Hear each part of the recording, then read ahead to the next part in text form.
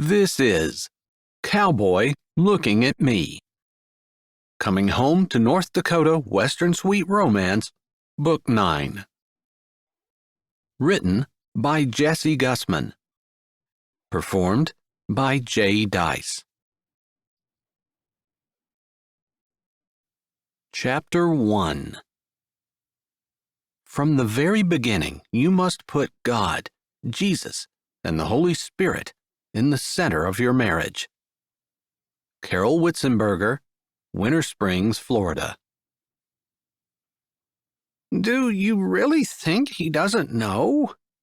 Teresa said as she clutched the pieces of fabric in her hand like they were grab bars on a roller coaster rather than quilt pieces. Knowing Brawley the way I do, no, I don't think he does. Charlene's voice held a bit of wonder. She couldn't keep it out, but she was almost certain Brawley didn't know. Charlene, be serious. You were married. Teresa stopped and tilted her head. If it were anyone else, Charlene would think that she was about to make a joke, but it was Teresa, and she never joked. Of course, you don't have children, so maybe you don't. I know exactly what you're thinking, and I can explain it to you in detail if you seriously need me to. No, thank you, Teresa said quickly.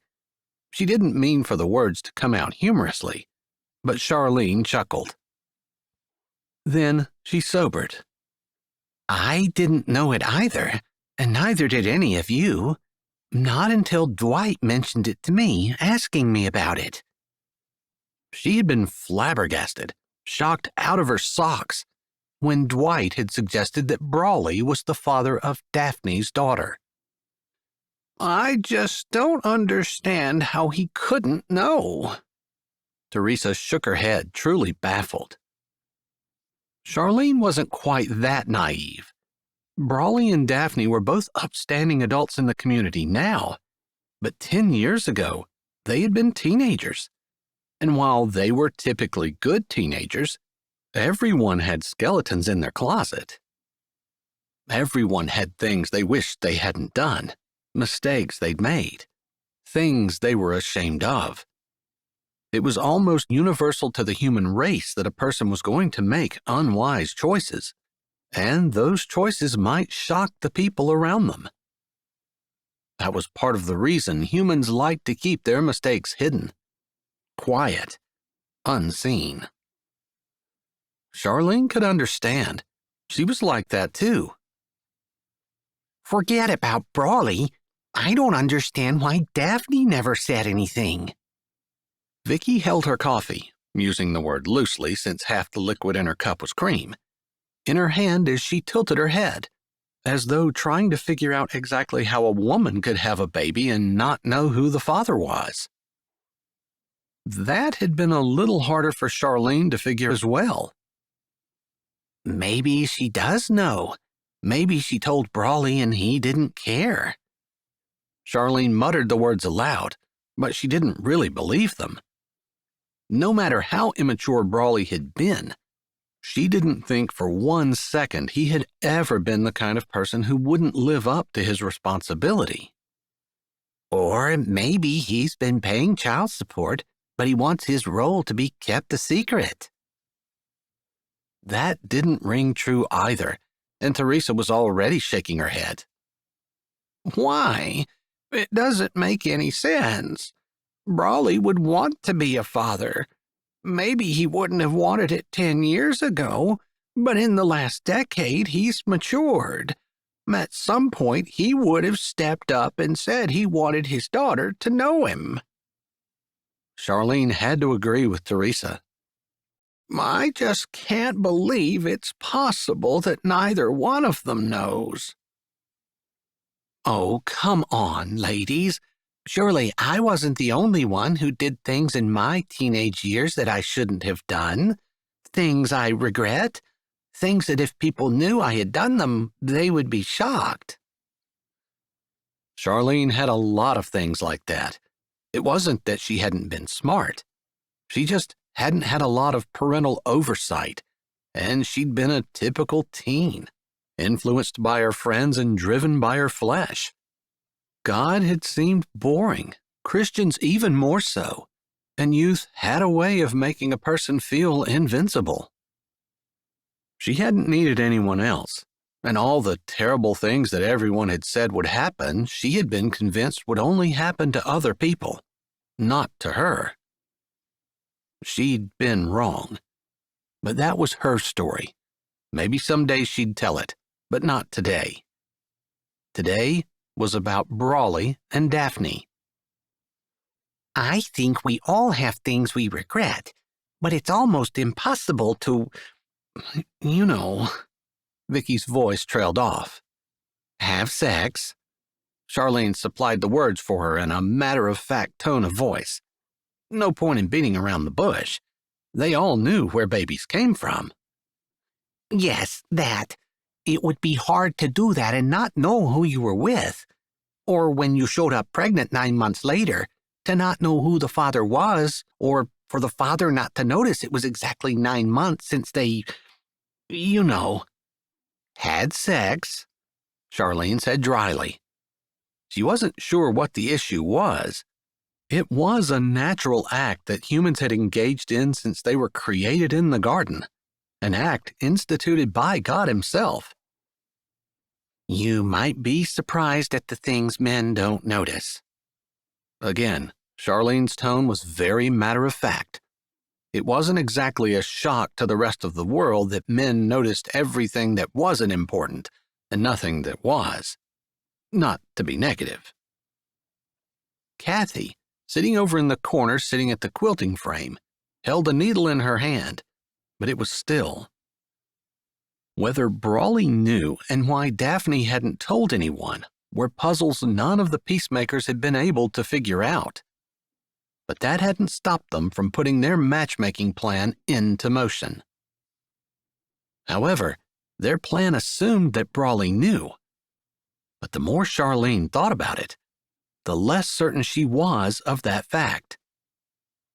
I just heard someone pull in, Kathy said, leaning back and pulling aside the curtain of the one small window in the room and looking out. It's him. Vicky hurried to the table, setting her coffee down and picking up a random piece of fabric, within 3 seconds looking like she'd been sitting there all morning.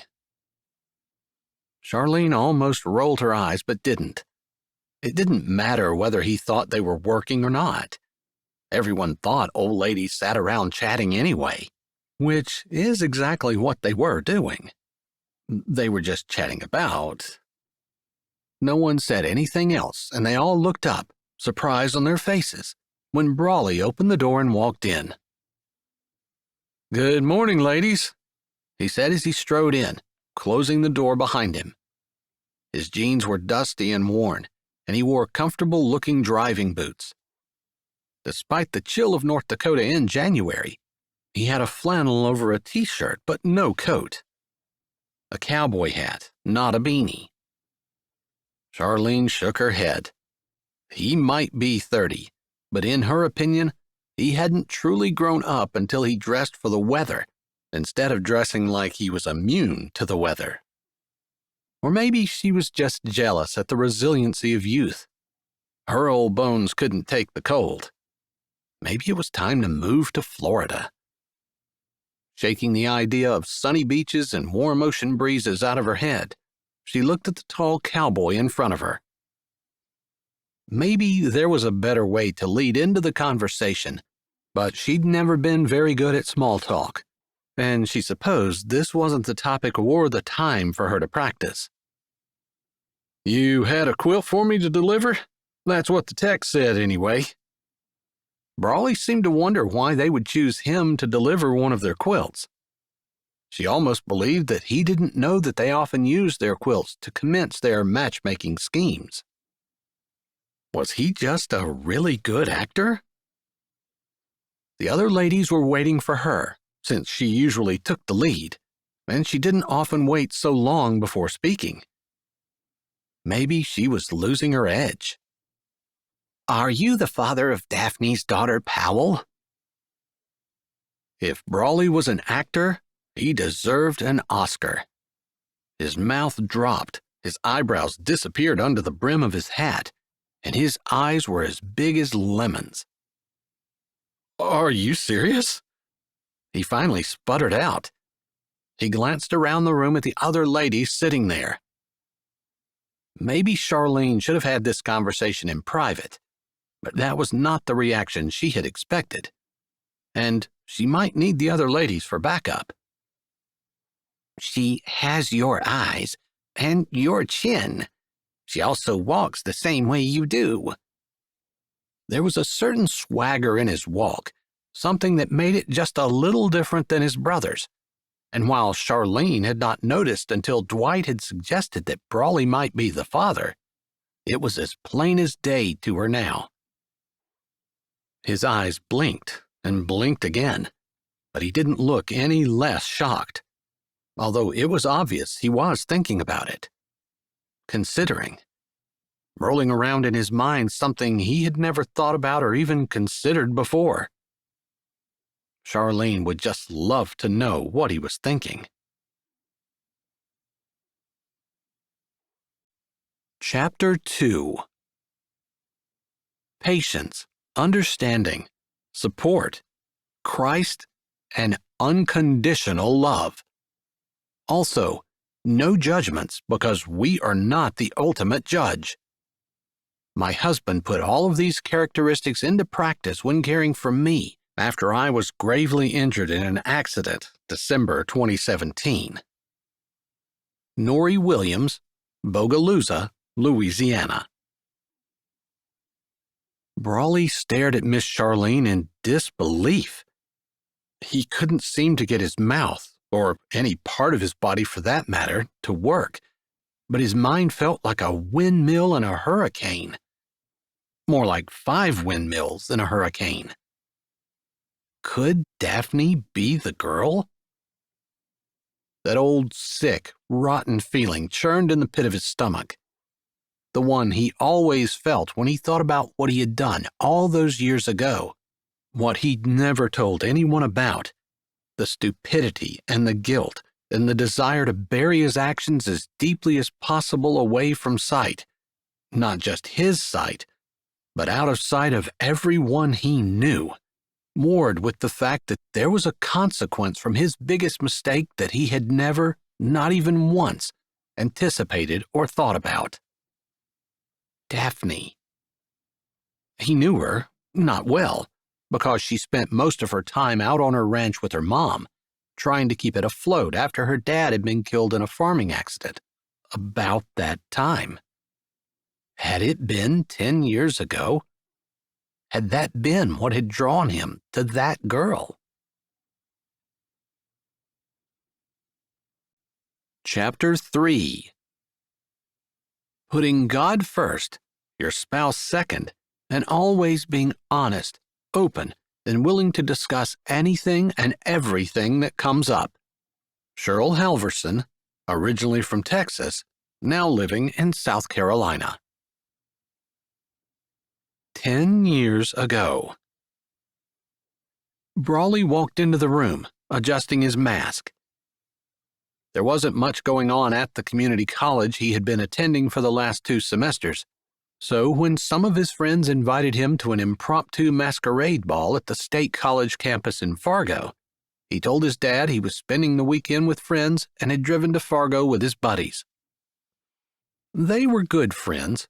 Not the kind of people he knew he could count on, not like his brothers were. But he'd been working hard, hadn't taken any time off, and he had been living with immense pressure to do more at the shop since his dad wanted to expand the business. And with feed prices out of control, the future had been uncertain, and he just felt a lot of stress trying to study and keep up with work and make his family happy, and nothing would justify what he knew now was a very bad decision, but he was determined to go through with it. After all, he was here. It seemed like a private residence, although he hadn't seen anyone who looked like they might have any kind of authority. Everyone seemed to be kids his age. Some with masks, some not. most with a drink in their hands, some with food in the other. There might have been a pool out back, but it was April in North Dakota, and it wouldn't be open. Music swirled, vibrating down his chest, out each rib, and around to his spine, feeling like it beat against his heart, making his heart rhythm wobble. Maybe that was just his imagination, but the music seemed to mess with his body and maybe his mind a little too. Here, drink this. It's punch. Spiked.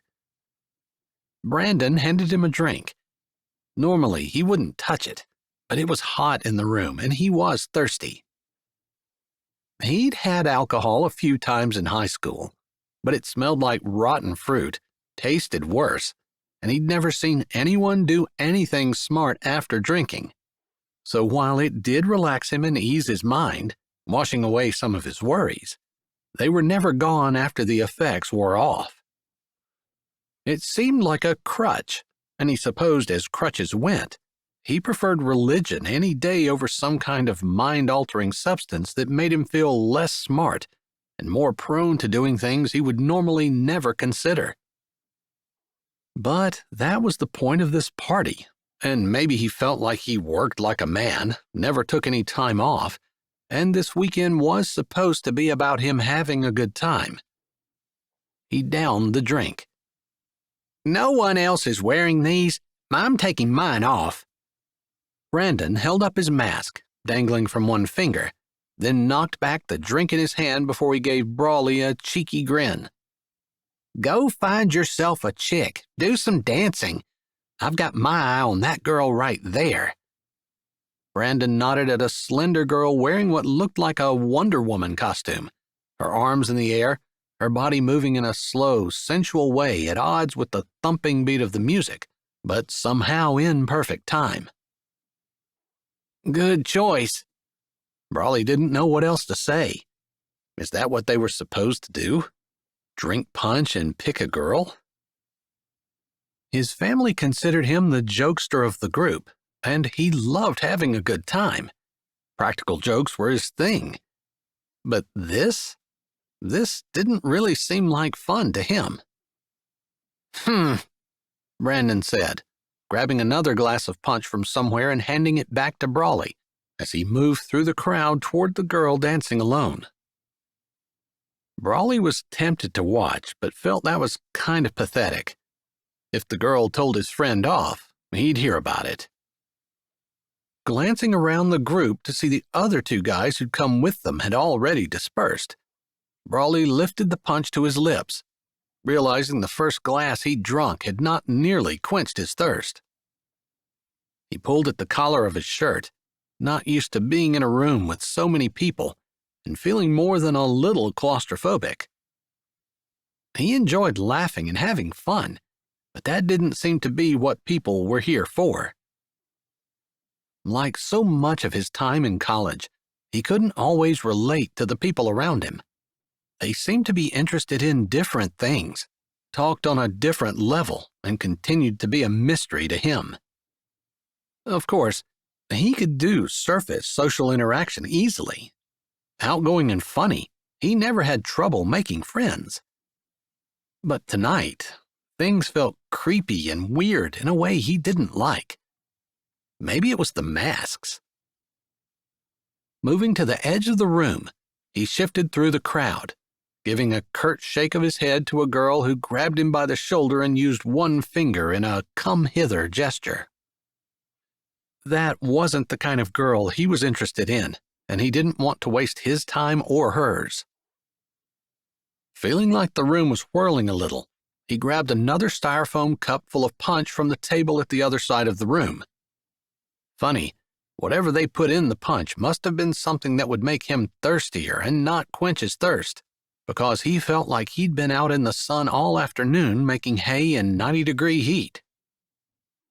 He gulped down that cup as well, tossing it in an overflowing trash can before slipping out of the room and into the hall. The thumping music followed him, but the flashing lights were less annoying, and the press of the crowd less crushing. although there was some type of growling in a dark corner to his right. He kept moving, not looking. There seemed to be two sounds, and it was not a grown-up in distress. He swallowed. Definitely, he was a small-town boy who was way out of his league. Knowing his buddies wouldn't be ready to head back home until tomorrow, and he was probably going to end up staying the night, he looked around for a quiet place to hang out. That's when his eye caught on the girl. She sat on the floor with her legs crossed, a dog in her lap. Her head was down, her hand stroking the fuzzy belly, since the animal lay on its back, its paws in the air, its head falling off the side of her leg. He grinned a little at the sight. She looked as out of place at this party as the dog did, and just as out of place as he felt. Moving closer, he could see she wore a half mask. Maybe she had left hers on for the same reason he had. This wasn't his kind of place, wasn't his kind of people, and in some small corner of his mind, he would prefer people not know he was here. He had, after all, no intentions of coming back, and he wished he hadn't come to begin with. "Hey, looks like you found a friend." He stopped in front of her, her head jerked up at his words. He'd expected to see a smile, hear a laugh, because that's the kind of girl he thought she was. He hadn't expected to see the tear tracks pouring out from under her mask, or the way she hastily swiped at them as though embarrassed. "Hey, are you okay?" he asked, crouching down in front of her. "I'm fine." Her words were clipped, whispering, her voice young and sweet and innocent. Yeah, sure she was. Just fine. That's why she was sitting in a corner at a party, holding a dog and crying. He looked again at the dog. It moved, wiggling to let the girl know that it wasn't ready for her to stop petting it. The music shifted in the background, something slightly different. It must be a new song. He didn't recognize it, didn't care. He still felt hot, but he had a buzz that, while not familiar, he recognized. The alcohol was starting to take effect. He wished he wouldn't have drunk so much. He had no idea how much alcohol was in the 3 cups of punch he'd consumed, and now he had someone who needed him, needed something, and his judgment would probably be impaired. He definitely couldn't drive her anywhere, even if he could find his buddy and get his keys. Someone stumbled beside him, slapped the wall, and mumbled, "Sorry," before he slowly straightened, with the unsteady balance of someone who had had way too much to drink. "Looking for the bathroom." "Sorry, can't help you, just got here." The man waved a sloppy hand in the air, his mask askew, his pants unbuttoned. Whether that was in preparation for what he needed to do or an oversight from what he'd been doing, Brawley couldn't say, didn't care. He steadied himself with one hand against the wall as he crouched in front of the girl. "I don't think I'm quite at the point of that fellow, but I had 3 cups of punch. Wish I wouldn't have. Still thirsty, too." "I had 2, I think. I shouldn't have either. I wouldn't be crying without it." He wanted to know why she was crying, wanted to know where the dog came from, why she was sitting on the floor. "You want to find a place that's a little less likely for us to get run over?" She shook her head immediately, and he mentally slapped himself. Of course, at a party like this, she probably assumed she knew why he wanted to find a more private place. "No, not, I wasn't." Why couldn't he find the words? Maybe because he felt guilty, because he shouldn't have been here in the first place.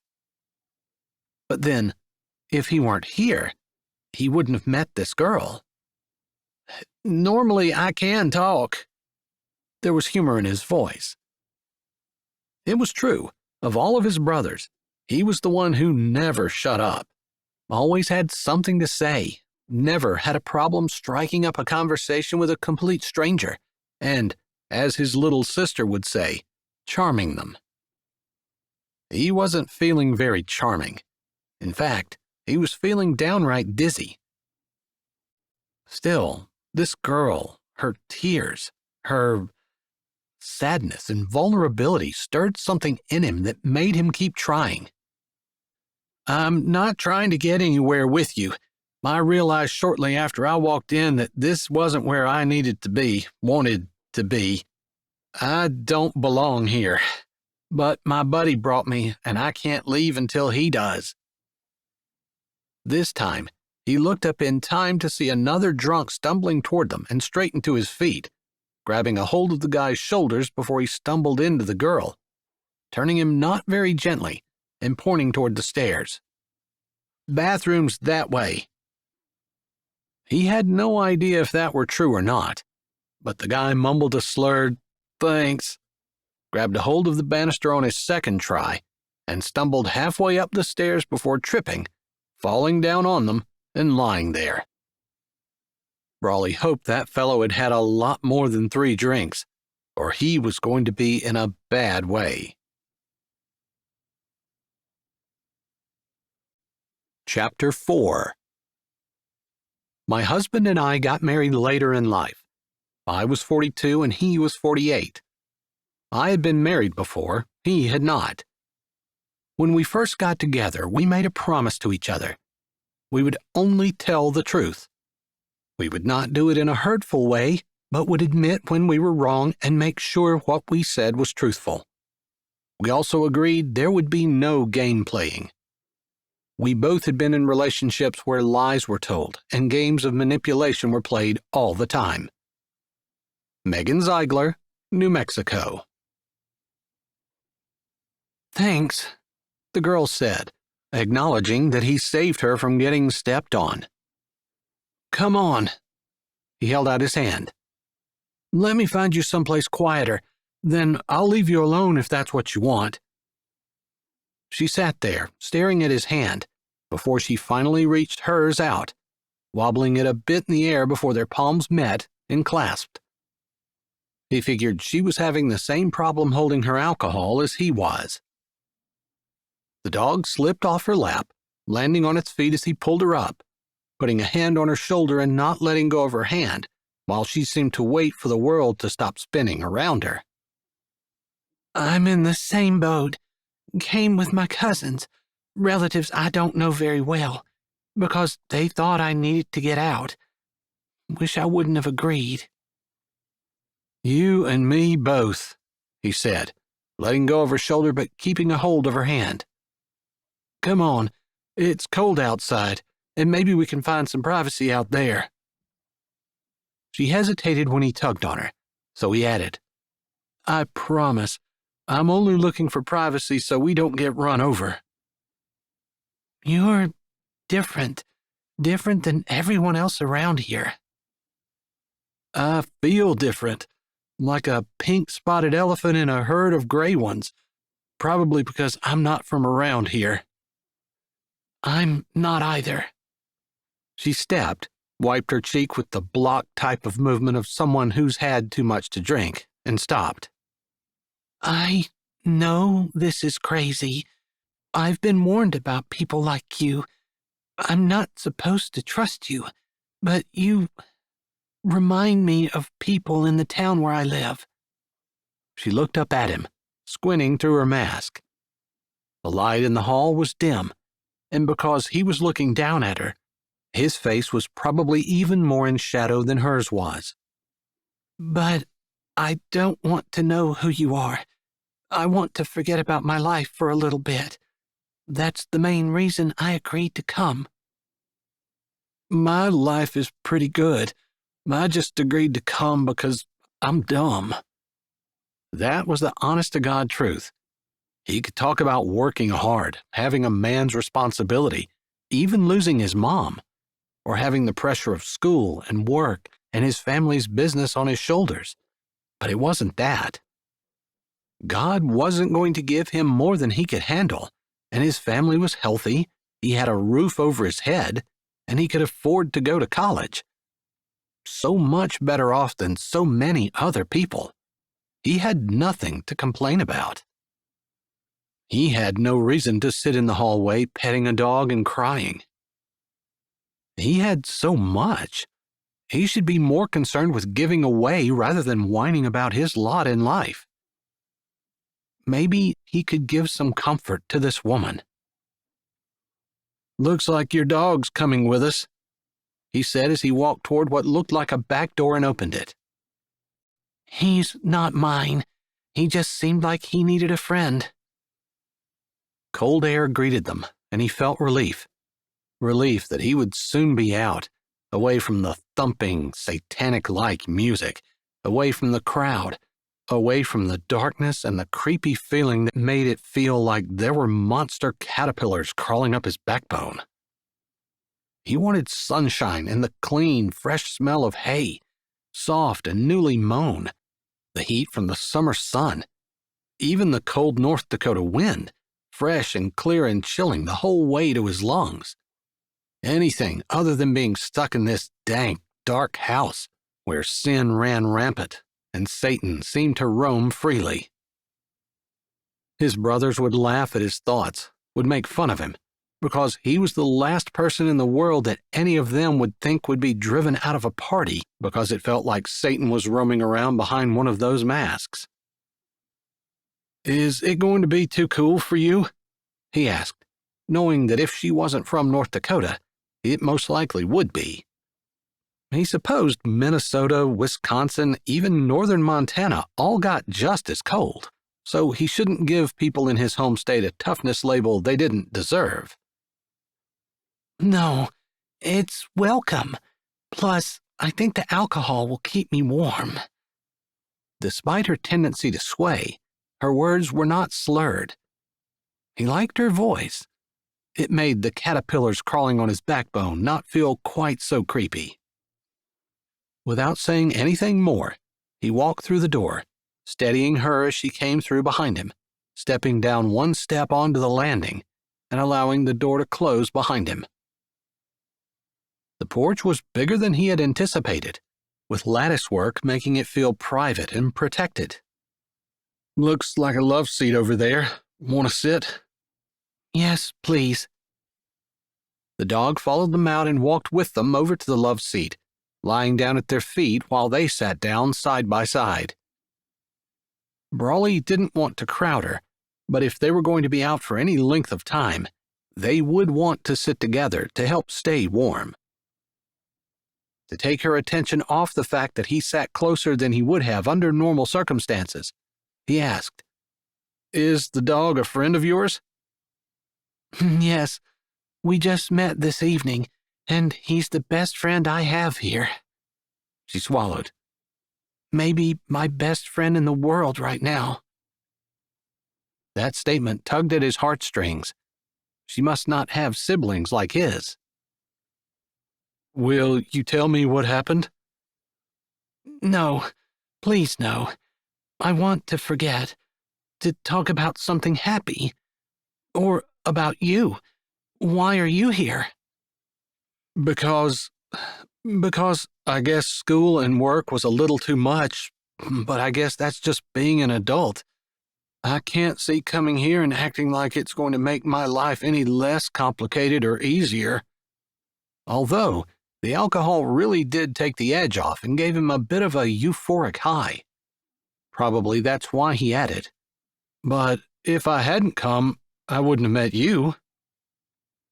His words made her head turn, and he liked the little smile that played around her mouth. But she moved her head, and the angle of the light made her cheeks glisten. He realized they were still wet. He moved a thumb up to brush the tears away. "No."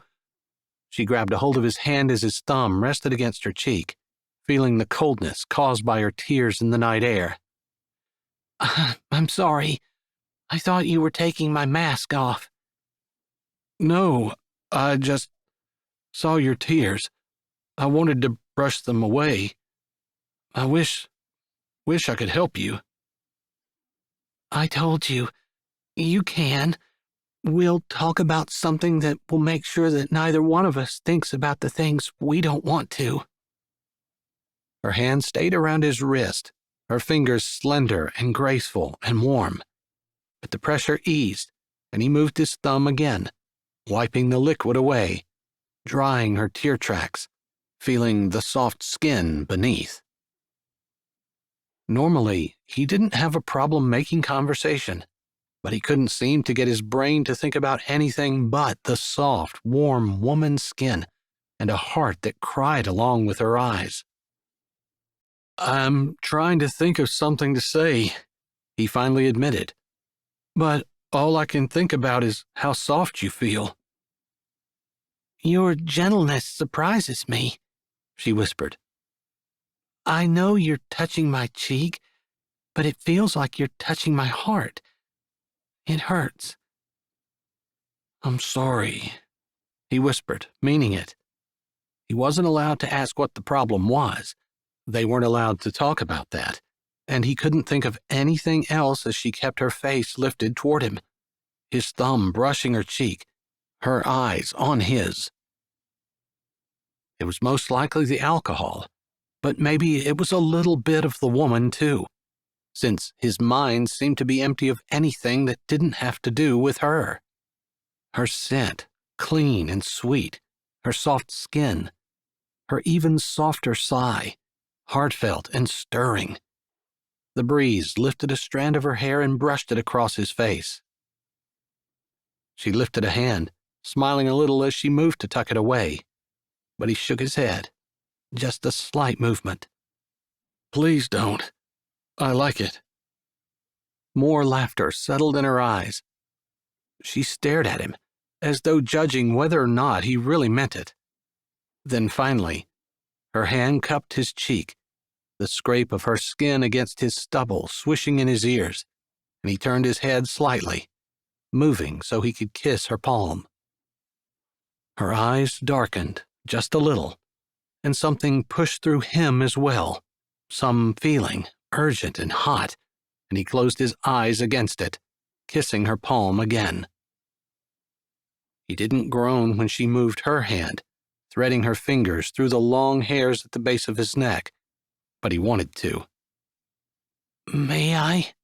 She whispered, and his eyes flew open, because he felt her breath brush across his lips, felt the heat from her face on his, and realized she had moved closer. And then, his brain, which had felt sluggish and slow, caught fire, burning with a heat, spiky and hot, that he'd never felt before, as he dimly realized that she was asking to kiss him. Yes, yes, please yes. He didn't have to lower his head very far at all before their lips met, and the dizziness that had plagued him since his second cup of punch made the love seat tilt, and his arms came up, wrapping around her, realizing she was anchoring herself to him in the same way, and the kiss exploded, becoming more, far more, than he'd ever dreamed it would, and far more than he wanted it to.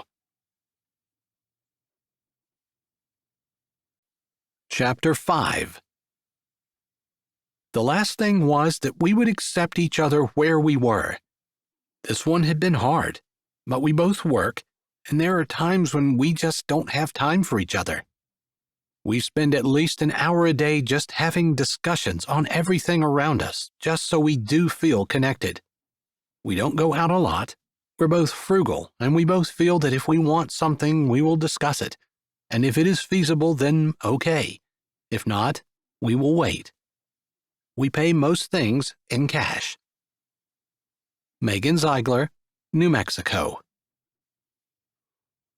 Brawley stood in front of the peacemakers, his head down, his thoughts twisting and turning, his brain wanting to come to some kind of conclusion, but resisting the only conclusion that made sense for it to come to. It couldn't possibly be. It couldn't have happened. He didn't have a daughter. She didn't live in his town, go to his church, for goodness sake. He hadn't been oblivious all these years. Daphne. Had it been Daphne? He thought again of that night, the love seat, too small, but he'd been too drunk to care. The girl, perfect, beautiful, and, if he remembered correctly, just as clueless as he'd been, but just as eager. He'd woken in the morning, smiling despite his headache, until he realized he was alone. Someone had thrown a blanket over them at some point during the night, which had been a good thing, for him anyway, since his pants were on the ground. Maybe it had kept them from freezing to death, too. But he wouldn't have known, not about her. He'd fallen asleep, intending to never let her go, and woken up cold, with a throbbing head, embarrassed and ashamed, and with a brickload of guilt he hadn't realized at the time he would carry around for a decade. It had always been there in the back of his head, reminding him of the terrible thing he'd done. It might have been good, but the timing had been wrong, and he couldn't get out of his head that instead of helping her, he'd ended up making things worse. Because he was a fool, a drunk fool, which was the worst kind of fool. "Brawley, are you okay?" Charlene's concerned voice came from closer than he expected, snapping his thoughts out of his head and back to reality, where she stood in front of him, peering up anxiously, like she was truly concerned that there might be something seriously wrong. He supposed she had well and truly shocked him. "I'm fine." He hoped that wasn't too big of a lie. There was truth there. He would make it through this just like he'd made it through everything else, even if he didn't feel fine. He felt dirty in a way that had nothing to do with physical dirt, like his sin had been resurrected after decomposing in the ground, and it stood like a scepter from a sepulcher, stinking and rotten and dripping gunk all over him. The sin was forgiven, under the blood, in his past, but just because he'd been forgiven didn't mean he wouldn't live with the consequences. Although, if Daphne's daughter, if Powell were really his, Daphne had been living with the consequences the entire time, while his sin had been safely buried away from sight, out of the prying eyes of their small town, which he loved but which had a tendency to be judgmental. Not in a bad way, just in a way that helped him remember that if he sinned, people would be talking about it. That was a good way to keep someone on the straight and narrow. If he didn't want his life to be talked about, he kept it clean. Or he kept it buried. "I thought for a minute you were going to pass out. I'm still not entirely sure you're not." "I'm not." The last time he'd been even close to passing out had been that night. And not because of what happened, although that memory, even if a little foggy, was the best of his life, but because of the alcohol. Maybe he had. He'd never heard her move, never heard her get up, never heard her leave. Maybe she had been the one to put the blanket on him. "You didn't know, did you?" Charlene said, her hand landing on his forearm, deep concern etched in her face. The other peacemakers had come over, all of them looking concerned, oozing care and compassion. Maybe they'd talk about this. He wouldn't mind. That would keep him from having to tell people. "No, the possibility is there, although I didn't know it was Daphne." He could see the disbelief on their faces, could see that they thought him just another clueless man. Clueless because a woman had a baby exactly 9 months after he'd been with her. Except he hadn't known. Maybe that made him a cliché, and maybe it made him stupid, because that night, the girl he'd been with, she hadn't had any more experience than he had. He didn't feel like Charlene was judging him.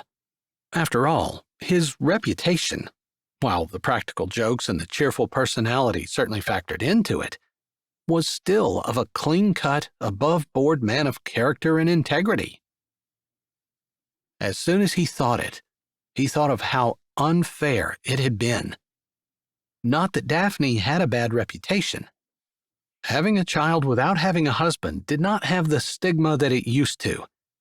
But in a small town like Sweetwater, there was still gossip and disapproval at sin.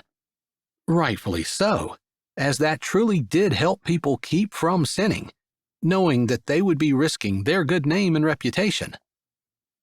Daphne couldn't hide the events of that night the way he could. We were all wondering how that would be possible, but some of us believed it to be so. He nodded, not wanting to go into the story, but figuring maybe he owed these ladies something, since they had opened his eyes to the possibility at least, although there was still part of his brain that said no, it could not be true. We were at a costume party in college, Fargo. Everyone had masks on. I never took mine off, and neither did she. He'd woken up, his mask askew but still stuck to his throbbing head. If hers had ever come off, he had been too passed out to notice. I know that what happened that night doesn't represent the kind of person you are, but from a woman's standpoint, I sure hope you've become slightly more romantic in the years that have passed. Charlene's words were half funny, half sad. Daphne had paid for it all these years later, and as Charlene had so gently just pointed out, it hadn't even been good for her. I guess I'll go. He turned, some idea in his head of going out to her farm, confronting her, asking why she had never told him. Did she even know? That bothered him more than anything. Maybe she hadn't been any closer to knowing his identity than he had to knowing hers. After all, it wasn't like he made an announcement that he had been intimate with a woman, nothing like the announcement that had rippled through the town when he heard that Daphne was pregnant. He didn't even really remember hearing it, just saw her occasionally at church, knew it to be so.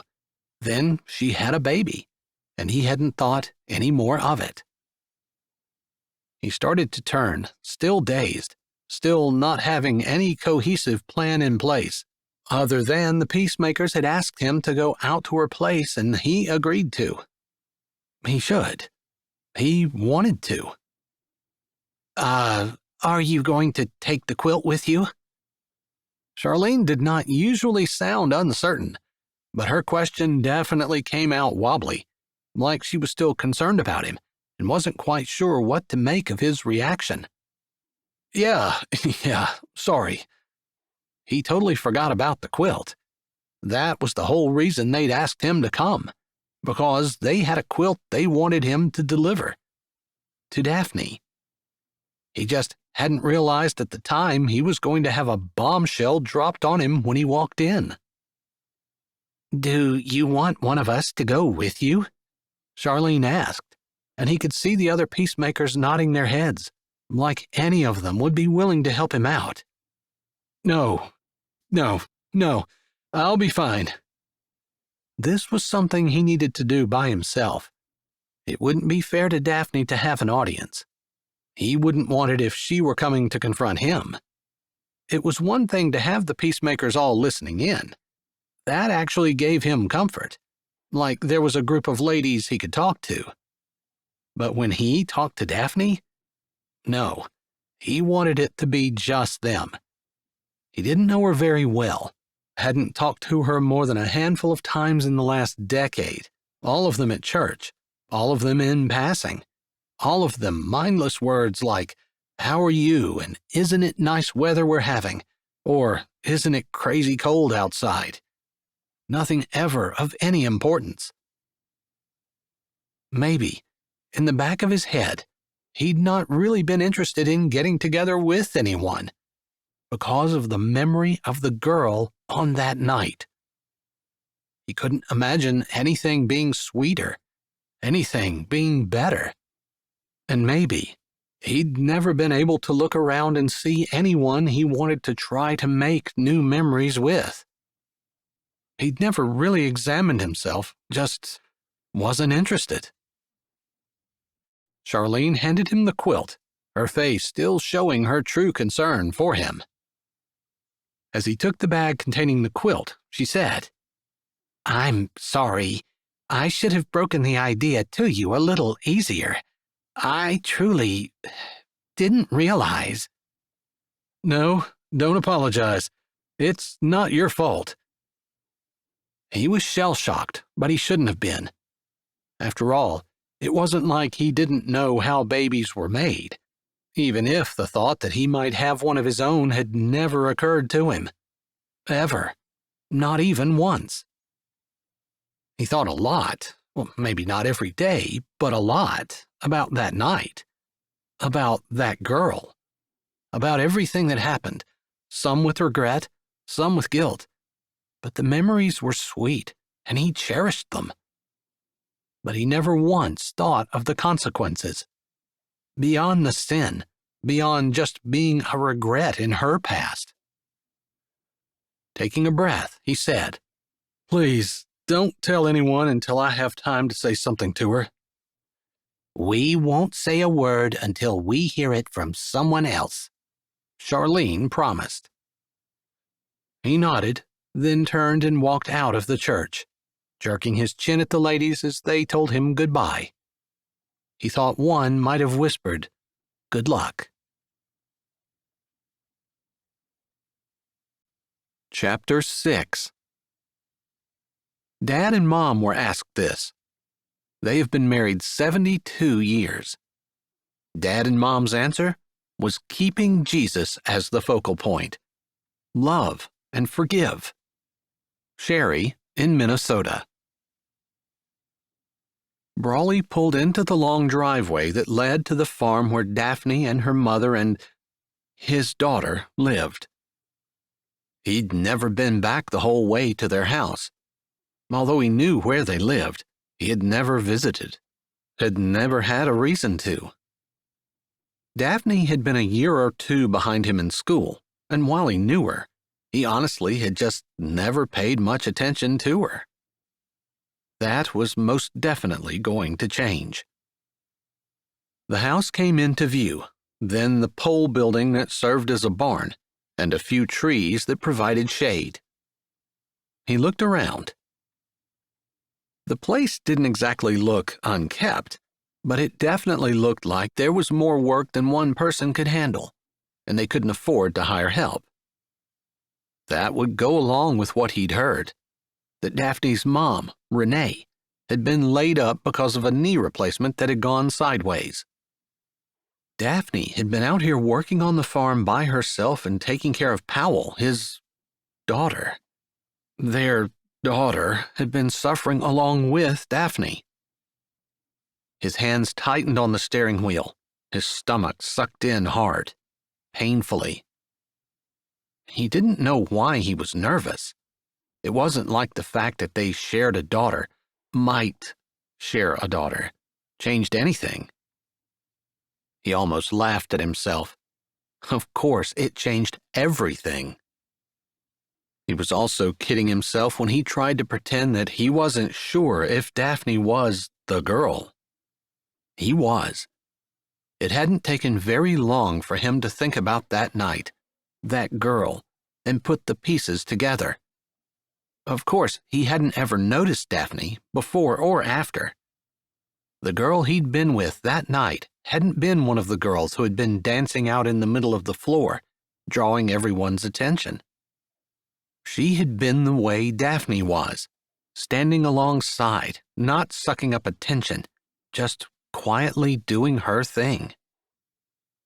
At the party, she'd been crying, and now, looking back, Brawley was almost certain that her father had died and the party had been the day, or maybe the day after, definitely within a week of her father's funeral. He recalled, vaguely, going to the viewing with his family. It had been the first place he'd gone after he came back from Fargo with his friends, vowing never to return. Although he'd gone back to Fargo, back to the house, back looking for the girl. He pulled the pickup to a stop and took another deep breath while two dogs ran over, barking and tails wagging.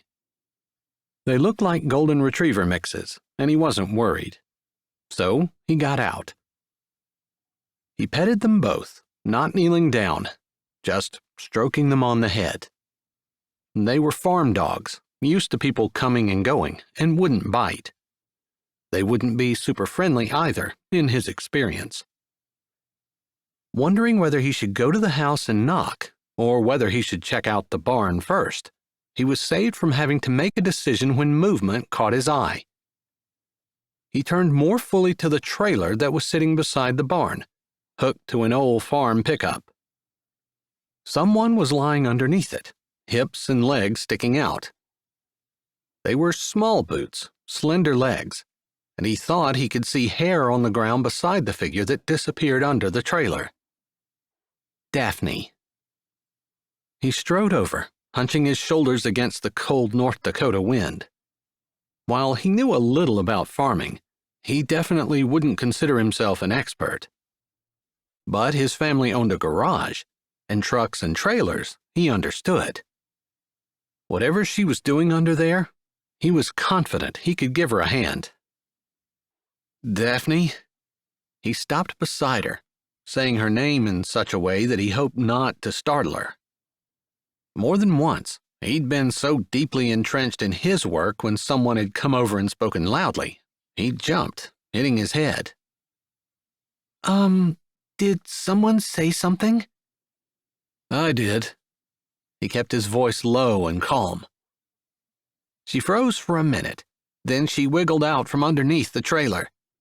Torso and shoulders appearing, her winter coat zipped up tight. He should have told her not to bother. He could have hunkered down and looked under, since he knew how hard it was to get underneath something like that without a creeper, especially when it wasn't jacked up. But selfishly, he didn't want to, because he wanted to see her, to put his eyes on her and see if he could see in her the girl who played such a vivid role in his memories. She appeared, bulky coat, jeans, and hair long enough to flow out of her beanie and down the middle of her back, wild and blowing in the wind. She pushed it aside, produced some kind of hair tie, maybe from her wrist, and putting it into a ponytail at the nape of her neck. He never had that problem, but he was guessing that maybe she'd taken her hair out because it was hard to lie on the ground looking up with a ponytail in the back of one's head. Brawley? She tilted her head, scrunching her eyes and saying his name as a question. Yeah. She lifted her brows as though she were expecting him to speak next. Didn't she know it was her turn? Really, he didn't usually struggle for things to say, didn't consider whose turn it might be in a conversation, and since he was the visitor, obviously it was up to him to tell her why she just wiggled out from underneath the trailer in order to talk to him. Did you want me for something? She asked, sounding a little exasperated, but the smile that played around her lips made the words a little less harsh. She shook her head a little, standing easily to her feet and brushing her jeans off. Yeah, I did. How was he going to say this? I think your child is mine? Or should he just go ahead and say, why didn't you tell me about my daughter? Could he assume she knew? He had been completely clueless. Was it unreasonable of him to think she had been too? It wasn't like she had sought him out at the party. But she was the one who hadn't wanted to give names. She didn't want to think about her life, wanted to be distracted from it. Well, he'd definitely done that. Probably not a good distraction. Although, she had said that he reminded her of people from her hometown. No wonder. He was from her hometown. But what if she truly didn't know? So, do you want me to guess what it was that you wanted? She asked, and again the little smile played around her mouth. He found himself smiling back. He remembered her as quiet, calm, serene even. He hadn't thought of her as someone with a great sense of humor, but he liked the smile that seemed to be ready on her lips. It bespoke humor and a willingness to laugh at herself. No, the peacemakers wanted me to bring a quilt out. He said the words slowly, trying to figure out how to say what he really wanted to say, or at least ask. Announce? What if she didn't want him in her daughter's life? What if she refused? Did he want to have a big fight and end up in litigation over it? Would he go to a lawyer? Would he demand to be a part of his child's life? All those were questions he hadn't considered. All legitimate questions. After all, Daphne had done all the hard work already. She'd faced the scrutiny of the town, faced their judgment, and bravely had her baby anyway. She'd stayed on the farm, held it together without her dad, took care of their baby, and hadn't had a smidge of help from him. Now, all of a sudden, he was going to barge in and demand his rights? He wished he had thought this over a little better before he came out. Why hadn't he considered all the implications? Because he was typically someone who did things off the cuff, didn't think about them, just went ahead and did them. A spontaneous kind of guy, and true to his nature, he'd been very spontaneous just now. Just as spontaneous as he had, apparently, been 10 years ago. Although he hadn't had any such bouts of spontaneity since then, so he could definitely blame the alcohol for that one. He was spontaneous, but he liked to think he had integrity and character as well. All right. Do you want me to carry it in? I really have a lot of work to do. She had her mouth open to say more, but while he seemed to be floundering in the whole relationship conversation, he knew trucks. Looks like you have a brake line torn off. Yeah. We make those in our shop. Actually, I can take it in and fix it in there. It would be a lot easier because I can put it on the lift. You guys have a lift? Yeah, we mostly work on big trucks, but my brother, Silas, works on gas motors in his spare time, and we put a lift in a year or two ago. Oh, you said you'd take it? She asked as though her brain had just processed that part of his statement. Yeah. It would give him more time. He would be guaranteed to see her again, and maybe by that time, he would have figured out how he could ask about his daughter, how he could break it to her gently, have her not hate him and what? Daphne was pretty, no doubt, but he'd seen plenty of pretty women who were rotten inside, so that didn't impress him. Knowing her from the little he'd seen her at church and heard about her around town, he knew she was a hard worker who didn't shirk her responsibilities. She had integrity and character. Now that he was in front of her, focused on her, he was sure she was the girl from so long ago. He felt that same pull, that same attraction, that same feeling of wanting to protect her while holding her close.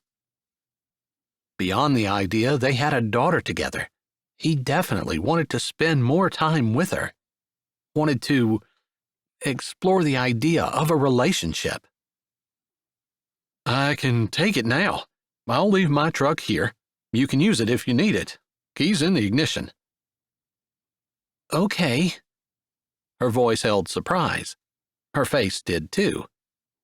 Are you sure? You didn't have anything else you're doing today? Not really. It's been a slow day at the shop, and even if there is something pulled in when I get back, I can stay as long as I want to finish this up. It's not a big deal. Okay, I guess. That's fine. Do you have an idea of how much you'll charge me? Dinner. He had no idea where that came from. He certainly had never done that before. He would never dream of charging someone dinner in exchange for work on their vehicle. But the word was out there. It hung in the air between them, just sat there for a little bit, staring at him, until he wanted to take it back, afraid she would knock it down and stomp on it. Dinner? You want me to make you dinner in exchange for you fixing the brake line on my trailer? She lifted her brows and repeated it slowly, like it couldn't possibly be what she heard, but she couldn't think of anything else. Chapter 7. Work hard together and play often together. Keep Jesus an important part of your lives. Linda from Texas. Yeah, no. Actually, I thought you'd go out with me for dinner. That was the most awkward thing Brawley had ever said. Wow. He swallowed. A sound that felt like thunder came out of his throat. You want me to go out with you in exchange for fixing my brake line? Daphne lifted her brows and turned her head down, like she was looking at him over the rim of a small pair of spectacles. If I didn't know you, I would be stomping away right now. That's sexist. Or something. I don't really know what, but who ever heard of such a thing? I'm sorry. I've never said that before. I know it sounded like a line. It sure does. I didn't mean it that way. Then how did you mean it? I meant it like I wasn't expecting to come out here and bring you a quilt and like you. Brawley Powers, we've known each other since the church nursery before we even went to school. You can't tell me that all of a sudden you came out here and decided you want to date me? That's what it was, wasn't it? Or a really awkward, uncomfortable, stupid way to ask someone out on a date. I'm sorry. So, did it slip out on accident, or did you really want to? It slipped out on accident. As soon as the words came out of his mouth, he wanted to slap his hand over it. Wrong answer. He wanted to. But he'd already looked so wishy-washy. He tried to straighten himself up, to get a hold of his mind. I'm sorry. I don't know what's wrong with me today. I can fix the brake line. I wasn't planning on charging you anything. It's silly for you to struggle to do it here when you're going to have to go somewhere to get that line made anyway, and I can do it in my shop without any trouble. If you want to go to dinner with me, that's fine. Certainly I won't turn down food. But it's no charge on the brake line. Her lips flattened, but she didn't look angry, just different than she had. He kind of thought that she would have said yes to a date, and he was tempted to ask her again. But he figured he'd done enough damage for one day, and he needed to go home, lick his wounds, and make a plan. Do you want to go out? So much for the plan. The words came out of his mouth before he could close his teeth around them. No, thank you. I'm busy on the farm and my mom's laid up, and of course I have Powell to take care of too. I don't really have time to date. So much for thinking she'd say yes. Man, he couldn't have bungled this worse if he'd tried to. That's what I figured. he said, giving her a little smile and wondering if he might have a chance if he gave her some time, or if he'd just blown it forever. He would have plenty of time tonight in the garage to think about it. "Let me go over to the pickup, grab the quilt, and carry it in for you, and then if you're sure it's okay, I'll do a little doctoring on the trailer, then drive it in to the shop." "It's definitely okay, and I hope I didn't sound ungrateful." The wind blew, moving her hair across her back and stirring a memory. His hands touching it, soft and silky, flowing through his fingers. He took a breath, blowing out and pushing that memory aside. It had been a long time since that had come to mind.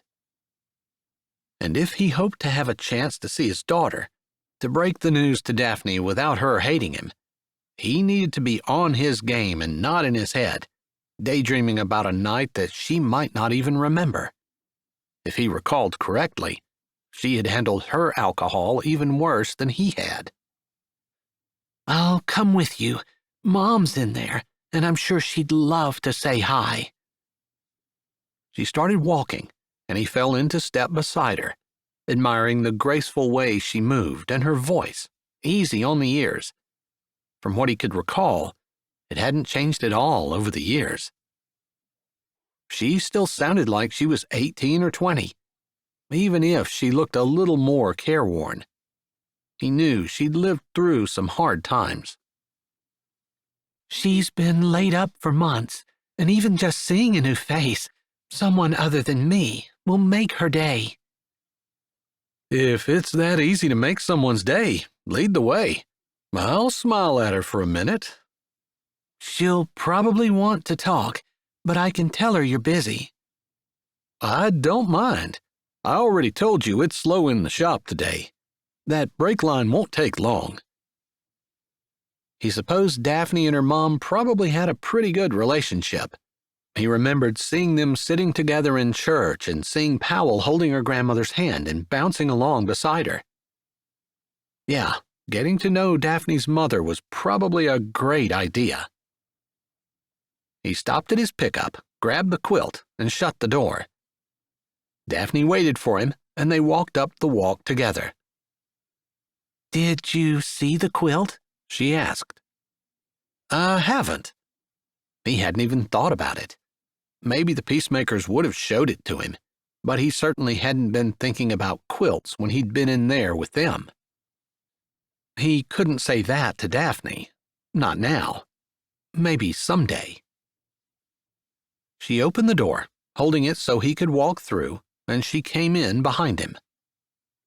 He stepped into the kitchen, a big farmhouse kitchen, and moved to the side so she could walk past. "If you follow me, Mom's in the living room." "Lead the way." As she walked by, he said, "Where's Powell?"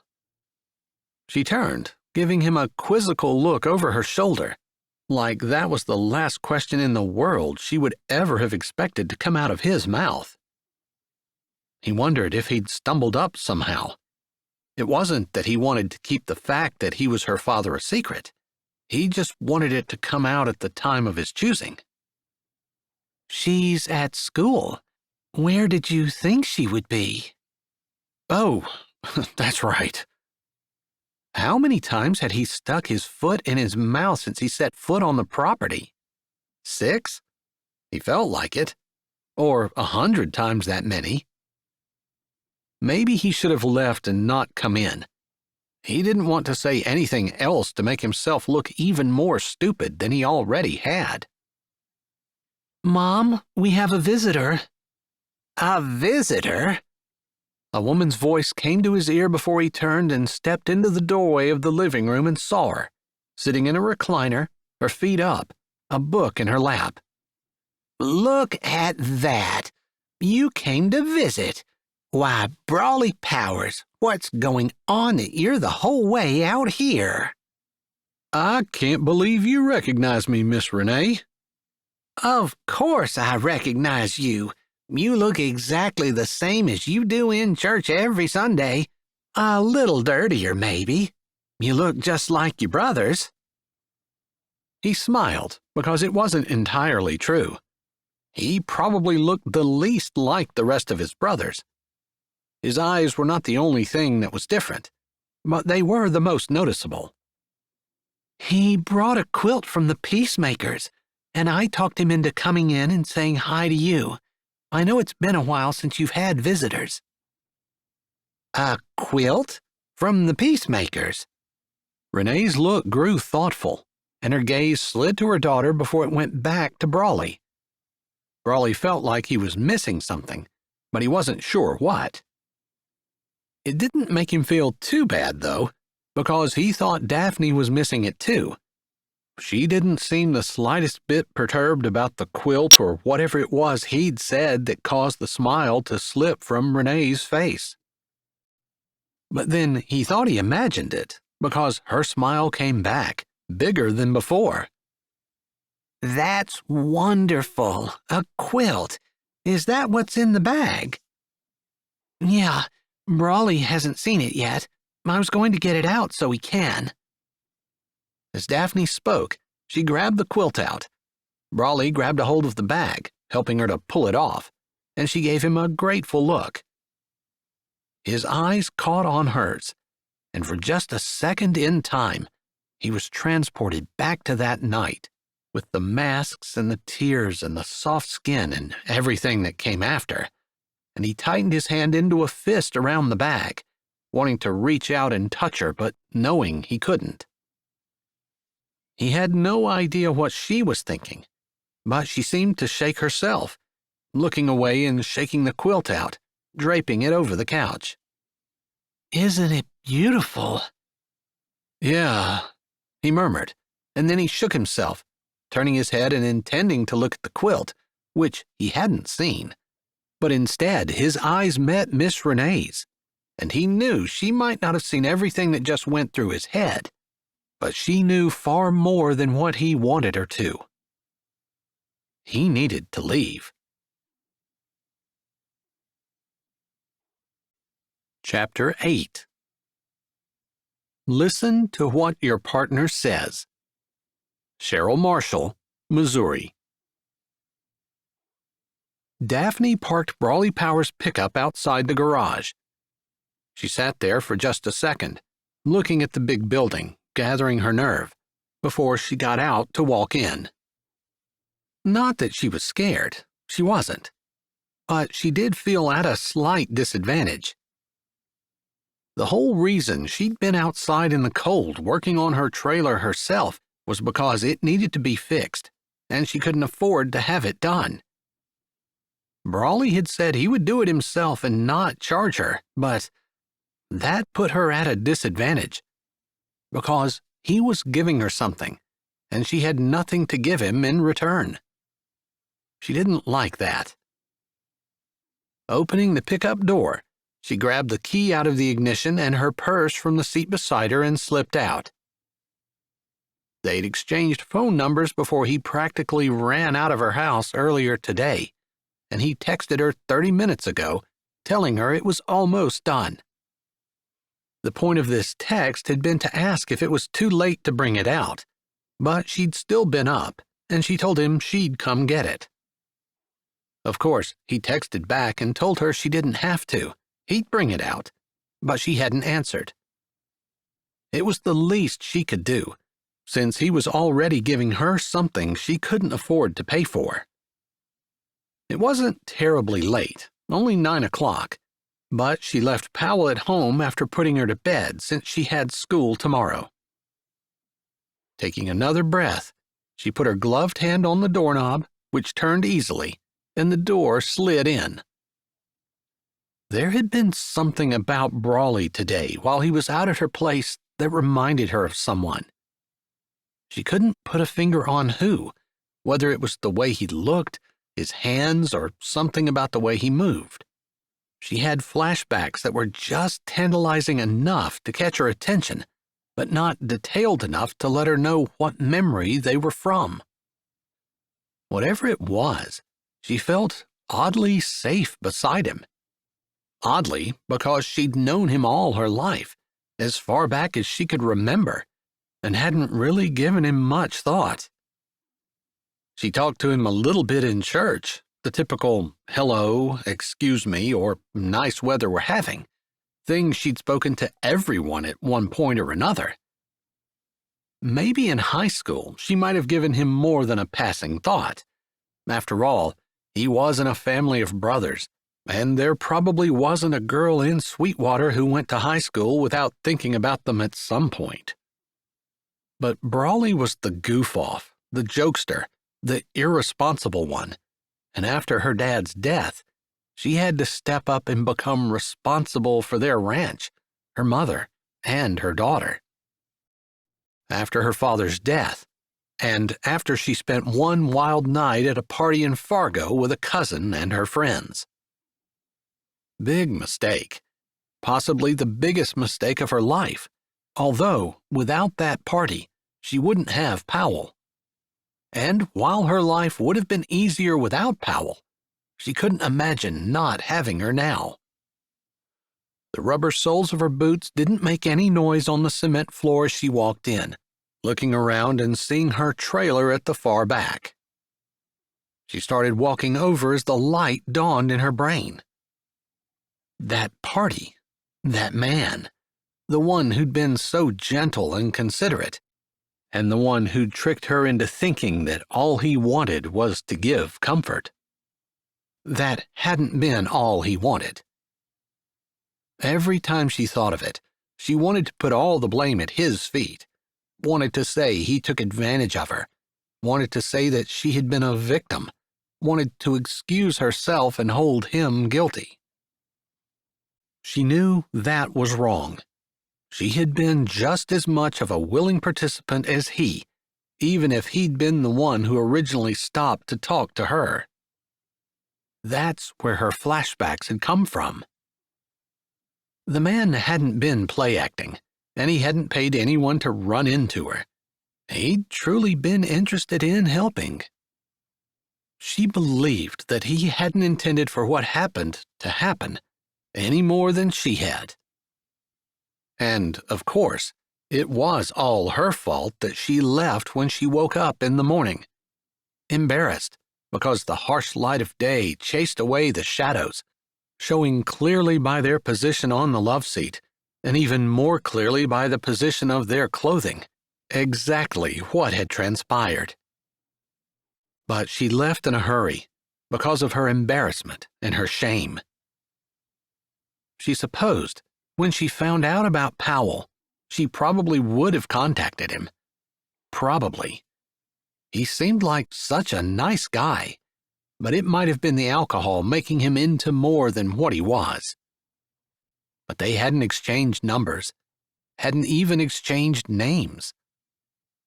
Since that day, she didn't know whether if he had been the one to leave without saying anything, she would have been angry, especially when she found out about Powell. But it had been her, and she'd never know whether he was relieved or whether he looked for her. Either way, she had no one but herself to blame for the fact that Powell had no idea who her father was, since Daphne herself had no idea. Even without the help of alcohol, memories were seldom as good as what they seemed. Regardless, even in the harsh light of day, when she picked her way through the trash on the floor and the bodies slumped everywhere, she couldn't resist grabbing a blanket that had fallen off the couch and tiptoeing back out, covering the man she'd been with and who had been so kind to her, even though she regretted what they had allowed to happen. Maybe she'd taken a minute, despite her throbbing head and the stomach that felt like puking even though it was empty, to look at his features, boyish in rest and slumber, the short hair, thin lips, high cheekbones, and strong nose. Maybe she'd spent a second or two wishing his eyes were open so she could see what color they were. They had just looked gray when she'd seen them the night before. The mask was still in place, slightly off-center, and for just a moment, she had been tempted to take it off completely, to see him. Maybe if she could have done it with the guarantee that he wouldn't wake and wouldn't see her, she would have. As it was, at the time and even now, she was grateful only he knew her shame. God and he. God had forgiven her. She only hoped the man whose name she didn't know had too. But she didn't linger. She didn't want him to see her, didn't want the awkward explanation, any questions, and she especially didn't want any apologies. Although she would probably have been issuing her own if they were going around. She hadn't really known what she was doing, but if her memory served her correctly, he hadn't either. The tenderness, the sweet concern, the gentle way he held her, making her feel cherished, all overshadowed the clumsiness of the actual act. Funny, it didn't matter to her then and still didn't. He didn't have any more experience than she did back then, but from hearing her girlfriends talk, the compassion and care, the gentleness and the cherishing were all the things that were uncommon. "You didn't have to come." The voice, deep and strong, startled her out of her thoughts. She found herself standing beside the trailer, facing Brawley, who had just walked around, wiping his hands on a rag, his brows lifted, a little smile on his lips, but concern in his expression. "You're doing me a favor. The least I can do is come pick it up and not make you have to make another trip out to my house." "It wouldn't have been a problem." "You seemed like you were in a hurry to leave earlier." "Yeah, about that." He paused, his hand still absent-mindedly working with the rag while he searched for the words. Curious as to what might have driven him away, she waited. "I'm sorry. I left quickly, and I shouldn't have." She was expecting a reason, not an apology, and that was it. But she had her own secret she preferred to keep hidden, and she wouldn't begrudge him the option of keeping certain things to himself as well. "It's okay." They stood, staring at each other for a moment, and she remembered his awkward invitation for dinner. She would have gone, but he didn't seem like he really wanted her to. She thought maybe it was a pity thing, where he felt bad for her, since she obviously couldn't afford to have her trailer fixed. Or, well, she didn't really think it was something that Brawley would do, but she had had men who had learned that she had a baby and no husband, no boyfriend, no fiancé, and thought that meant certain things about her. They found out soon enough that it definitely did not, but she'd learned not to trust men, not to trust the idea that they might like her for who she was, and not for what she looked like or what she could offer them. She was almost positive Brawley wasn't that kind of man, but just because she knew it, it didn't mean that her brain didn't automatically go there, even though she knew it shouldn't. "I assume that you have animals you want to haul with this. January is a really slow month for us, and I'd have time to come out and give you a hand if you want me to." She almost said no. She already owed him more than she could ever repay, but the words that came out of her mouth surprised her. "What can I do in return?" He grinned, just one side of his mouth going up, and her stomach reacted by curling in a delicious, feel-good kind of way. "Maybe you can think of something we can do together." She stared at him. Was that his way of asking her on a date again? He didn't say date. He didn't even say dinner. Just something they could do. Would that really be repayment for you? She could hardly believe it was. After all, Brawley had never shown any interest in her at all. Ever. It would. She looked around, then shrugged. "I'll try to think of something." "All right, I'll hold you to it." He slapped a hand down his leg. "She's done. If you want me to, I'll pull her out for you." "I've got it." He nodded. "You can text me and let me know about the cattle that you need hauled, and I'm serious. I'll do it for you." She had followed her dad around all the time when she was little and loved working with cattle, loved to see the grain blowing in the wind, even loved baling hay. But the one thing she truly hated was hauling cattle out on the highway. "All right, I'll do that." She hoped he was serious, because she certainly was. She was definitely going to take him up on it. Chapter 9. Having Jesus as the head of our threesome and forgiving. Sherry, Minnesota. Brawley watched as Daphne pulled the truck and trailer out of the garage, waiting until the trailer cleared the door before he pushed the down button. She waved as she pulled out, her face glowing in the light of the floodlights in the parking lot. He lifted his hand in a return salute and tried not to be obvious about watching her taillights disappear down the road. He hadn't been able to ask her about Powell, hadn't been able to bring himself to tell her he was the father. It was a little awkward to tell someone you barely knew that you had such an intimate history with them. He was fairly sure she didn't know, and he knew how he felt when the peacemakers had sprung that on him. It had completely disoriented him. He didn't want to do that to Daphne. She had so much pressure on her already, with the ranch and running it by herself, along with the issues her mom was having with her knee, and raising a daughter alone. "I think you really like her." He whirled around to see his sister Sadie standing by the outside door of her office about 50 feet away, with her hands on her hips. He'd been so deep in thought he hadn't even heard her open her door and walk out, although he'd known she was in there. Her husband, Coleman, had gone after some animals for the sale barn, and she'd been working in the office catching up on some paperwork, so she'd be able to take the next day off in order to spend it with him. He'd totally forgotten about her, though. "I guess I do." He didn't know what else to say.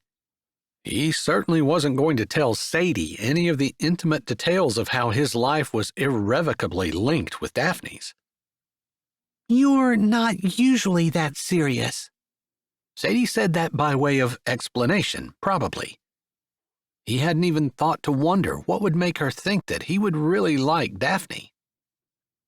"Maybe I'm just growing up." That's what everyone told him.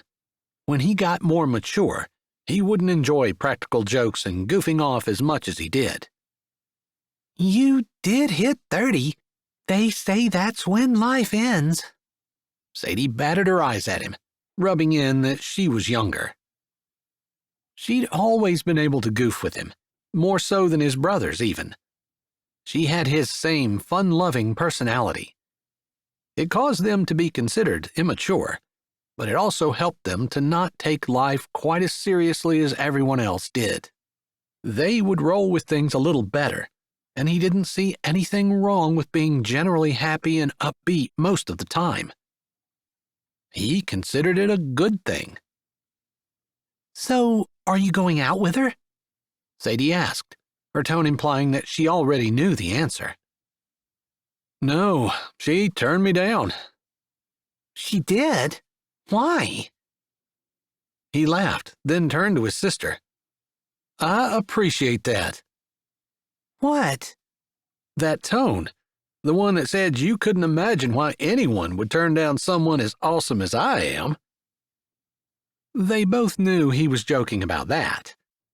He really didn't have any misinformed belief that he was actually even close to being awesome. And he supposed Daphne was probably smart in turning him down. After all, he hadn't even noticed her until he knew he was the father of her baby. That wasn't entirely true. He noticed her once, in the hallway at that party. funny he would notice her there, but she just blended into the scenery in Sweetwater.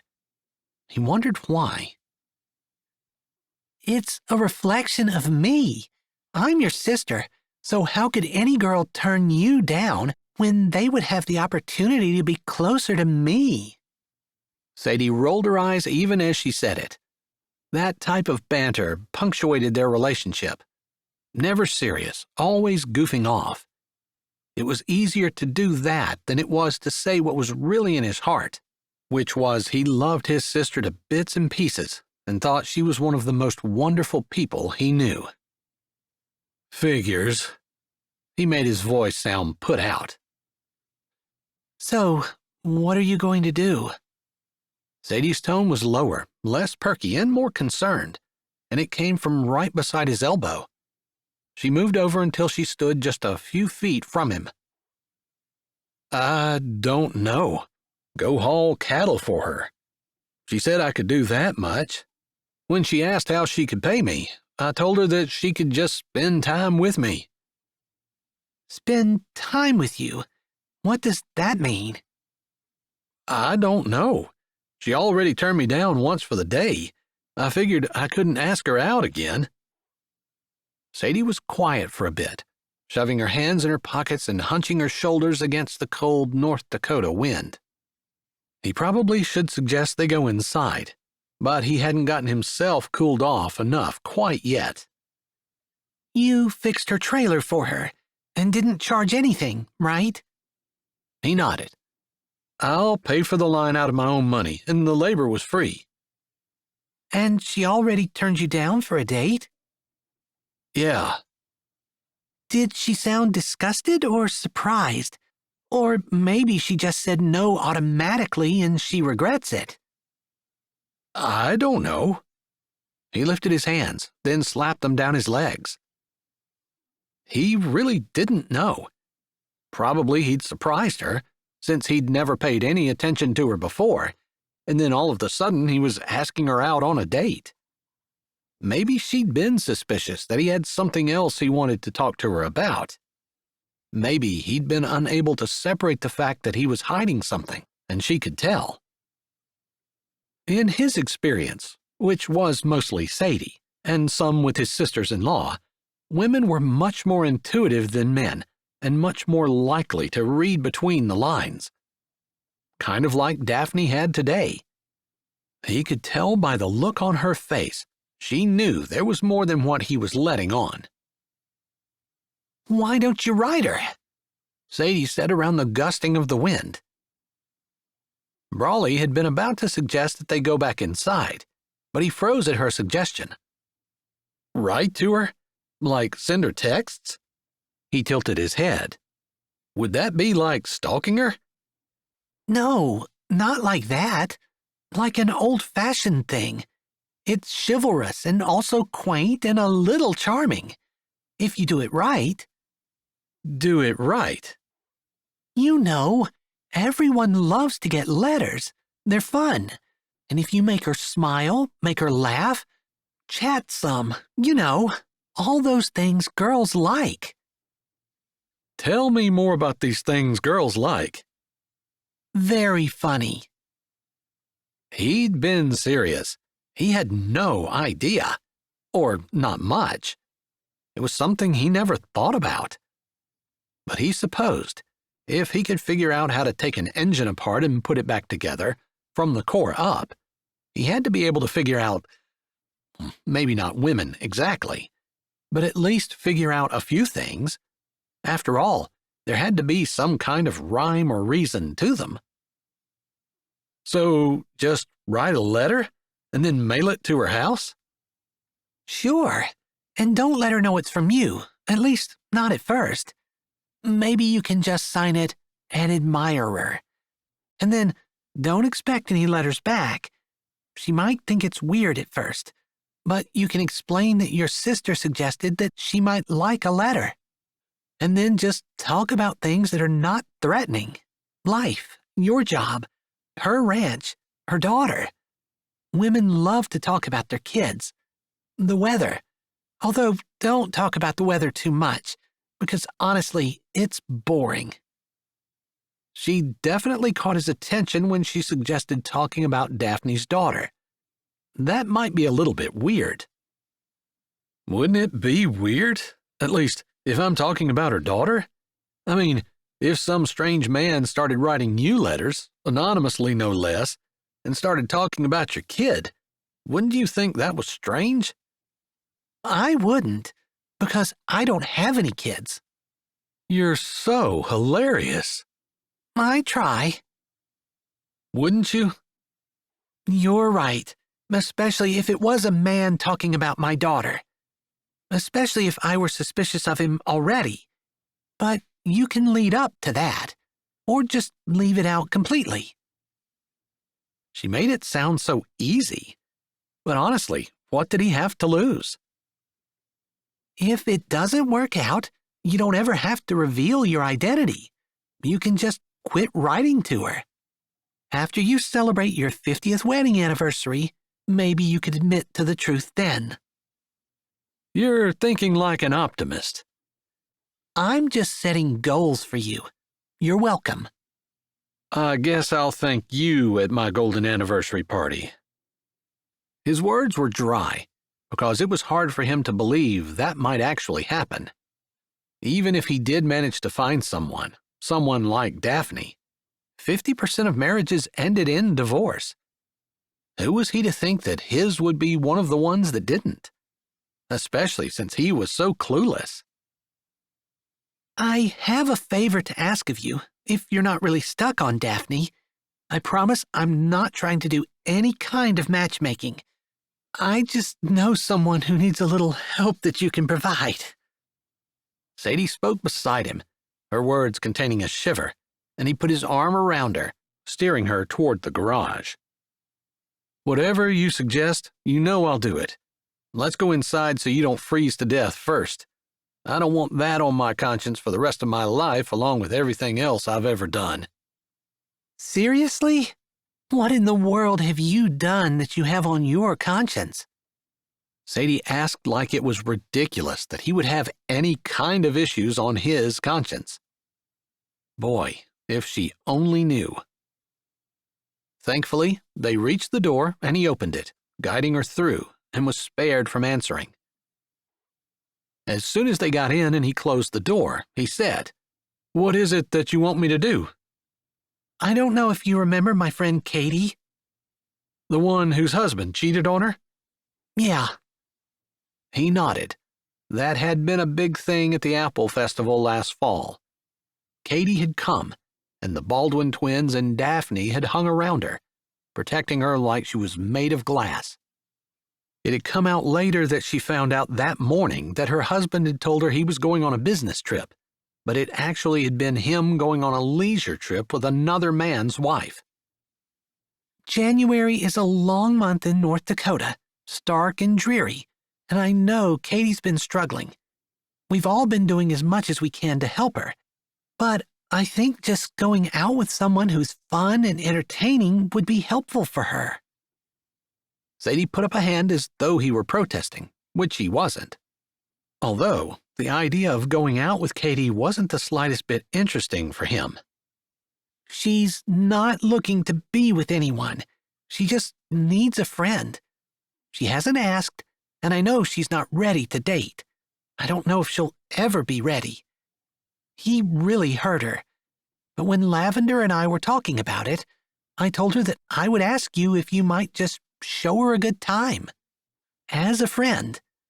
I know Flynn isn't married either, but his idea of having a good time is counting backward by twos from 1,000 to 0. Yeah, that really lights up his world. And if you really want to get exciting, you could count backwards by 3 1/4. Just because he's different than we are doesn't make him any less wonderful. I agree. Truly. But trying to have a good time with Flynn was like trying to have a party with a bag of carrots and green smoothies. So, I don't want to throw a wrench into anything you've got going on. I don't have anything going on. He wasn't dating Daphne since she had turned him down, and she didn't seem the slightest bit interested in him. Even though every little bit of interaction he had with her made him that much more interested, he might as well do a good deed and see if he could cheer someone up. That was the kind of thing that was right up his alley. Even though it was just a favor he was doing for his sister, he wouldn't consider it if Daphne had said yes to him. So you'll do it? Sure, give me your number, or give her mine. Sadie pulled her phone out, texting Katie's number to Brawley. He checked to make sure it went through, then shoved his phone back in his pocket. If you're really interested in Daphne, she never goes out anyway, so it's not like you'll run into her. We don't have anything going on where me taking a friend out for lunch would bother her anyway, Brawley said with confidence. That's how a man would think, anyway. There was no reason why a woman would be any different. Is it too late to text Katie? No, her kids will be in bed, and it would be a good time. She'll not be distracted by them. I think evenings are hard for her, and Fridays particularly so. Good to know. I'll see if she wants to do something Friday evening. In the meantime, he would write a letter to Daphne.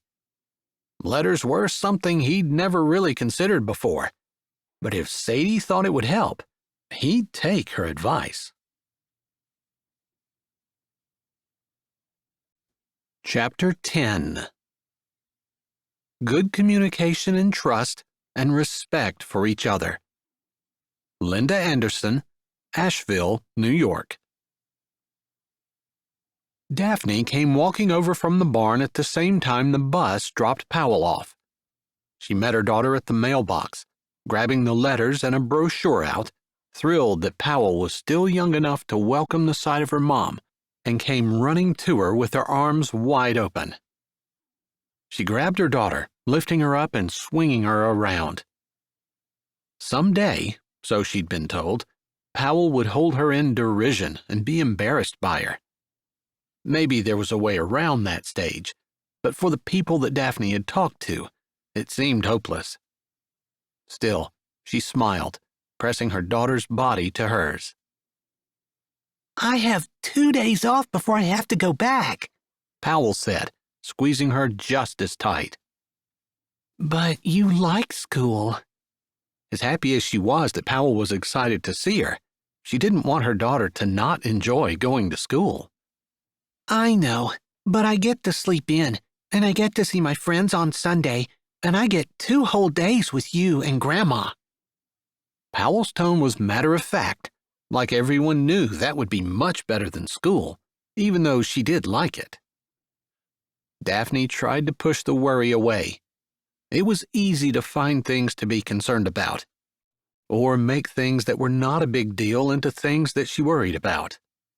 She reminded herself that whether or not her daughter liked school, whether or not her daughter loved her, whether or not her daughter rebelled were not things she could control. She just had to do the best she could as a parent and trust God to handle the rest. Lord, give me wisdom to raise my daughter so she'll live her life for you. God promised to give wisdom liberally. All she had to do was ask for it. Daphne knew she needed a lot of wisdom, so she made a point of asking daily, sometimes multiple times. I got 100 on my math test. It's in my backpack. I know you'll believe me, but I want to show you. The teacher even gave me a sticker. That's great. What about your spelling test? Daphne asked as she set Powell down, keeping a hold of one hand and turning toward the house. Powell hung her head. I missed 5. You studied so hard for it. You knew them all last night. I know. I just get confused about which letters go where, especially when I have to write them down. Till I get done writing them down, they look wrong, so I change them. Spelling had been something that Powell had struggled with all through school. Daphne didn't really understand her struggle because spelling came easily for her. Math, on the other hand, Powell must have gotten that ability from her father, since Daphne had cried her way through Algebra 1 and flunked Algebra 2. Consumer math saved her bacon, and she was able to graduate, but it had shot her GPA and she ended up not graduating with honors. Yeah, definitely Powell's father must be a math whiz, whoever he was, wherever he was. Well, you can't be good at everything, and if everything came easy, we'd never develop character. I think I can live without character, Powell muttered. No, character is more important than doing well on your spelling test. It's the most important thing.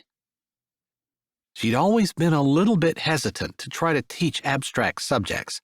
How do you explain character to a child? And she wasn't even sure that she necessarily needed to get her to understand, just to mention it and then to model it. It seemed like modeling was the most important thing. She dreaded the day when she would have to sit down with Powell and explain exactly how she was conceived. Talk about a lack of character. But she'd been trying to prepare Powell by letting her know that her mom wasn't perfect and had made a lot of mistakes. The important thing was to learn from her mistakes, grow, and work on not doing them again. Can you and I make supper together tonight? Powell asked as they put a foot on the porch steps and started up. We're going to do one better. Miss Charlene and the peacemakers in town have ordered us supper at the diner. All we have to do is go in and pick it up. Really? Powell's eyes got big. They hardly ever ate out. But since her mom had been laid up, the peacemakers had organized a casserole brigade that had helped to feed them and made Daphne's life so much easier. Whoever was responsible for this week's casserole had chosen instead to treat them to dinner at Patty's. I know. Isn't it exciting? It had been a long time since she'd gone out to eat, too. She had to admit any food that she didn't have to make was good, but there was just something really special about restaurant food. Not that it tasted better. It was just prepared and all she had to do was sit down and eat it. Heavenly. Can I go with you? You sure can. How about we go in, talk to Grandma for a bit. I'll take a shower and change out of my barn clothes, and we're supposed to pick it up around 6. Awesome, Powell said, walking into the house as Daphne opened the door, her backpack slung over her shoulder. She seemed impervious to the cold, while Daphne was happy to step into the warm kitchen. Grandma, I'm home, and I got a 100 on my math test. You did? That's wonderful. You are so good at math. Daphne smiled as Powell ran into the living room, and her mom continued to talk to her, not once asking about her spelling test. Maybe her mom was a little wiser than she was, taking time to celebrate the math win before she brought up what was sure to be a spelling fail. Not that missing 5 words out of 20 was terrible, but it was okay to celebrate a win before they worked on the fail. Still smiling at her mom and her daughter chattering away, Daphne scrolled through the bills after she took her muck boots off. She started down the hall, intending to put the mail, which was mostly bills along with 2 pieces of junk mail, on the desk to take care of later. On a rainy day, maybe, since there didn't seem to be any slow days on the ranch.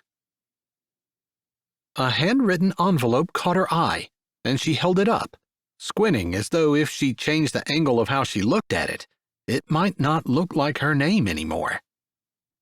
But no, Daphne Lessing was written right there on the front. She looked at the return address. It was a P.O. box in Sweetwater, not one she recognized. She opened it as she walked up the stairs, wondering what in the world it could be.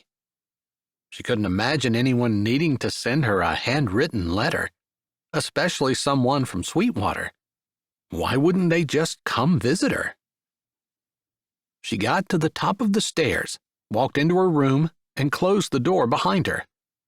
She stood in front of the door as she read. Dear Daphne, I suppose maybe you're a little surprised to receive a letter. I don't know, maybe you have lots of pen pals. That's what I was thinking. I wouldn't mind being pen pals. Now, I know you're probably wondering who I am, and someday I'll tell you. But I was talking to my sister about you, and she suspected that I might be harboring something more than just normal feelings for you.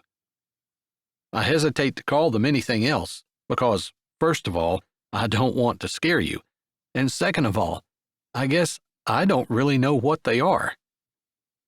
I just know you caught my eye, and I find myself thinking about you. I hope this letter isn't too weird. I feel weird writing it, but since I don't know much about women, and my sister happens to be one, I figured that I should take her advice.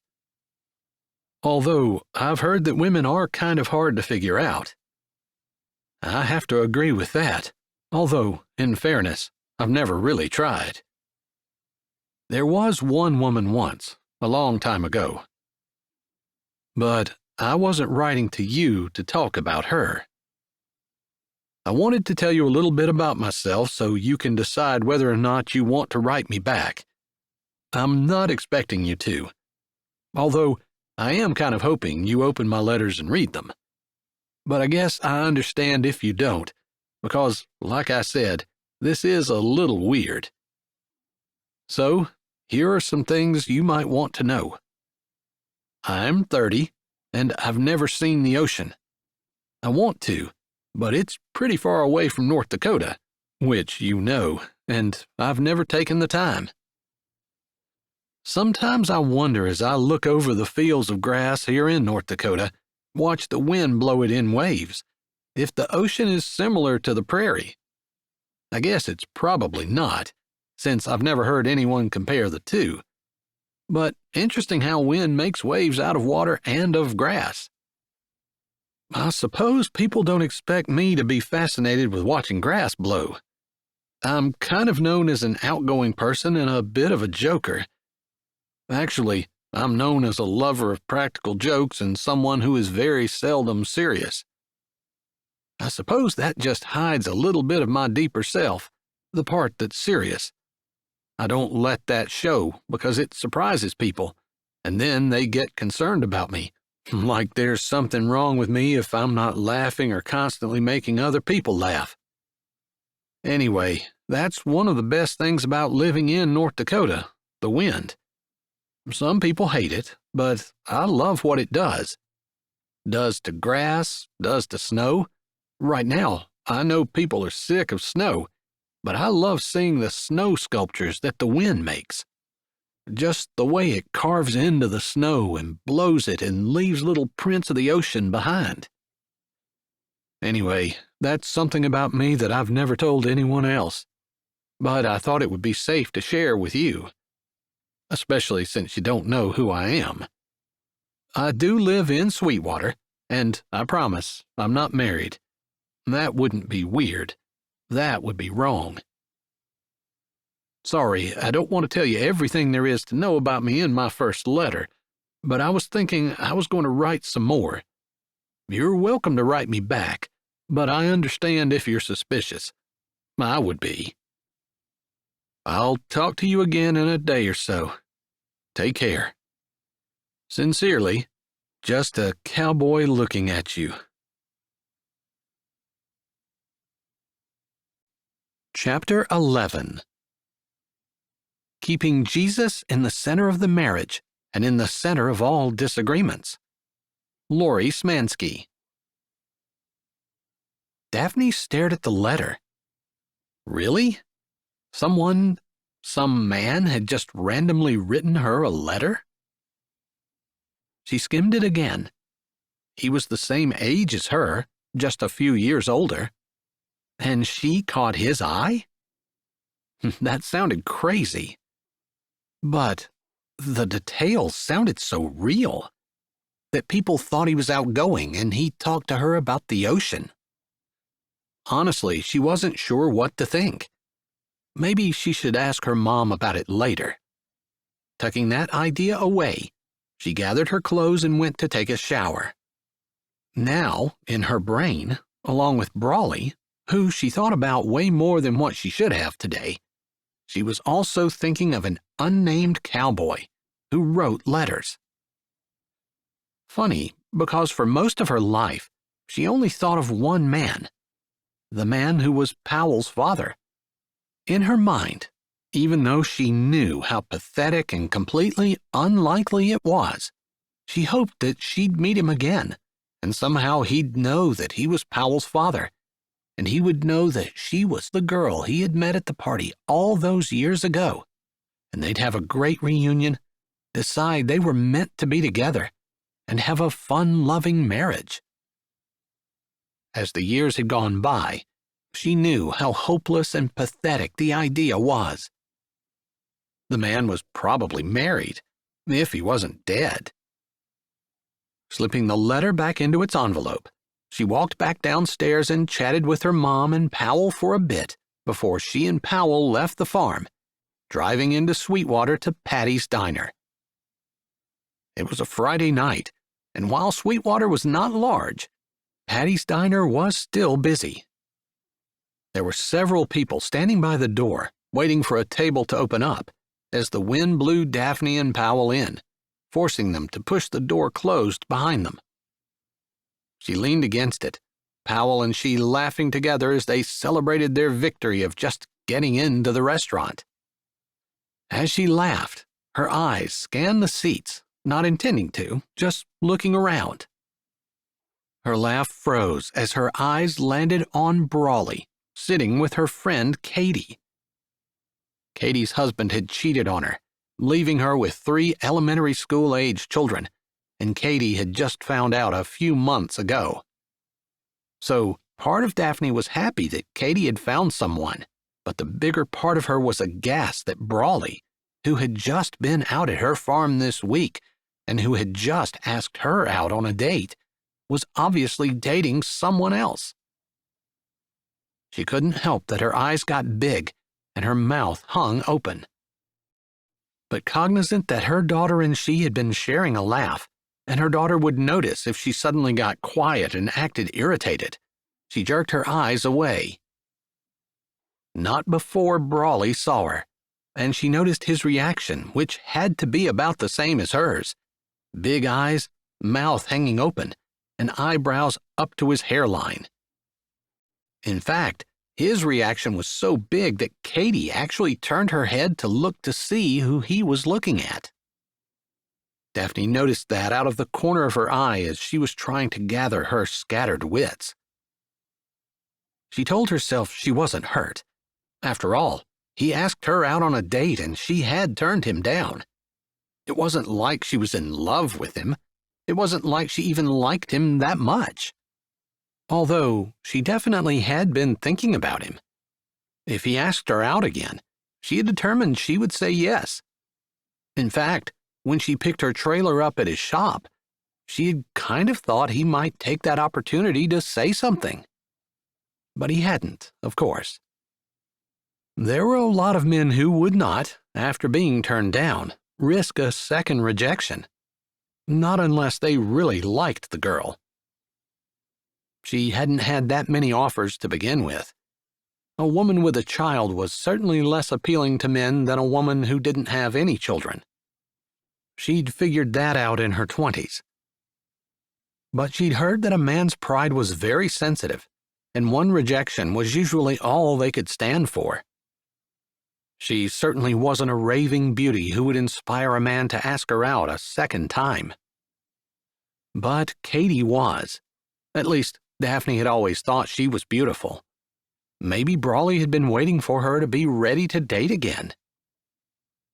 Shaking the thoughts out of her head, she grabbed Powell's hand, gave her daughter a smile, and glanced over, knowing that Katie had turned around. Sure enough, she was still looking, and Daphne lifted a hand to wave. Katie lifted her hand at the same time, and she shared a smile with her friend. She did not look at Brawley. Even if she had turned him down, She was a little irritated that he would go so easily from woman to woman. Just whoever said yes, apparently, was who he wanted to go out with. No loyalty, no devotion, no integrity. Just desperation for a woman. Any woman would do. She didn't want a man like that. Maybe it was a fantasy, but she wanted a man who couldn't think of anyone else but her, who wouldn't consider anyone else, who was completely and totally devoted to her, no matter what she did. Yeah, that was unlikely to happen as well. Maybe she should settle. Not that there was anyone to settle for. No one other than whoever wrote that letter. She picked up her food and didn't stay at Patty's long, just waved to Katie on her way back out, making a mental note that she would call her later and tell her how happy she was to see her out, getting over Russell, since the man was a jerk and a snake and didn't deserve to have anyone mooning over him.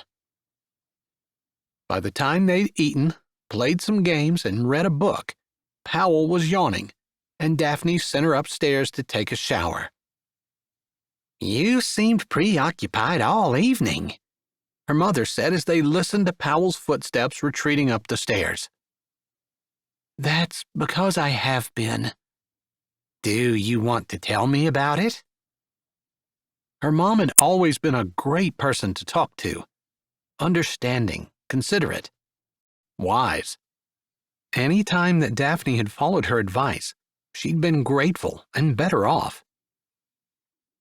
She finished tidying up the shelf where they kept their games, then turned back to her mom. "Do you have a year?" she said, laughing a little. "As a matter of fact." Her mom smiled, and Daphne appreciated the fact that her mom never complained. Not even once. Despite the fact that it was not her fault that her replacement had gotten infected and that she had to be practically bedridden for months, her mom had taken it with grace and aplomb. Sometimes Daphne was so consumed with the ranch and the problems and her daughter and the things that she wanted, a family, a husband, more children, that she hadn't given her mom the attention or compassion she deserved and maybe needed. "I got a letter today." "Oh, letters are fun." "But I don't know who it was from." "They didn't sign it? There was no return address?" "There was a return address, but no name, and they signed it, 'A Cowboy Looking at You.' He said that he had seen me and I intrigued him." "I see." Her mom looked thoughtful, like she was rolling that over in her head. "What town was the return address for?" "A P.O. box in Sweetwater." "So he might be a local boy." "Maybe. He said he was 30, so that makes him about the same age as me." "Oh, really?" "What? That triggered something for you?" Her mom shook her head. "Not really.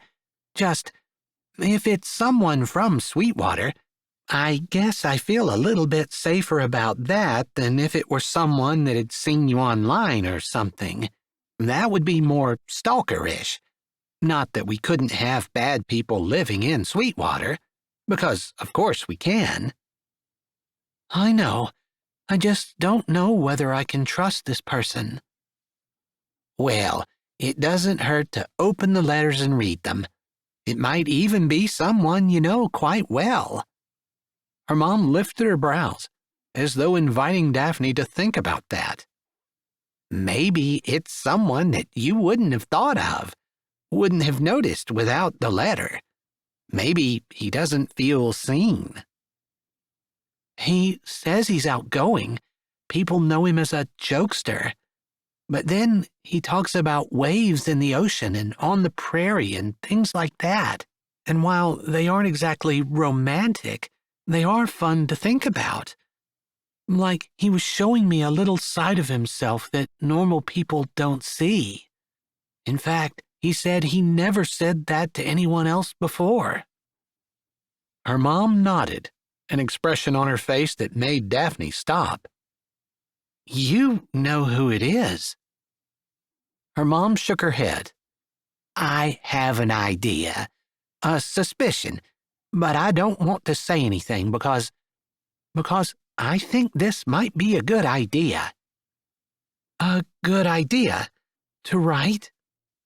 "Yeah, maybe someone that you hadn't thought about, someone that you would never consider, might become more real to you if you write to them first, before you actually meet them in person or know who they are." "So you're saying you think this is someone I would like if I knew who they were?" "Maybe." Her mom smiled in a way that made Daphne very suspicious, but not suspicious in a bad way. It actually eased her mind. If her mom thought she knew who it was, and thought he posed no danger to her, and thought it might be okay, it made her feel better. It definitely, as her mom pointed out, was okay for her to receive letters from him, and it might be okay for her to write back. "I just want to make sure that nothing happens to Powell." "I was thinking the same thing. Letters might be a good idea as you get to know each other, although you can hide a lot in a letter." "I know." "So be careful, but yes, you won't get Powell's hopes up or have her get attached to someone only to decide he's not right for you." "That's true." "Which reminds me that you had said that Brawley Powers had asked you out." "He did, and I told him no. I'm glad I did. I saw him at Patty's Diner this evening sitting with Katie. Obviously, he asked me out, then went right down his list." "He doesn't seem like the kind of man who would do that. I've seen him date casually over the years, but just a few girls, and I've never heard of him not having character or loyalty. In fact, I would say the whole Powers family is known for their loyalty." "Not Brawley. He's always been different anyway." "That he has." "Maybe it's just a pipe dream, but I've always wanted someone who just wants me, who is completely devoted to just me. Just the fact that he asked me, then asked someone else, that he would go down the list. Even if he would ask me again, I'm not interested, you know?" She looked down, twisting her fingers in her lap, knowing she was expecting something that was impossible, that she wasn't exactly in a position to make demands, that there was nothing special or wonderful about her that would inspire a man to stop looking at any other women and only see her. "That's too much to ask, isn't it?" "That you want someone who's been devoted to you all his life? Probably." Her mom didn't say any more for a moment, as though Daphne's words triggered a memory. "I think that's every girl's dream. Well, maybe there are some girls who just want the whole world to worship them, but I think we all want someone who wants us, just us. But men might be the same, and you can't really give anyone that, since you have Powell, so obviously there was someone else. So to ask for it for yourself is asking for a little too much." Her mom had a good point. "If I couldn't give it, I shouldn't ask for it?" "It doesn't always have to be tit for tat, but maybe if you can't give it, you shouldn't expect it. Or you should understand that devotion can start today and last a lifetime. It doesn't have to have started last year or last decade or in kindergarten or whatever. You know?" "I know, but without a record of devotion, you really don't know that it will be a lifetime thing." "That's true. You just have to take a chance, just like he'll be taking a chance on you. After all, Someone could look at you and say you don't have a very good track record. I know. I can't even get the guy to stick around. Once was enough for him, apparently. She didn't need to make any crude jokes. She was just frustrated with herself. It was all her fault that she didn't know the name of Powell's father. She'd beaten herself up about it enough, and her mom knew that. Stop. That's the past. That's what I'm saying. You have your past, just like everyone else. I know. But if we're talking about Brawley, then yes, you should be able to expect him to be stuck on you for more than 3 hours after you say no, not jumping immediately to somebody else. That's not too much to expect. All right, 3 hours is the minimum, she said, teasing her mom a little. That was one way to find out whether or not he was serious, whether or not there was any kind of devotion there. If you say no, and he's out with someone else the next weekend, then you know he's not pining for you. And I don't think pining is too much to ask for. Or someone who's been seriously pursuing you for a year, even if you say no, and he still wants you, then that shows he's serious. A year? Goodness, I'd even be happy with 6 months. I've never had someone interested in me that long. Maybe I'm just not that interesting. I can tell you, you're definitely that interesting. But sometimes it's hard to find a man who appreciates interesting over beautiful or sensual. Daphne knew her mother was not telling her that she wasn't beautiful or that she wasn't sensual, but that those weren't the main traits that would draw men to her. She'd been taught that all her life. And she believed it. If she found the right man, he would want her because of her character, her integrity, her personality, not because of her looks or her body, since looks and youth faded. I guess it's better to be alone than to be with the wrong man. I agree with that. Being alone is hard, but being with the wrong man, or someone who doesn't appreciate you, or isn't kind, or neglects you, goodness, there's a whole host of things that men can do to make your life miserable once you're married to them. Yeah, devotion is just one of many things you want to look for. Thanks. She sighed, pushing up from her chair, knowing that Powell was out of the shower and would be waiting for her to tuck her in bed. I suppose it won't hurt for that person to keep sending me letters.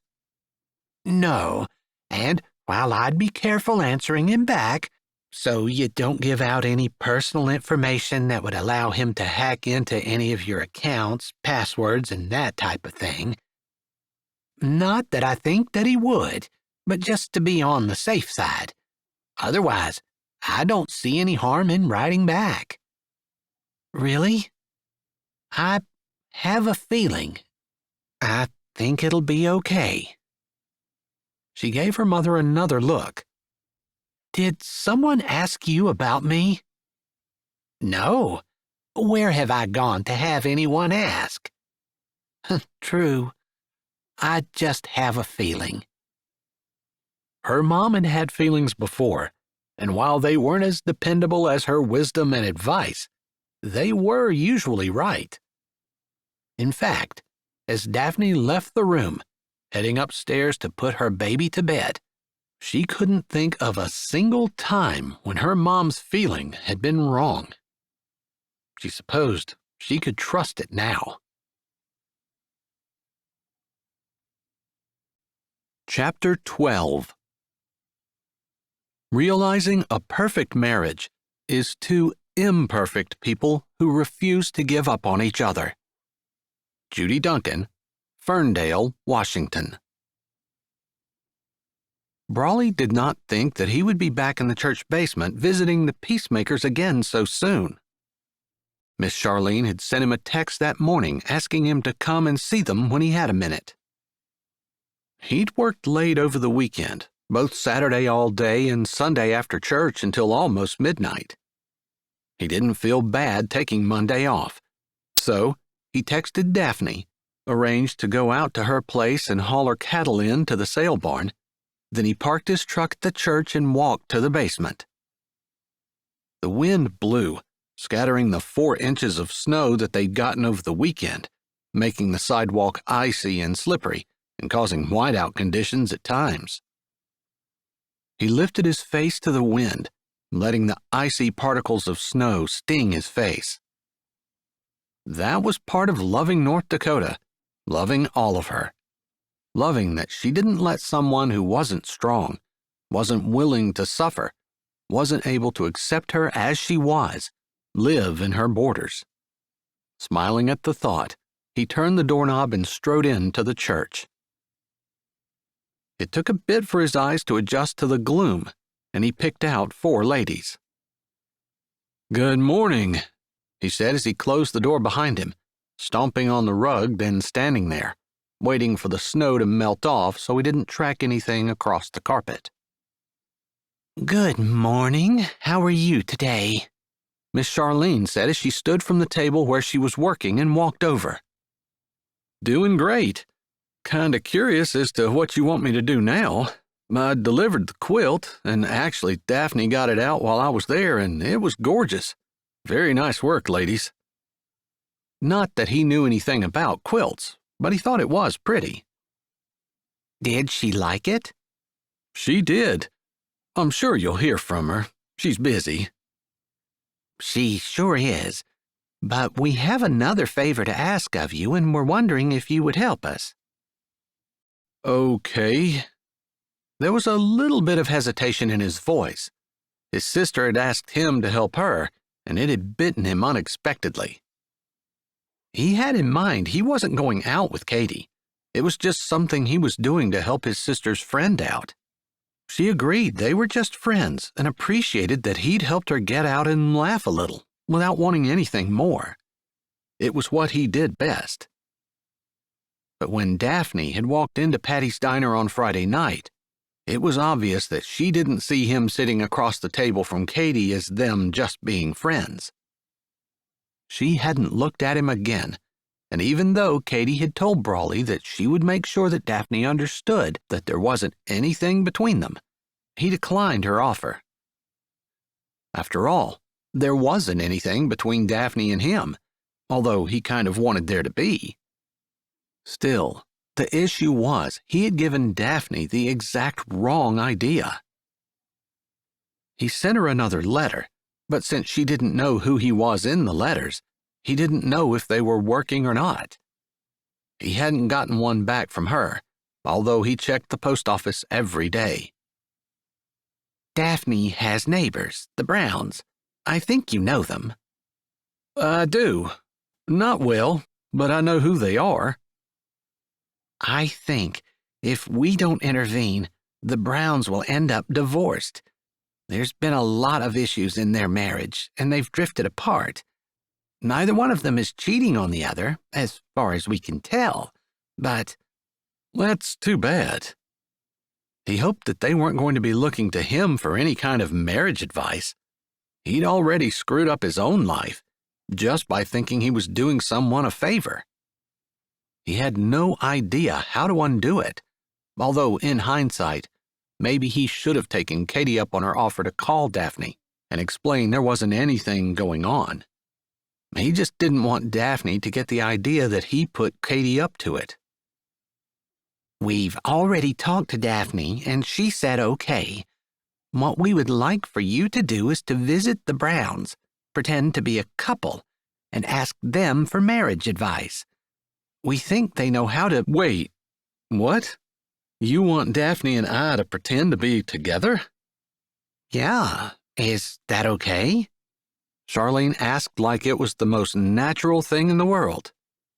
And she was okay with it." "I didn't tell her who I was sending out, but she was the one who actually came to us a while ago and asked us if we would play matchmaker to a married couple." "Oh." So this was something that Daphne wanted to do. He supposed the peacemakers had no idea what a gift they just handed him. Or maybe they did. He wanted to spend time with her, wanted to do something with her, and had been frustrated at every turn. Then this just dropped in his lap. She knows she's going to pretend to be a couple with someone, and we told her that we would find someone who was willing. We thought of you. Since you're able to talk to anyone, you're comfortable to talk to, and you make people comfortable when you talk to them. Plus, you're fun and funny, and even though you don't know the Browns very well, I think you'll be able to charm them into thinking that you really do want marriage advice. That's key. We don't want them to think for 1 second that they're being set up. That has a tendency to make people resist. Yeah, totally would do that for me. I don't want anyone pushing me in some direction I don't want to go, he muttered.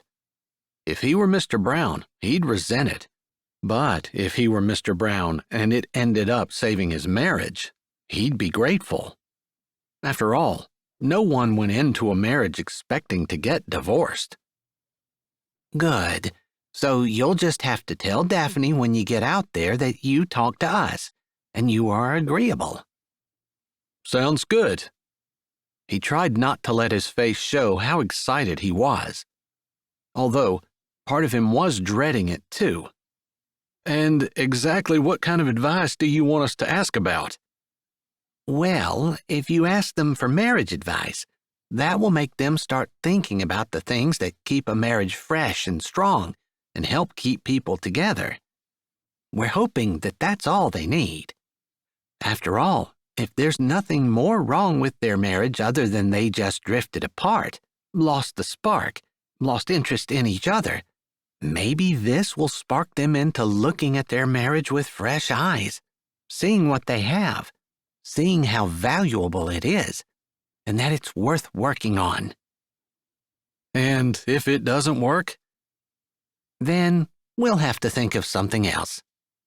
Charlene gave a nod, like ideas were a dime a dozen, and she'd simply come up with another one if that one didn't pan out the way she wanted it to.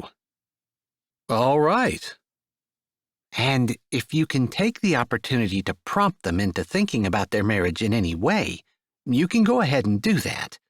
But again, be careful that you don't give it away what you're trying to do, because the potential for failure is high if they find out you're trying to push them together. Got it. Here's a quilt. This will be your excuse for visiting them. I'm sure they'll invite you in. Daphne can go in, but if you get the opportunity to have Mr. Brown take you out to the barn so that you're talking to them separately, that would work best. Okay, yeah, that makes sense. They wouldn't want to be vulnerable in front of each other. Exactly, especially when they're not getting along the best. I'm not even sure they're talking to each other. That's sad.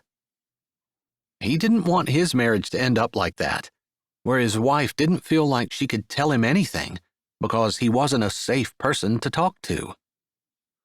At least, that's what it sounded like had happened with the Browns. They were so busy tearing each other down, they no longer trusted each other. They no longer had basic kindness or consideration.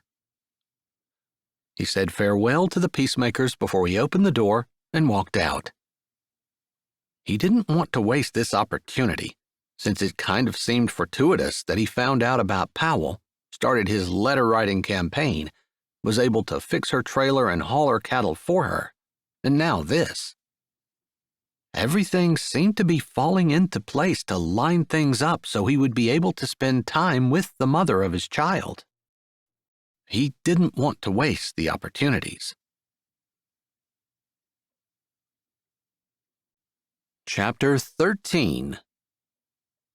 Besides putting God first, don't forget to say, "I'm sorry," when you've done wrong, and forgive your spouse, even if they don't say, "I'm sorry," for a wrong they committed. God forgives us no matter how often we do wrong, and the same goes for marriage.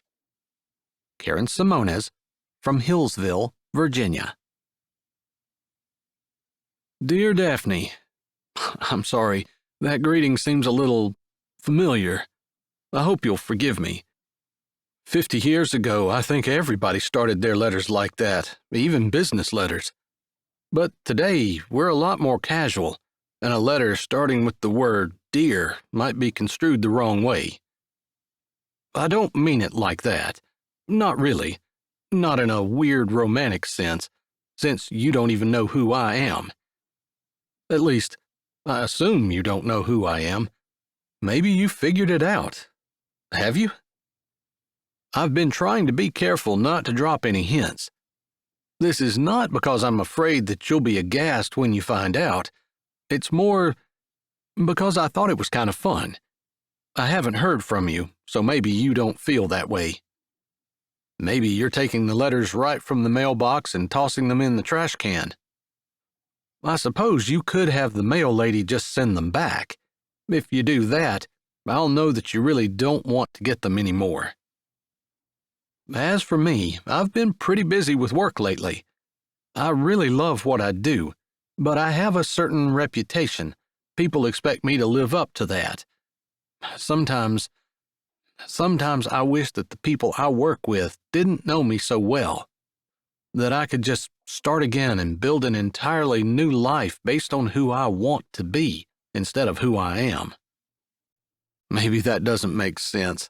Maybe everyone you know thinks you are exactly who you are, and you don't have that secret longing to be something else. I'm a bit of a goofball. That's the side everyone sees. Maybe I'm afraid to show any other side, especially now that people think that's what I am. It's true, I do like to laugh. I like to joke. I like to make other people laugh. But there's definitely a part of me that likes to think about things, to consider them and examine them and not just jump to the nearest joke. I also like to be taken seriously at my job. I do good work, and I suppose the people I work with recognize that, but not like they do with my coworkers. I'm usually the one who gets the jobs that are hard but mindless. Despite that reputation, I've lived a pretty boring life. I haven't dated a lot, and I never really wanted to. There was a girl I met a long time ago, and seems like no one else holds a candle to her. I don't have too much regret in my life, but there was one night I wish I could redo. The only time in my life I have ever been drunk, and I regretted it ever since it happened. Have you ever noticed that when you do something stupid, when you sin, often you're not the only one who gets hurt? So, enough about that.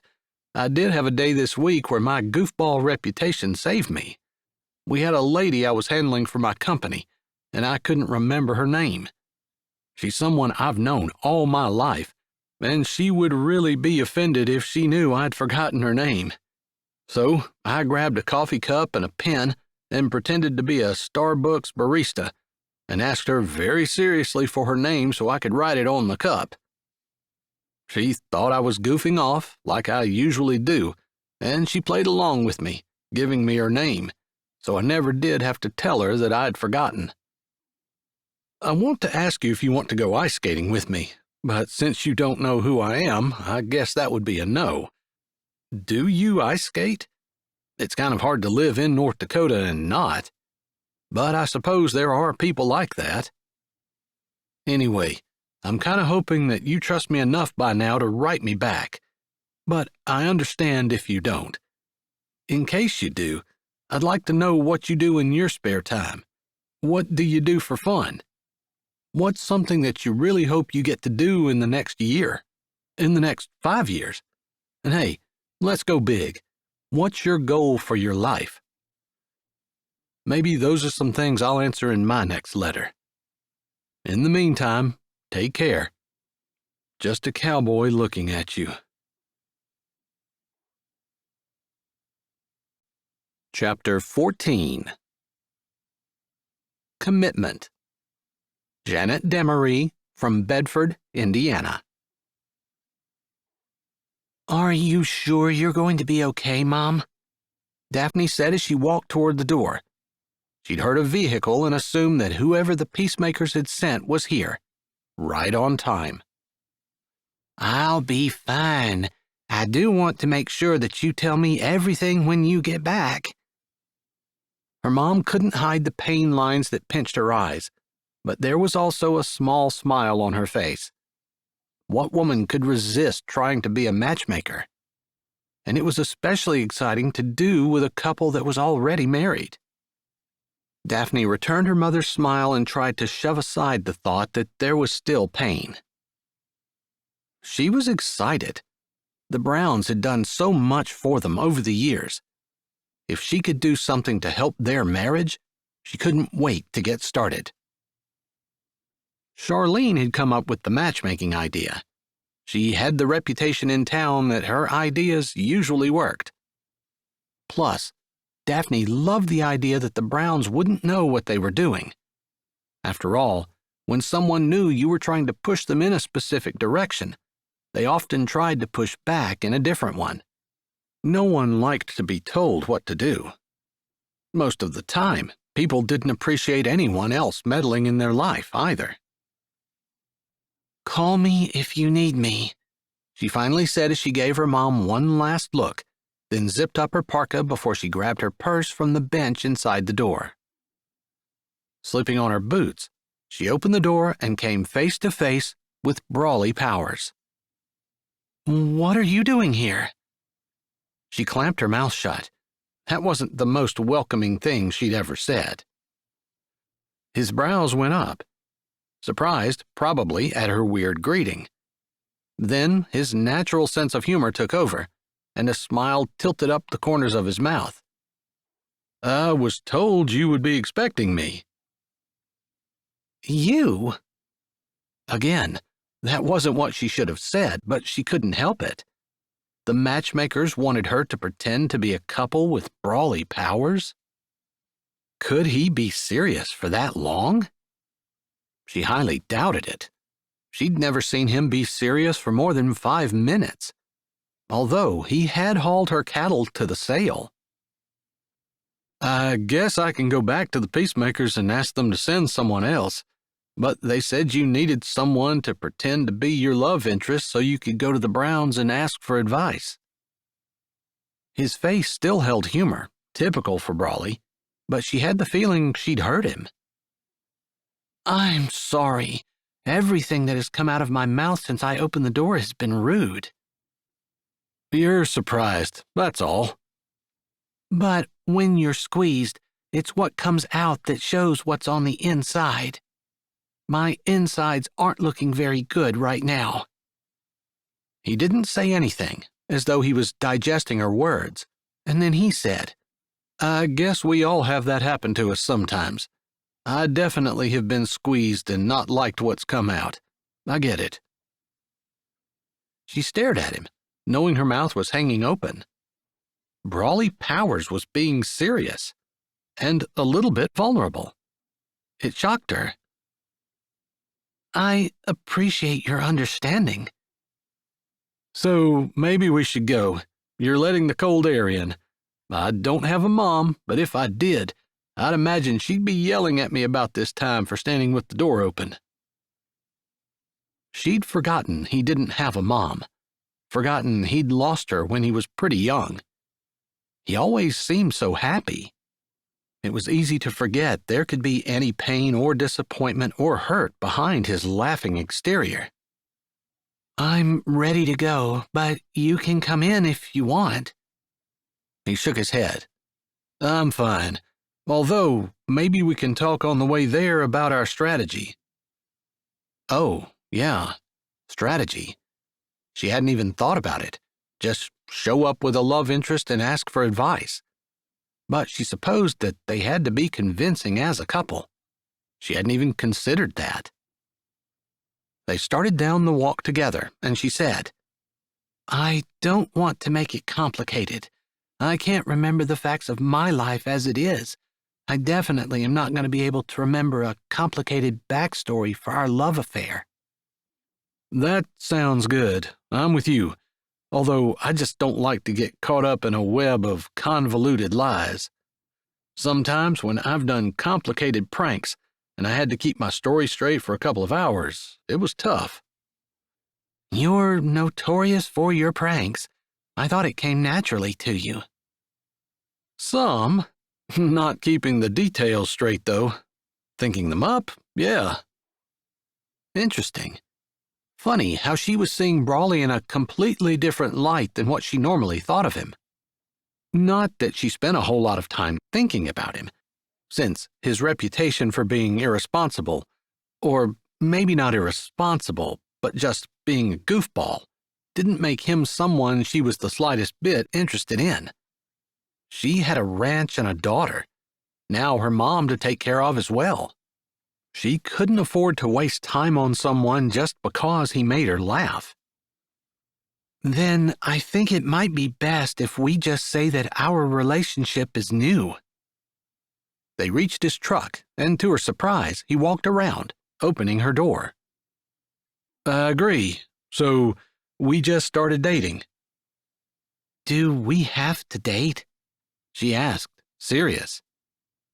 After his initial surprise, as he stood there holding the door, he lifted a shoulder. We're courting? Sure, or thinking about a relationship.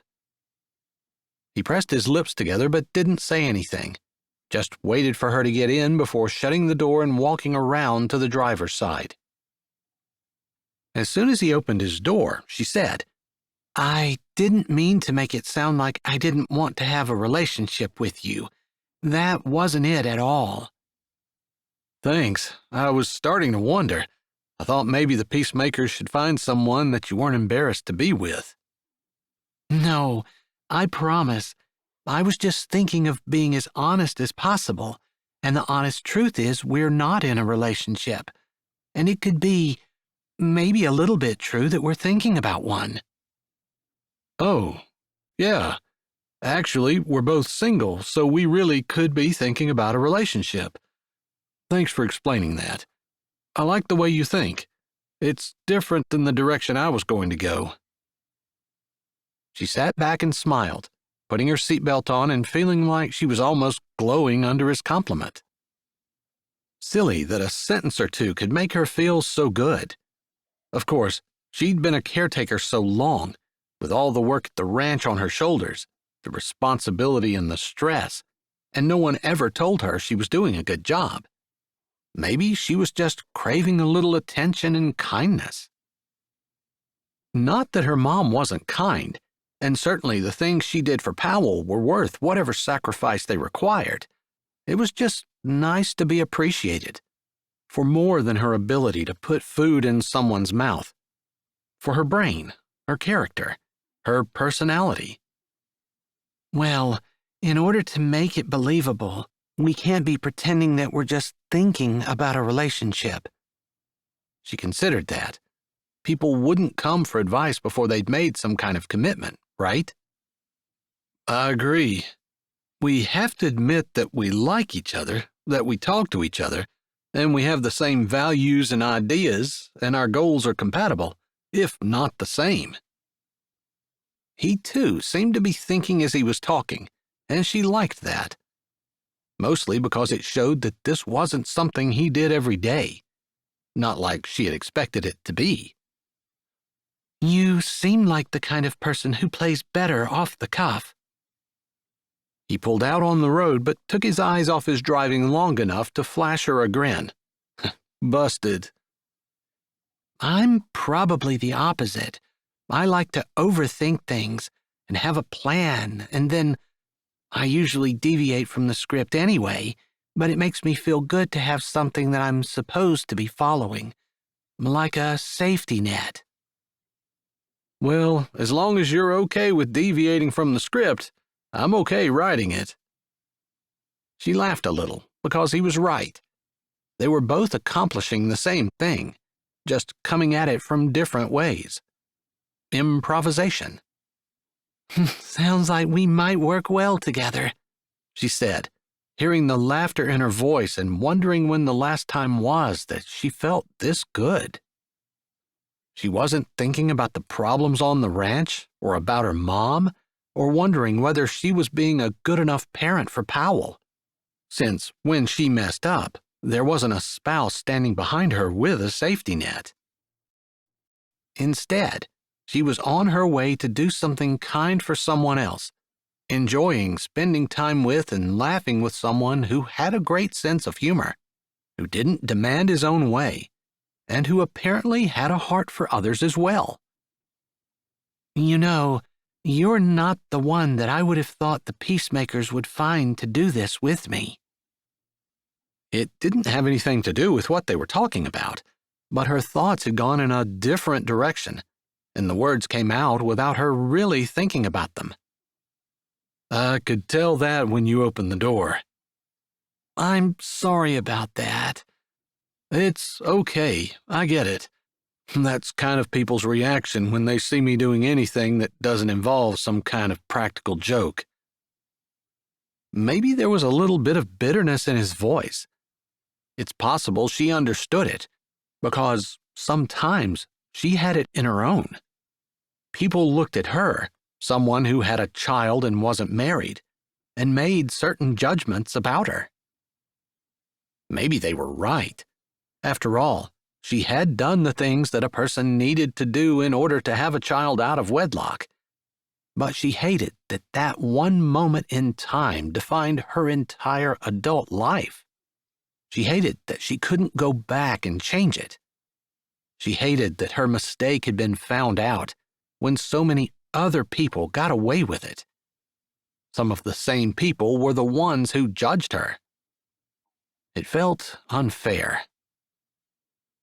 And maybe that wasn't exactly Brawley's issue, but she could understand being judged by only one facet of her personality, instead of being taken as a whole. I'm guilty of that. He already knew it, but she wanted him to know that she knew it too. It's okay, I'm used to it. Just because we're used to something doesn't make it any less hurtful. She glanced over at him, confident behind the wheel, his eyes on the road, cowboy hat on his head, and his jacket zipped halfway up. He looked casual, confident, like a man who shouldered his responsibilities but didn't worry about them. Sometimes looks could be deceiving. True. He didn't look away from the road, and the humor that had lurked around his eyes since he'd arrived at her door didn't show. She bit her lip, trying to focus on the story they needed to agree about. So, I'm looking for someone who's willing to be a father to my daughter, of course, and who isn't afraid to work hard but puts his family first. My mom also lives with me, although I'm buying the ranch from her. Not through the bank, but on an article of agreement. The payments are less, and she's not charging me interest. She gets enough every month to pay her bills, and it's not as hard for me to make my payments. She looked down at her hands.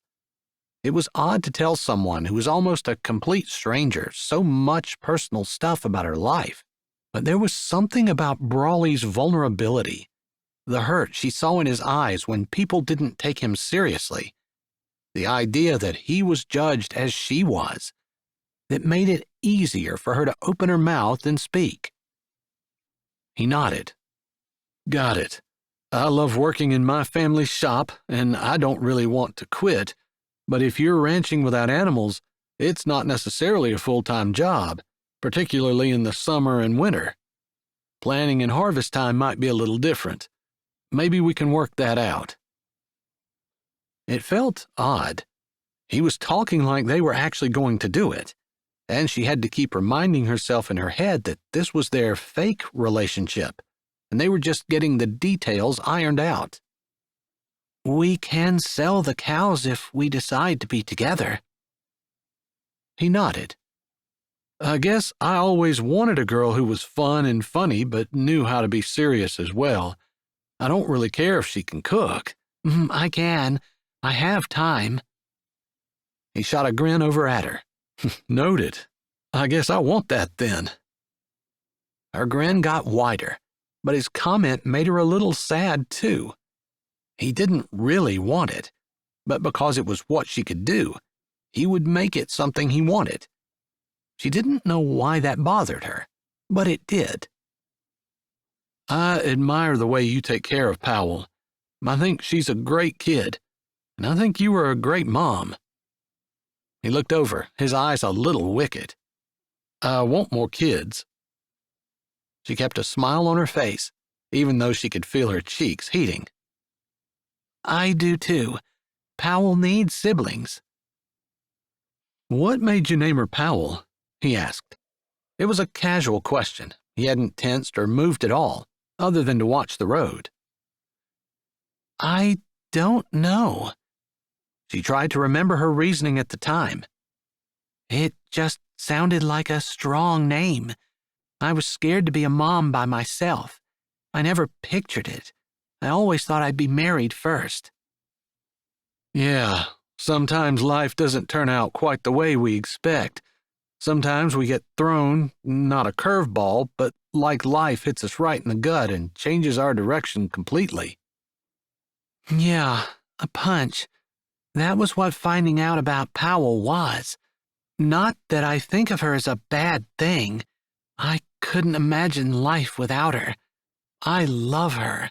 I wouldn't give her up for anything. But I never planned on any of that. He swallowed so hard she could see it out of the corner of her eye. Maybe she was being too heavy, too serious, too deep. They weren't supposed to be emotional. Maybe she'd forgotten they were sharing under the pretense of knowing each other when they walked into the Browns.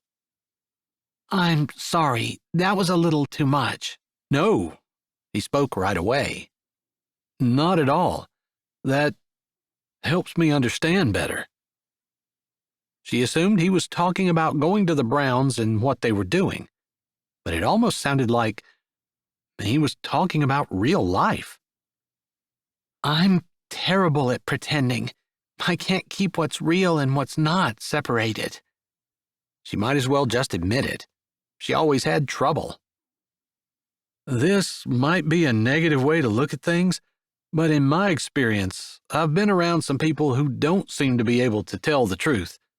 Ever. About anything. And to hear them talk, you'd swear that they think that lie they're telling is the honest-to-God truth. It's like they deceive themselves into thinking that whatever they say is true. Just because you say it doesn't make it true. I know, but I think after you've lied for so long, something happens to you, and you can't tell the difference between a lie and the truth anymore. He lifted his shoulder, his bulky jacket moving up. Maybe that's not true, but sometimes I listen to people talk, knowing what they're saying is not the slightest bit true, and try to figure out whether they really believe it or whether they're just that good at acting. You won't have a problem figuring that out with me. And I guess I've not been around that many liars, because I never thought of that before. If someone's telling me something that's not true, I want to tell them right away that I don't believe them. That's where I struggle. If they're lying to my face, I want to call them on it. He huffed out a laugh and nodded his head. I can see that in you. I think people who don't usually lie get particularly irritated with people who do, just because everything is black and white. Even what the world would consider a little white lie feels wrong. But that's the way you are. Yeah. I guess I'm like that too, unless I'm playing a practical joke. Then I feel like it's okay because I'm going to tell them just kidding. His hand flexed on the steering wheel. Maybe that's just my way of excusing myself. I don't know. I can't think of any examples of practical jokes in the Bible. But I never really understood Rahab. She lied. It was a flat-out lie. And yet, she's in the lineage of Christ. Not saying she never sinned, of course. She was a harlot. So I'm not saying a lie would keep her out of the lineage of Christ. I'm just saying the Bible never says that she shouldn't have lied. Good point. I'm not sure what that means either. But the Bible is very clear that lying lips are an abomination to the Lord, and that liars will have their part in the lake of fire. So I guess it doesn't really matter. Whether Rahab's lie was okay, whether it wasn't, I'm never going to be in a situation like that where I'm going to save the Israelite army and change history if I lie. So I better just plan on telling the truth about everything. No white lies. They're just as wrong as any other kind. I think there are just some things we don't need to know the answer to. We just need to know the right thing to do. And I agree with you. The right thing to do is to always tell the truth. She nodded, then she laughed. As we drive to the Browns, intending on pretending to be getting together and asking them for advice. I wonder if you're feeling as guilty as I am. We can make it true. I can't take you out Saturday night, and I usually take Mondays off, but I'm going to be busy this week. Do you want to do something next Monday? Now her cheeks really were flaming, and she looked down at her hands. I hope you didn't take that as a hint. I really wasn't hinting about anything. I didn't take it that way, but what you said made perfect sense. Here we are talking about whether or not it's okay to lie, deciding it's not, even as we intend to lie in 5 minutes. He pulled into the Browns' driveway as he spoke, and then lifted his brows at her as he started toward their house. All right, as long as you're not feeling forced into it, we can do something next Monday. Monday is usually a slow day in the shop, and we could do lunch or anything you wanted. Lunch sounds heavenly. It's been a long time since I've gone out. She really didn't want to go into that. Not about taking care of her mom, taking care of Powell, and especially not about dating and Powell's father. Chapter 15. Trust, Fidelity, and Commitment. Tammy Gunter, from Maryland, living in Colorado. Brawley pulled to a stop beside the Browns' parked car. Charlene told me it would probably be best if I can talk to Mr. Brown by himself, and you talk to Mrs. Brown alone, too. I agree. Neither one of them is going to want to make the first move, and they're definitely not going to want to be vulnerable in front of the other, especially if one or the other of them is feeling hurt or neglected or bitter about something. You might be able to get that out of Mrs. Brown, but usually it's pretty hard to get men to talk about stuff like that. He slapped the steering wheel.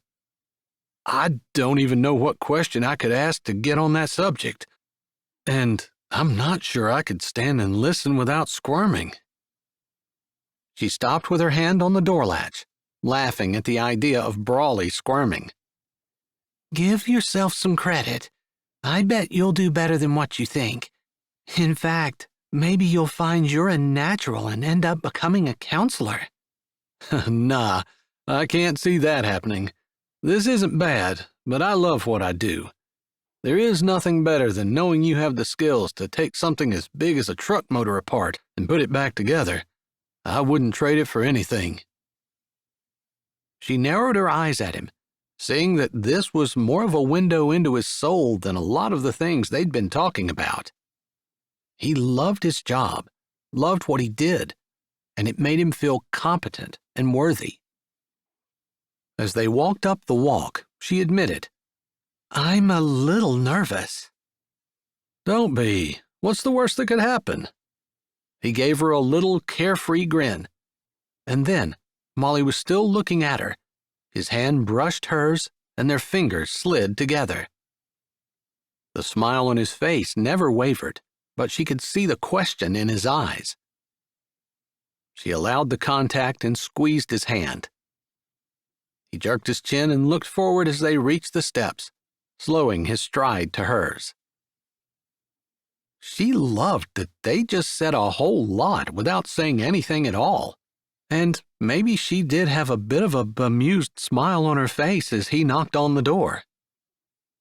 We saw you guys pulling in. We're so happy to have you. We weren't expecting company today. Mrs. Brown had opened the door, and she stood staring at them, like she couldn't figure out why in the world they would be there. But we're happy to see you. Come on in. Mr. Brown sat at the table, the newspaper held in front of him. Daphne hadn't even known that people read the newspaper anymore, but he folded a corner over, looking at them, and nodded before unfolding it and continuing to read. Stan, we have company. Put that down.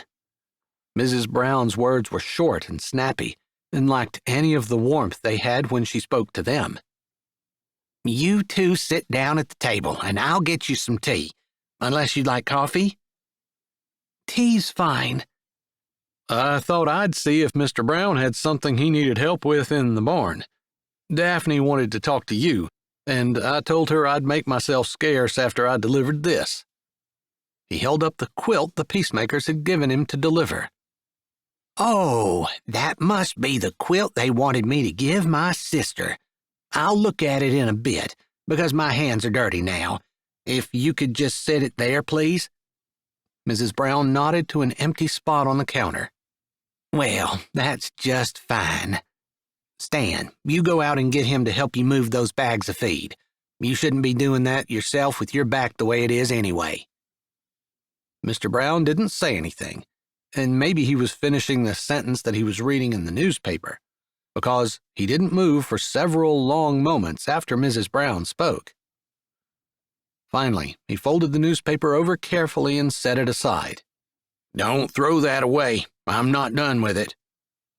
I can't have it cluttering up my kitchen, especially while we have guests. Mr. Brown's lips flattened, but instead of leaving the newspaper on the table, he picked it up and put it under his arm. Let me get my coat on and we can go out. He nodded at Daphne, but his words were spoken to Brawley. Brawley held out his hand, and Mr. Brown handed him the newspaper while he grabbed his heavy winter coat and put it on, then sat down at the bench by the door and started to put on his boots.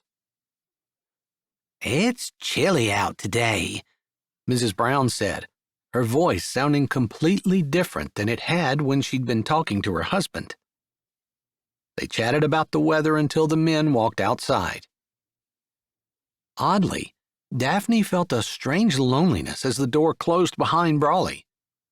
Maybe it was because she was going to talk to Mrs. Brown about something she never talked to anyone about before, but it felt more like losing a friend. She barely spent any time with Brawley, almost none in the past 10 years, and just a little bit more in the past couple of weeks. Had she grown so attached to him that quickly?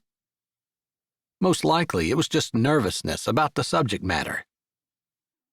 You said you wanted to talk to me about something, Mrs. Brown said as she stirred a teaspoon of sugar into her tea. Yes. She took a deep breath and plunged ahead. Brawley and I are seeing each other. She felt like that was true, and didn't flinch when she said it. I noticed you were holding hands when I opened the door. That's sweet, Mrs. Brown said and sounded like she meant it. Yeah, he's a great guy. Again, true. But I'm nervous. Nervous? Mrs. Brown said, her voice holding compassion. Yeah, I haven't had very many relationships at all. Actually, none. And I have Powell. And I'm afraid I'm going to make a big mistake in judgment. And I don't want to do that. I can't afford to. Not with Powell to think of. I don't want to be with anyone who might harm her or leave me. I don't think anyone who has a child wants that to happen. Of course not. But I think people depend on dating to give them an idea of whether the person they're with is someone they would be compatible with, and whether they have character. It seems like it would be wiser to get advice from people who have been married for a long time. I guess I thought of you because I've lived beside you all my life. And you and Mr. Brown have always been so welcoming when I come. Being at your house was like being at home. I was just wondering if you had any marital advice for me, anything I should be looking for or doing to make sure that the relationship I want is the one I'm getting. Mrs. Brown blinked several times, like that was the last thing in the world she had expected Daphne to ask her. I'm flattered and honored that you would ask me. She put a hand to her chest. I don't know that I'm qualified to give you advice. You and Mr. Brown have been married for almost 3 decades. We have. And you've raised several children together, and every time I come here, you've welcomed me with open arms. Powell loves to come here too. Surely there has to be some secret to your romance. Mrs. Brown sat looking at her tea like the answers were there in the hot liquid. You can't really make your husband do anything. Oh, you can boss him around, but men have a mind of their own. They can be pretty stubborn. I can be stubborn too. I have a tendency to be proud. I don't want anyone to see my weaknesses. That's the same way I am, Mrs. Brown said, a little smile on her lips. She looked back down at her tea, picking up the spoon, stirring the cup with a clank, and then dropping her hand again. I guess I probably can't give you any good advice. I've been thinking about leaving. She looked up, her eyes heavy, sad, but also a bit of fear in them. Don't tell anyone. I know it's not right. No one is cheated, least of all Mr. Brown. Leaving? Your marriage? Mrs. Brown nodded. Daphne swallowed, her throat suddenly tight. She realized that Mr. and Mrs. Brown didn't have a very good relationship, but she never thought that Mrs. Brown might be on the verge of leaving. The thought had never even entered her mind. Why? Mrs. Brown was quiet for a bit, which made Daphne think that maybe she wasn't completely convinced leaving was the best plan. It also made her think that maybe she didn't feel like she had a great argument for doing so. We've lost the spark. That happens to a lot of couples. And when we were first married, we had the ranch. Both of us wanted to see it succeed. We both loved doing things with each other. I thought he was handsome and funny, and he must have thought I was something, because every chance we got, we were together. Then we had the kids. We did things together as a family. But over time, I guess we just drifted apart. We're not really doing too much with the ranch anymore. Just some field work, and we hire most of that out. Used to be I would ride in the tractor with him, and he'd sit in the kitchen and do peas and beans and apples and corn with me. Nowadays, he does his stuff, I do mine. Sometimes it seems he does things just to irritate me. On purpose? Daphne asked, gently, because Mr. Brown just didn't seem like the kind of man who would be quite that rude. He must. He knows I hate it when he lets his paper sit around or when he walks in the house with his boots on. When he makes more work for me because of his slovenly habits. Maybe when we were first married, I overlooked those things, but I don't want to spend my time cleaning up after him or doing extra work. But he doesn't seem to care. Daphne nodded. I guess maybe when you're young and in love, you don't really care about cleaning up after someone. because you just love the privilege of being able to be with them, even if it means extra work. Is that right?" Mrs. Brown looked at her, her head tilted, her eyes crinkled. "I guess that's right." "And now that he's older, it's not as special as you thought it was. Is that right? I mean, no woman in her right mind would want to marry him. Is that what you're thinking?" "Oh, no. He's a hard worker, and he can still be funny on occasion, and smart.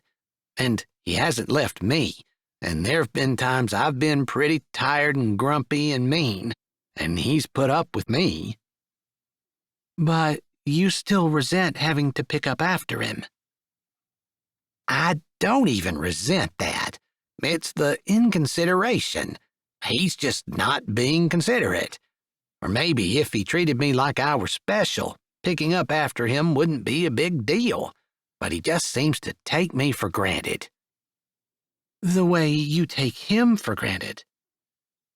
"Well," Mrs. Brown stared at Daphne. "I guess I do." "It's hard for me to imagine you taking Mr. Brown for granted," Daphne said, hoping that was the right response. Maybe it would get Mrs. Brown thinking about whether she actually did. "When something breaks, he always fixes it, and I just assume that's what he's going to do." "And you don't thank him?" "No, I think that's his job. Why would I thank him for doing his job?"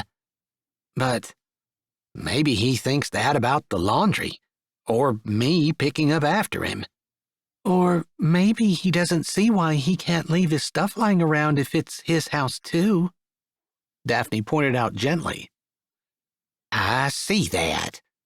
I guess I have my magazine sitting on the coffee table beside the couch. I would be very angry if he picked them up and threw them away, but I guess my stuff makes just as big a mess as his." "I think it does, but I think that's natural. We all have a tendency to see our stuff as being necessary, and everyone else's stuff as making a mess." Mrs. Brown laughed. "Where did you come up with that?" "My mom pointed it out to me when I was telling Powell about how she always left her shoes right inside the door. And I said we can't have 100 shoes there. After Powell left, my mom said 50 of those shoes beside the door are yours." She laughed a little at the memory. "And I looked, and my shoes being by the door looked like they belonged there, but when Powell left hers, it made it look cluttered. I realized I was just as bad as Powell at leaving my stuff lying around." "The thing is, we don't mind cleaning up our own messes, but we resent cleaning up someone else's." "Especially when they don't see things the way we do." "That's true." Mrs. Brown seemed thoughtful. "Maybe he's not doing it on purpose, but I feel like after all these years, he should be more considerate." Daphne waited, not saying anything, hoping that Mrs. Brown would keep thinking. "But maybe I'm not being very considerate to him. Maybe I need to be the one to take the first step." She let out her breath and looked at Daphne. "So, there's some advice. Don't let things go between you without taking care of them, because at some point, someone's going to have to take the first step to reconciliation, unless someone leaves." "I hate the idea of you leaving. I want to have good examples of strong marriages to look to when I get married. The idea that marriage doesn't last is depressing. It makes me wonder if a relationship is even worth the effort." "Oh, marriage can be beautiful. We had a beautiful marriage for a long time." "I think it can be beautiful again. Mr. Brown is a great man, and how could he not love someone like you?" Mrs. Brown smiled, her eyes glowing. That's very sweet of you. Sometimes I find myself being nicer to people outside my home than inside it. That was true. Daphne caught herself being someone else at church than what she was at home. If she didn't give her family the very best she had, wasn't it hypocritical for her to show up at church and be super nice? Sometimes she found herself taking advantage of her friends as well. Like, she knew she could count on them, so when she was at church, she concentrated on being nice to people that she wasn't sure she might offend. But that wasn't really fair to her friends. It is true I want Stan to treat me better than he treats everyone else, but I suppose then the reverse is true, that I should do the same for him. Funny, I never thought of that until you mentioned what you did. It got me thinking. So that's good advice. If I want to have a good relationship, I need to treat my husband better than I treat anyone else. That's right, you do. And my daughter, my mom, my close friends. That's brightening the corner where I am and being a blessing to the people that God has given me. That's right. And if God puts anyone else in your path, you can be a light and a blessing to them, but not if it takes you away from the core group God gave you. Because otherwise, if you're not being a blessing to the people that are closest to you, who will be? Daphne nodded, slowly realizing Mrs. Brown simply felt neglected and ignored. She was hurt, probably because Mr. Brown had been taking her for granted, the same way she had been taking him for granted, bossing him around, and not thinking that she wouldn't want to be treated that way. I don't really want to get divorced, and I don't want to leave Mr. Brown. I don't want to be alone for the rest of my life. Somehow, I convinced myself that being alone is better than being neglected. Sometimes I think that there's someone out there who would treat me better. She picked up her teacup, holding it in the air with both hands. Maybe Mr. Brown feels the same way.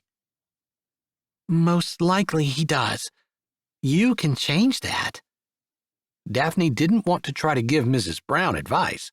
After all, she wasn't married and wasn't even truly in a relationship. But she had figured a marriage couldn't be the expectation that the person you were with was going to make you happy. It had to be the expectation that you were going to love the person you were with, no matter what they did.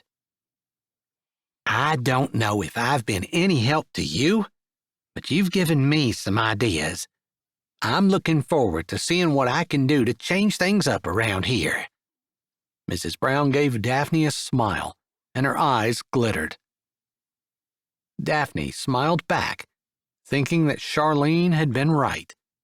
She hadn't needed to give Mrs. Brown advice. She only had to ask for it. Chapter 16. Good communication with each other and being unselfish. Alicia Haney, West Texas. So, how did your talk with Mr. Brown go?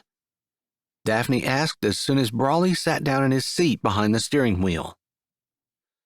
Brawley had spent an hour out in the barn with Mr. Brown.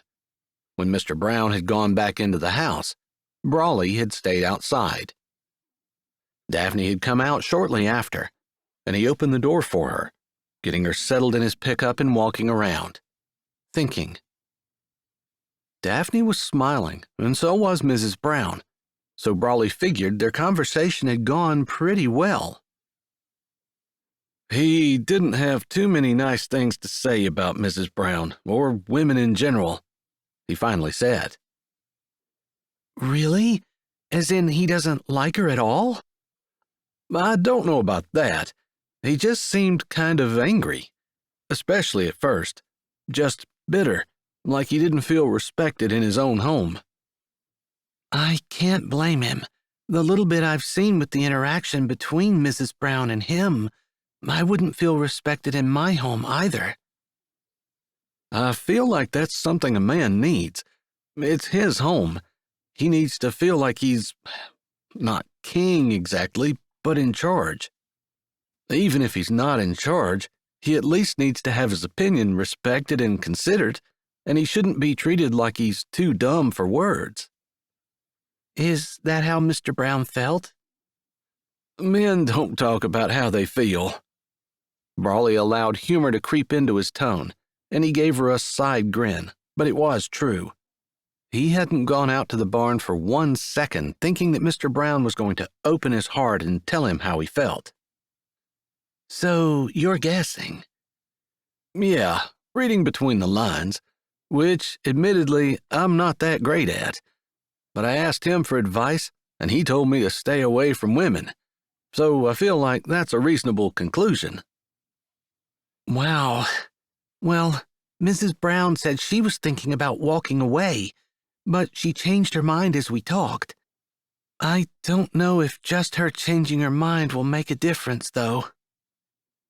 She sighed, and Brawley wanted to reach across the truck seat and take her hand. He didn't, but the urge to comfort her was strong. I think if she starts doing something new, she's expecting Mr. Brown to reciprocate and meet her halfway. But if he's as bitter as you say, he's not going to do that. Maybe he will. Maybe it was just a front. And he did give me some good advice. He said that I should make sure we laugh together, that I shouldn't be too serious about things or let problems get me down, that making you smile should be my #1 priority, and that I shouldn't be afraid to do things that you wanted to do, even if they weren't manly things. That's sweet. Maybe he remembers, because Mrs. Brown talked about them canning together in the kitchen, and how Mr. Brown would help her, and how they just loved to be together and spend time doing things together. How do people do that? How do they stop enjoying each other's company? I think they stop feeling like the other person is special, you know? Like marriage was the goal, and once that happened, they no longer need to be on their best behavior for their spouse. I guess I wouldn't want to have to live on my best behavior all the time anyway. Maybe marriage really isn't something I'm interested in. He didn't really mean that, but he wanted to be able to be himself. He didn't want to have to come into his home and walk around on eggshells. That's not really what I mean. Just being considerate of someone else's feelings. Not being afraid to give things up for someone else. We all hold so tight to the things that we think are ours. We don't want to let go, not for anything. And our society encourages that. Like, you have to be your own boss, and if people don't like it, they can just leave. Because you're not going to give up anything for anyone else, or that makes you weak. But that's not what the Bible says, and that's not what marriage is supposed to be. Holding tight to what we think is ours. I get that. Our stuff, our me time, our money, we want to spend it all, or most of it, on ourselves. Yeah, what I want is important, what you want is just frivolous. A new truck is not frivolous, but decorations and furniture for the house is. She laughed.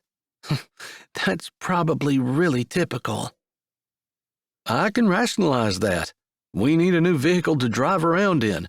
After all, we can hardly get to where we need to go if we don't have a truck. Right. I guess I just don't need a brand new one. Exactly. They were quiet for a bit.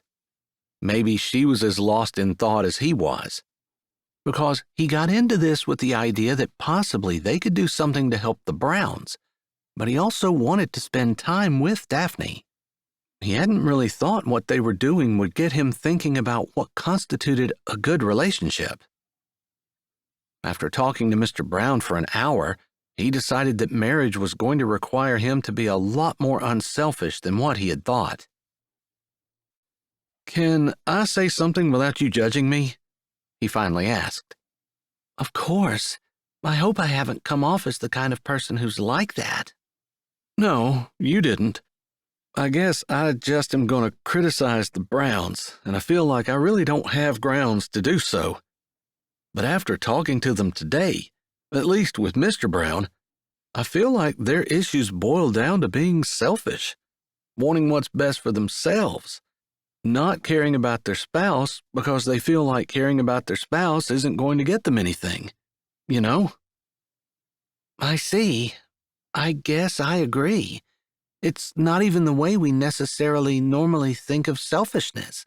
It's just, I know if I'm nice, they're not going to be nice back to me. Or I know if I pick that up, they're not going to notice. Or I don't want to waste my time going out of my way to be kind, so I'm not. Yeah, and it made me think that being married isn't necessarily about falling in love, although I guess there's probably some kind of strong emotion.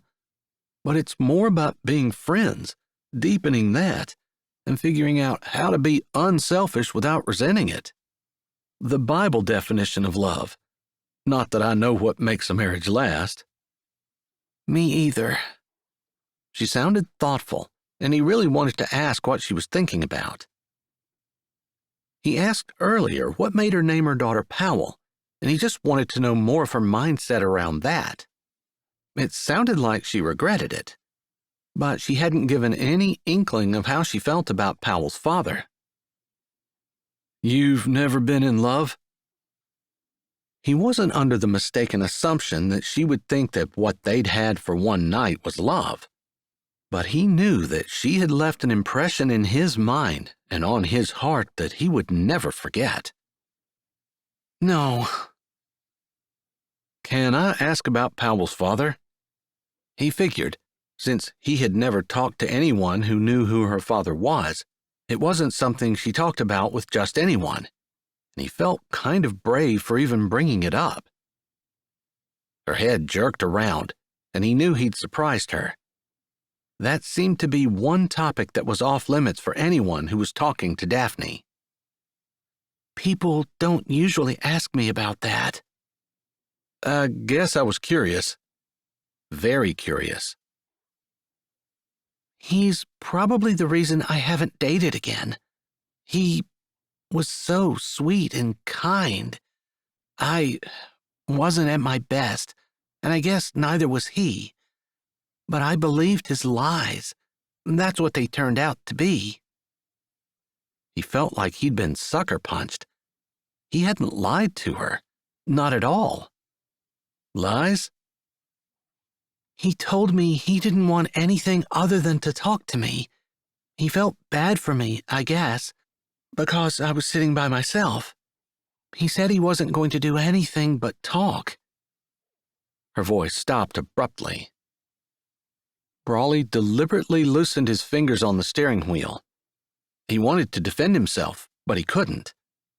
He wasn't supposed to know anything about it. But if he'd been wondering whether or not he was Powell's father, what she just said confirmed it. He supposed he could shock her and let her know, but that didn't seem like the best way. He wanted to be in Powell's life, wanted to be to her what she deserved. But as he'd spent time with Daphne, he'd come to care for her. Maybe there was a small part of him that hoped he could have both. Or maybe it was too soon to tell. I'm being too hard on him. Maybe he didn't lie. Maybe he really didn't have ulterior motives. We both were drinking. I've only been drunk once in my life, and I've never seen anybody do anything smart after consuming alcohol, including myself. I guess that was enough for me to decide that it wasn't for me. I can do stupid stuff without having my judgment impaired by alcohol. Thank you very much. He hadn't even really articulated it in his head. Alcohol held no appeal to him, even if some people did use it for relaxation. He figured it was a character crutch, and he wasn't interested. And he didn't force me to do anything. I like to blame him, because then that absolves me of any guilt. But it's not right. I don't think either one of us meant for what happened to happen. Just we were making bad decisions, and that was one more." He wanted to ask why she left the next morning without saying anything, why she hadn't gotten in touch with him. Why? He was dying to know the answers. Did he apologize? "I never gave him the chance. I woke up first and couldn't get out of there fast enough." He waited. He'd always thought it was her that put the blanket over him, but maybe he had been mistaken. "That's not entirely true. He had been just as clumsy as I was, endearingly so. He didn't seem to have any more experience than me, and I felt a fondness for him that I can't really justify. But when I realized he was still sleeping, I left. But he needed to be covered. I saw a blanket on the floor on my way out and walked back, putting it over him." She smiled. "He was so boyish, so innocent in sleep." "So you know who he is?" He'd woken up with his mask still on, but the way she was talking, it sounded like she saw him. "We were at a costume party. He was wearing a mask. He had hair about the same color as yours," she said, nodding toward his cowboy hat. Normally he kept it short in the summer and let it grow out in the winter, and while his hat hid most of it, she might be able to see a little bit of it coming out down below his ears. He couldn't remember whether his hair changed colors over the years or not, and while some of him was a little panicked at the idea of her figuring out who he was, another part of him thought that might be easier than him trying to tell her. "Then he might not know who you are either." "He probably doesn't. It was dark, we were wearing masks, and I think he was more drunk than I was." She lifted her shoulder, and he figured she probably really didn't know.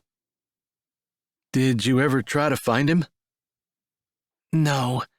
I guess with Powell, it would be nice to have someone helping me, someone giving money at the very least. But if that's the kind of person he is, the kind of person who goes to parties, gets drunk, and does what we did, I don't want him in Powell's life." "I thought you said it seemed like he hadn't had any experience." He wanted to be insulted over her basically calling him clumsy, or at least have his feelings hurt, but she hadn't said it like it was a bad thing. She said it like the idea had made her smile, like she hadn't wanted him to do everything perfectly, because that showed it wasn't something he normally did. It went against what he believed women wanted, but he didn't really know that much about women in general, and Daphne in particular seemed to be different, in a league of her own. "That's true, and that's the impression I got at the time, and the one that sticks in my memory. But he was drinking. I also didn't have any experience, so I really have no idea, without anything to compare it to." He couldn't think of anything to say. He was too busy feeling like a heel. Her words confirmed what he suspected, and he felt even worse about what he'd done.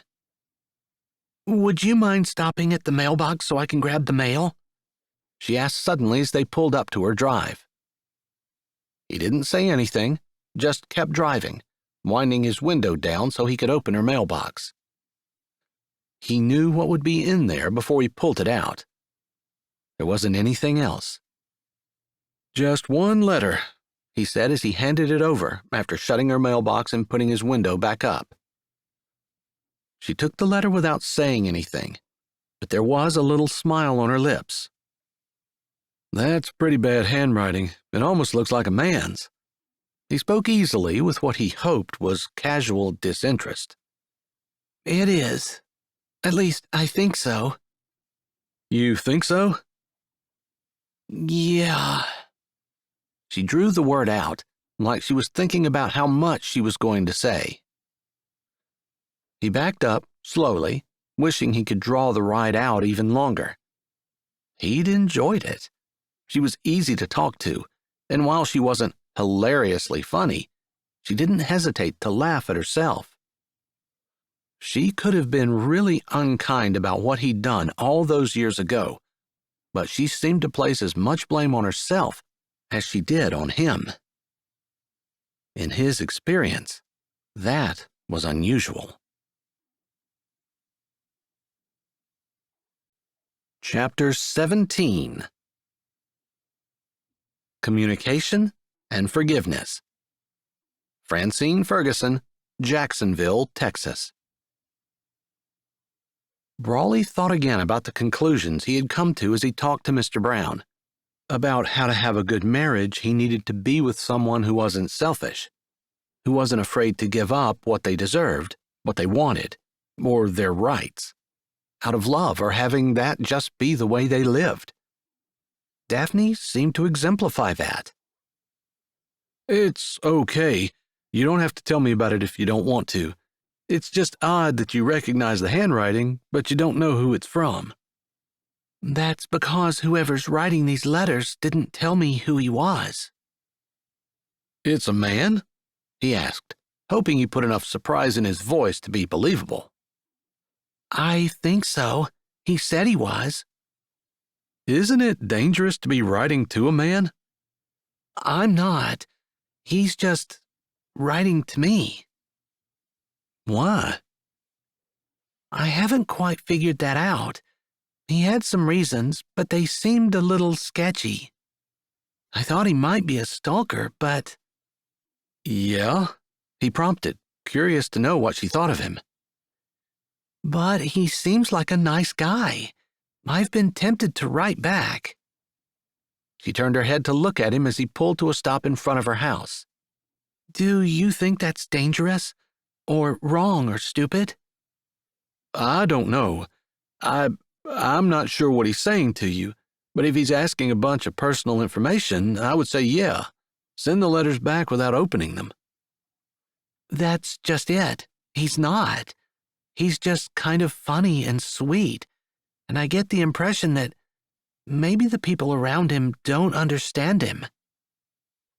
That wasn't exactly the impression he was trying to give, but it was interesting to see how she was reading what he was writing. "Don't understand him?"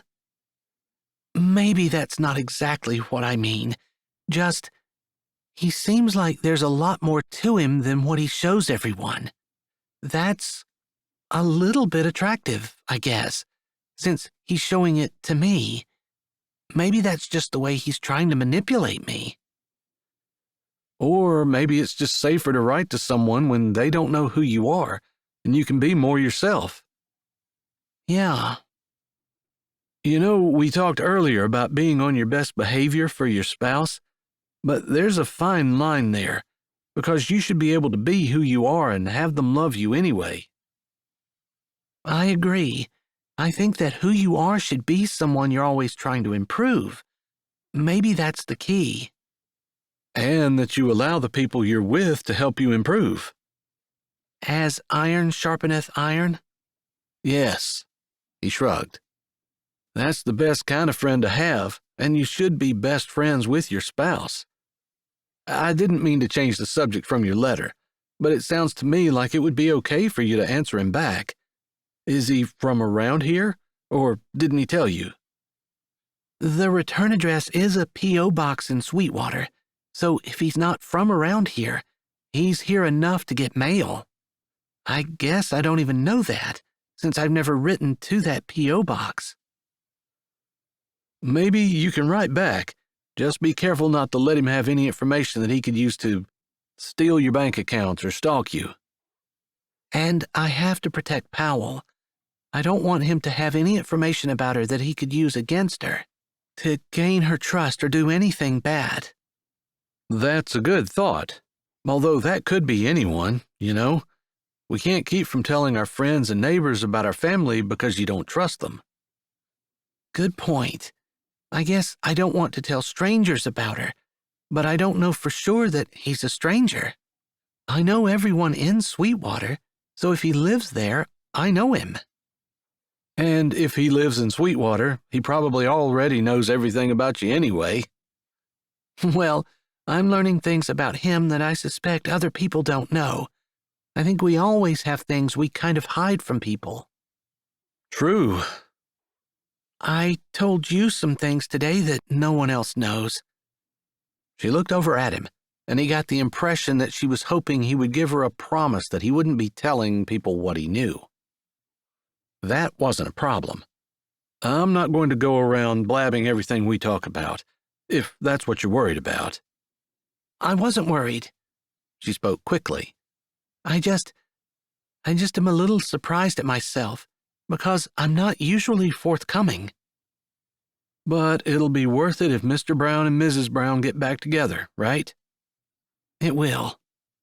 Maybe her smile didn't quite reach her eyes, and he had the feeling that he'd dropped the ball, that he could have said more, could have gone a little deeper, and she was disappointed that he didn't. Maybe he was feeling a little like a failure, or a little guilty. He knew a lot of things that she didn't know he knew, and while he hadn't lied to her, not one single time, he had allowed her to think, and to continue thinking, things that weren't true. The thought sat heavy on his heart. "Are we still on for next Monday?" he asked softly as she moved to reach for the door handle. I'm game if you are. I'll be really disappointed if we didn't spend more time together. That's all he would allow himself to say. After all, he had to come clean to her, and in his mind, he knew if it were him and he found out the depths of the deception that he'd been involved in, he'd be upset. He couldn't blame her for being the same way. Then we're on, she said, smiling as she pulled her door handle and hopped out. She gave him a quick wave before she slammed it shut and strode quickly up the walk. He waited until she walked in the house before he put his truck in reverse. Next Monday, he was definitely going to come clean. Whether she would let him be a part of Powell's life, or whether she wouldn't, he had to stop with the deception. It wasn't what he had intended when he started, and it didn't sit right. Chapter 18. Commitment, compromise, and compassion are key. In our 47 years of marriage, I've also found that only through God's help could our love survive and flourish. Jan, Vadnais Heights, Minnesota. Dear Cowboy Looking at Me. First of all, I guess I should say I was a little flattered to get your first letter. I suppose there's something in every woman that wants to be special, that wants to feel like someone notices her because there's just something about her he can't resist. You definitely appeal to that part of me. Maybe, like you've hinted at, there were definitely parts of me that worried that this was some kind of elaborate setup for you to get information and do something illegal and hurtful with it. I talked to a friend yesterday, a new friend, I guess, someone I've known all my life who I just started spending more time with lately, and he said he didn't see any reason why I couldn't write back, as long as I was careful not to share any personal information that the town wouldn't already know. I used to be pretty trusting. Growing up in a small town, you tend to be that way with people. After all, it's kind of hard to believe that there would be someone in the world who would want to do something harmful to me. Who am I anyway? Just one little person among 8 billion in the world. Unimportant, uninspiring, and unnoticed. I guess that takes us back to the being flattered that you did notice me. Anyway, it's funny how having a child changes your entire life. You asked about goals, and before I had my daughter, I had thought about being a nurse or even a physician's assistant. I didn't have any plans to get married, but I figured I'd live on the ranch with my parents. Then my dad died. Mom and I could either sell the ranch or we could have both of us go full-time working it. Dad's funeral was barely over when I made the biggest mistake of my life. I suppose I could blame grief or maybe the fact that I was having to choose between what I wanted or what I was going to have to do if I didn't want my mom to lose the ranch. I don't regret any of the decisions I made. I'm happy with the way my life turned out and don't wish I could have gone to college because I don't think I would have been happier working in a hospital than I am working on the farm with my mom and daughter. It might have been easier, less pressure with bills and setbacks, maybe. I do have one decision I regret, but it's not related to the choices I had to make because of my father's death. Not really. I made a decision to go with some of my cousins to a party in Fargo. I saw them at the funeral, and they promised that going to this costume party would take my mind off my dad and give me a break from the grief. Well, I suppose they weren't wrong exactly, but that was the worst decision I ever made. Anyway, my daughter was born, and the priorities I had for my life shifted. So you asked about yearly goals and even goals for my life. Honestly, I just want to be a good mom. I don't want to ruin my daughter's life by bad parenting. I want to be a good daughter. I want to take care of my mom and not lose the ranch. I don't want her to wish that she had a son instead of a daughter. That when my dad died, a son would have taken care of things better. It's been almost 10 years, so I guess I've done okay. With the ranch, anyway. I don't think I'll know whether I've messed up my daughter until it's too late to fix it. That's scary, isn't it? You probably don't have kids, so you might not understand.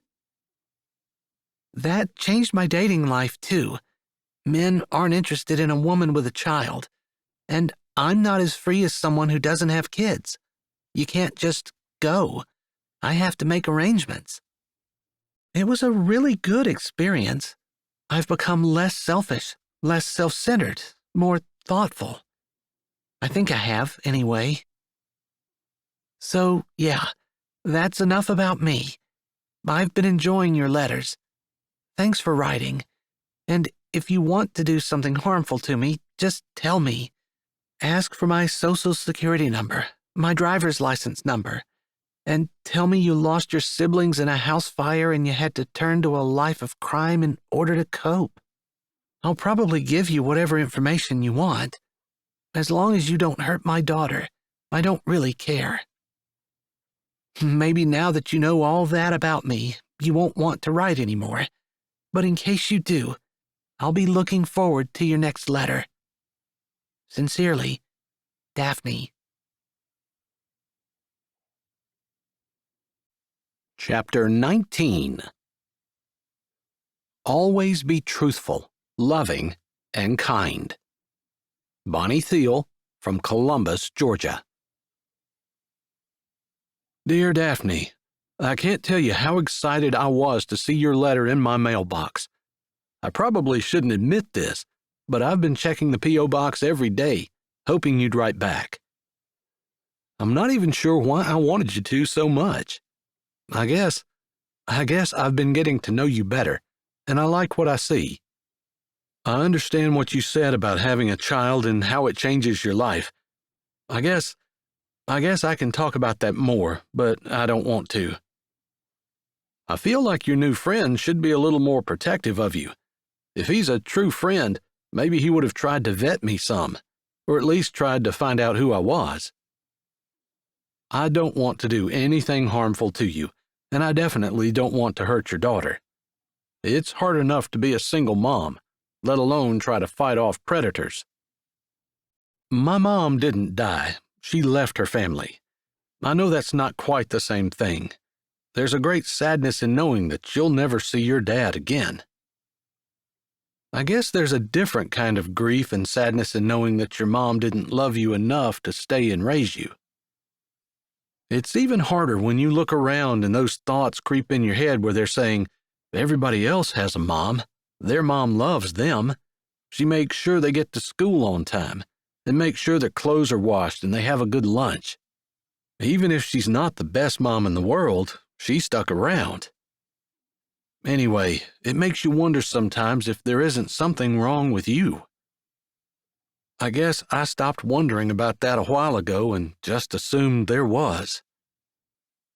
I think you want to have bigger goals for your life, or at least things you want to do. Do you have a bucket list? I told you I want to see the ocean. I've never been there.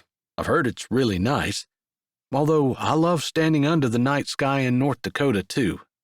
I can't imagine anything better than that, or the full moon on a field of snow. Have you ever ridden a snowmobile? I guess my favorite part about North Dakota is taking snowmobile rides at night, and even better if you're doing it under a full moon. Maybe we can do that together sometime. I guess I have to tell you who I am. I was expecting you to ask. It was a surprise to get to the bottom of your letter and see that you didn't. Do you not want to know? I'm going to wrap this up, but I thought I'd ask how you feel about blankets. I know, crazy question, but my sister always likes to get all snuggled up in soft, cuddly blankets. She must have 20. That might be an underestimate. I just like to turn the heat on. But when we were younger, I remember her getting all upset in the winter that the heat was so high that she was just too hot to snuggle in her blankets. That just seems crazy to me. But I thought maybe it was a woman thing. So, do you like blankets? Do you have to have the heat lower so you can snuggle in them and it somehow makes you happy? And just so you don't think I'm trying to find out if you're weird, let me tell you one of the things that makes me really odd. I only wear tube socks. Most of the time, that's okay because I wear cowboy boots, and tube socks are normal for that. But if I need to go somewhere with sneakers, or worse, if I have to wear shorts, it's tough because I can't stand the socks that stop at your ankles.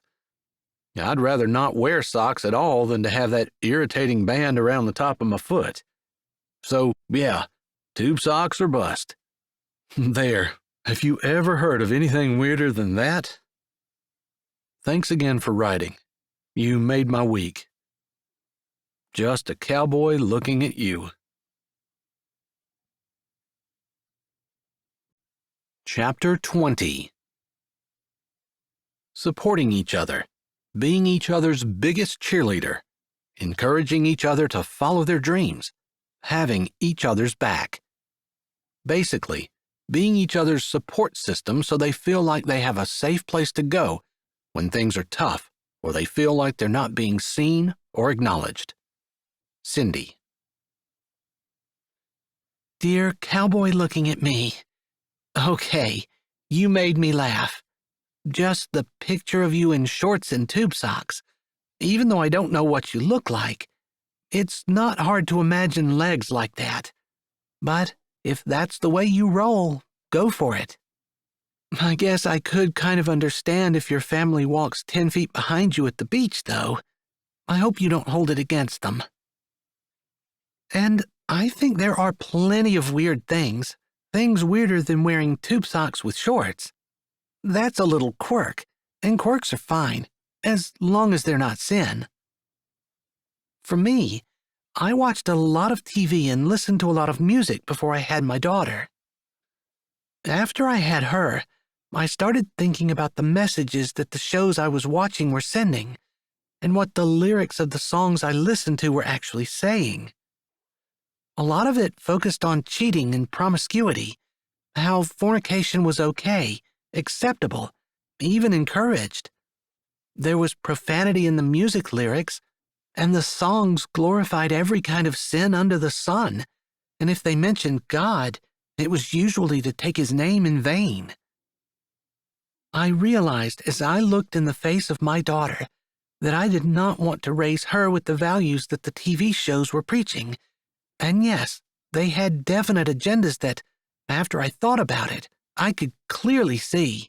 Nor did I want her hearing those song lyrics and singing them in her innocence. It was my job to teach her what was right. I knew those things were wrong, but how do I teach her it's wrong when I listen to it and watch it like it's okay? That was one of the hardest things I gave up for my daughter. Sometimes I still long for it. You know how you long for a cozy spot and a good friend? Those shows and that music take my mind back to my younger days, when I didn't have worries, when my dad was alive, when I was carefree and I didn't have a daughter who was depending on me to take care of her. Anyway, enough serious stuff. You asked me about blankets. I hope this doesn't change your mind about me, but yes, I'm definitely a blanket person, and I love to have the heat turned down so I can snuggle in them. Although I have to say I justify it by saying that I'm saving money by turning the heat down. And I definitely don't say I have to have the heat down in order to snuggle, but I guess it's true. As for that being a universal female thing, I don't think it is. My mom doesn't snuggle in blankets, but she doesn't get cold either, no matter how low I turn the heat down. My daughter doesn't usually complain about being cold either, so pretty much all the blankets in the house are mine. Maybe I shouldn't admit this quirky thing, but I hate wearing clothes. I know, that's kind of inconvenient in North Dakota when it's cold out, and especially this time of year. But it's true. I could join a nudist colony easily, although I don't really like to have other people looking at me when I'm not wearing clothes. But tags bother me, elastic bothers me, underwear really bothers me, both top and bottom varieties, and I put off getting dressed in the morning as long as possible. I'm usually up before everyone else, and just in case I'm not, I run from my room to the bathroom, so if someone is looking, hopefully all they're going to see is a white streak. But I know, I should set a better example and just wear clothes. My mom laughs, although she's taken to calling out before she opens her bedroom door in the morning, something along the lines of, "I'm coming out to the hall. If you're in it, start running." Still, I know she kind of likes what I do, because she says it reminds her of Dad. He hated clothes too, and she says I get it from him. Interestingly, my daughter is the opposite. Even in summer, she'll wear 2 t-shirts, a long-sleeve t-shirt, and a sweatshirt. She hates taking those clothes off, and sometimes I actually have to force her to take a layer off when it's so hot out she's sweating. Maybe that's a little bit of rebellion? I'm not sure. I guess she must get it from her dad, because obviously she doesn't get it from me. So there. How's that for weird? Your friend, Daphne. Chapter 21. Being friends first and then romance. Cindy Thomas from Sacramento, California. Dear Daphne, I do think this is a little personal, but I'm just going to say I'm with you on the no clothes. I still live with my dad, and I know, at my age, people think that's terrible. But the Bible says when you get married, you're to leave your parents and cleave to your wife. So how can you leave your parents if you've already moved out? It might be a metaphorical thing. The Bible is full of those kinds of things, but I don't see any problem in taking it literally either. Since I'm writing to you, I can just go ahead and explain why I think that way, and you can skip it if you're not interested. This is my thought. When you're living with someone who has authority over you, they help keep you in line. If your own self-discipline's not enough, you have the rules of your parents. And let's face it, how many of us would do a lot more sinful things if we hadn't had our parents to guide us? When you leave your parents and you go to a wife, then you're responsible to each other. But if you leave your parents and you move in by yourself, you have no guide or overseer. You're on your own. I think a lot of times that just leads to trouble, because we end up doing what we want to do instead of what we know is right. That's just my 2 cents, but I think that's why the Bible commands us to stay with our parents until we're married. Anyway, with all that said, I still live with my dad, so it does get a little awkward at times, my penchant for not enjoying clothes, but it's a lot nicer now that my sister's married and out of the house. She wasn't nearly as considerate as your mom, and she would just walk out of her room into the hall without any kind of warning whatsoever. Rude. So I could never walk around the house naked. I still don't. I think it would bother my dad. He's a bit like your daughter, in that I've never seen him anything less than fully dressed. If someone sees him with his shoes off, I think he's a little embarrassed at his immodesty. I understand what you're saying about the things you watch and the things you listen to. I don't think we really think about it. I know I didn't for a long time.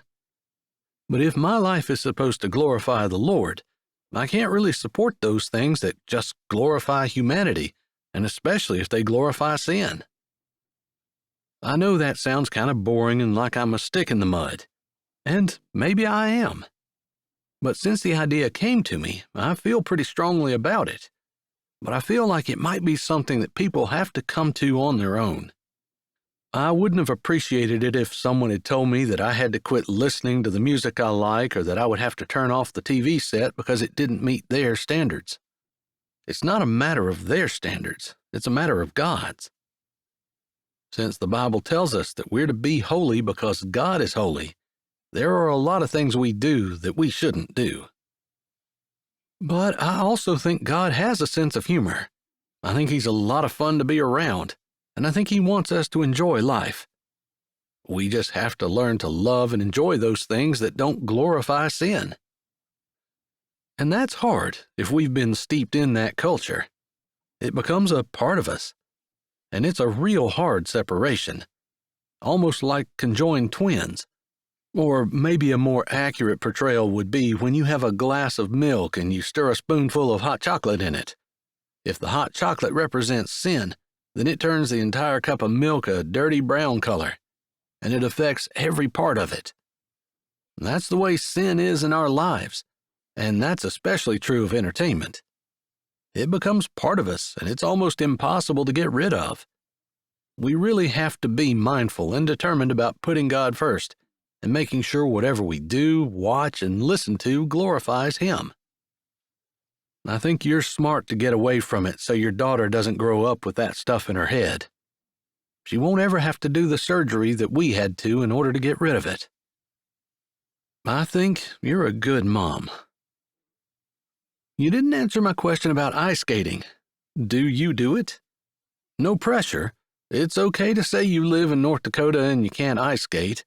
Although, that probably is almost as weird as wearing tube socks and walking around naked. Sorry.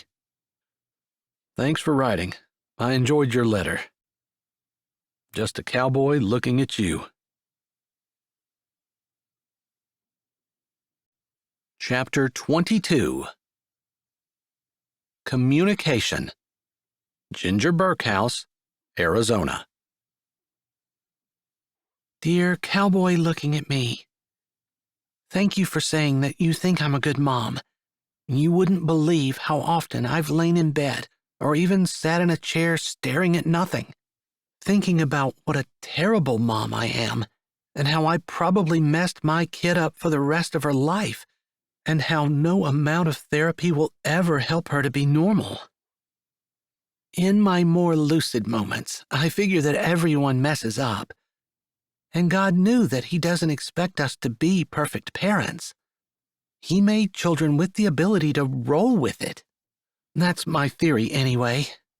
Most of the time. Like I said, I do have my moments. I wonder if she would have been better off if I would have given her up for adoption.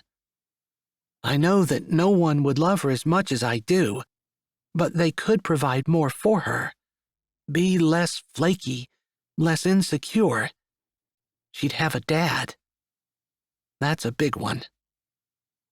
I remember so much about growing up with my dad. The things we did together, riding in the tractor with him, how he talked about the different types of cattle and the benefits of each, and explained why we had the kind we did instead of some other kind. I tried to talk him into getting longhorns, and he said they wouldn't work very well in North Dakota. I miss him. His death was really hard, and if I let myself think about it, raising my daughter without him is hard too. Anyway, I just wanted you to know that your words meant something to me. You asked about ice skating.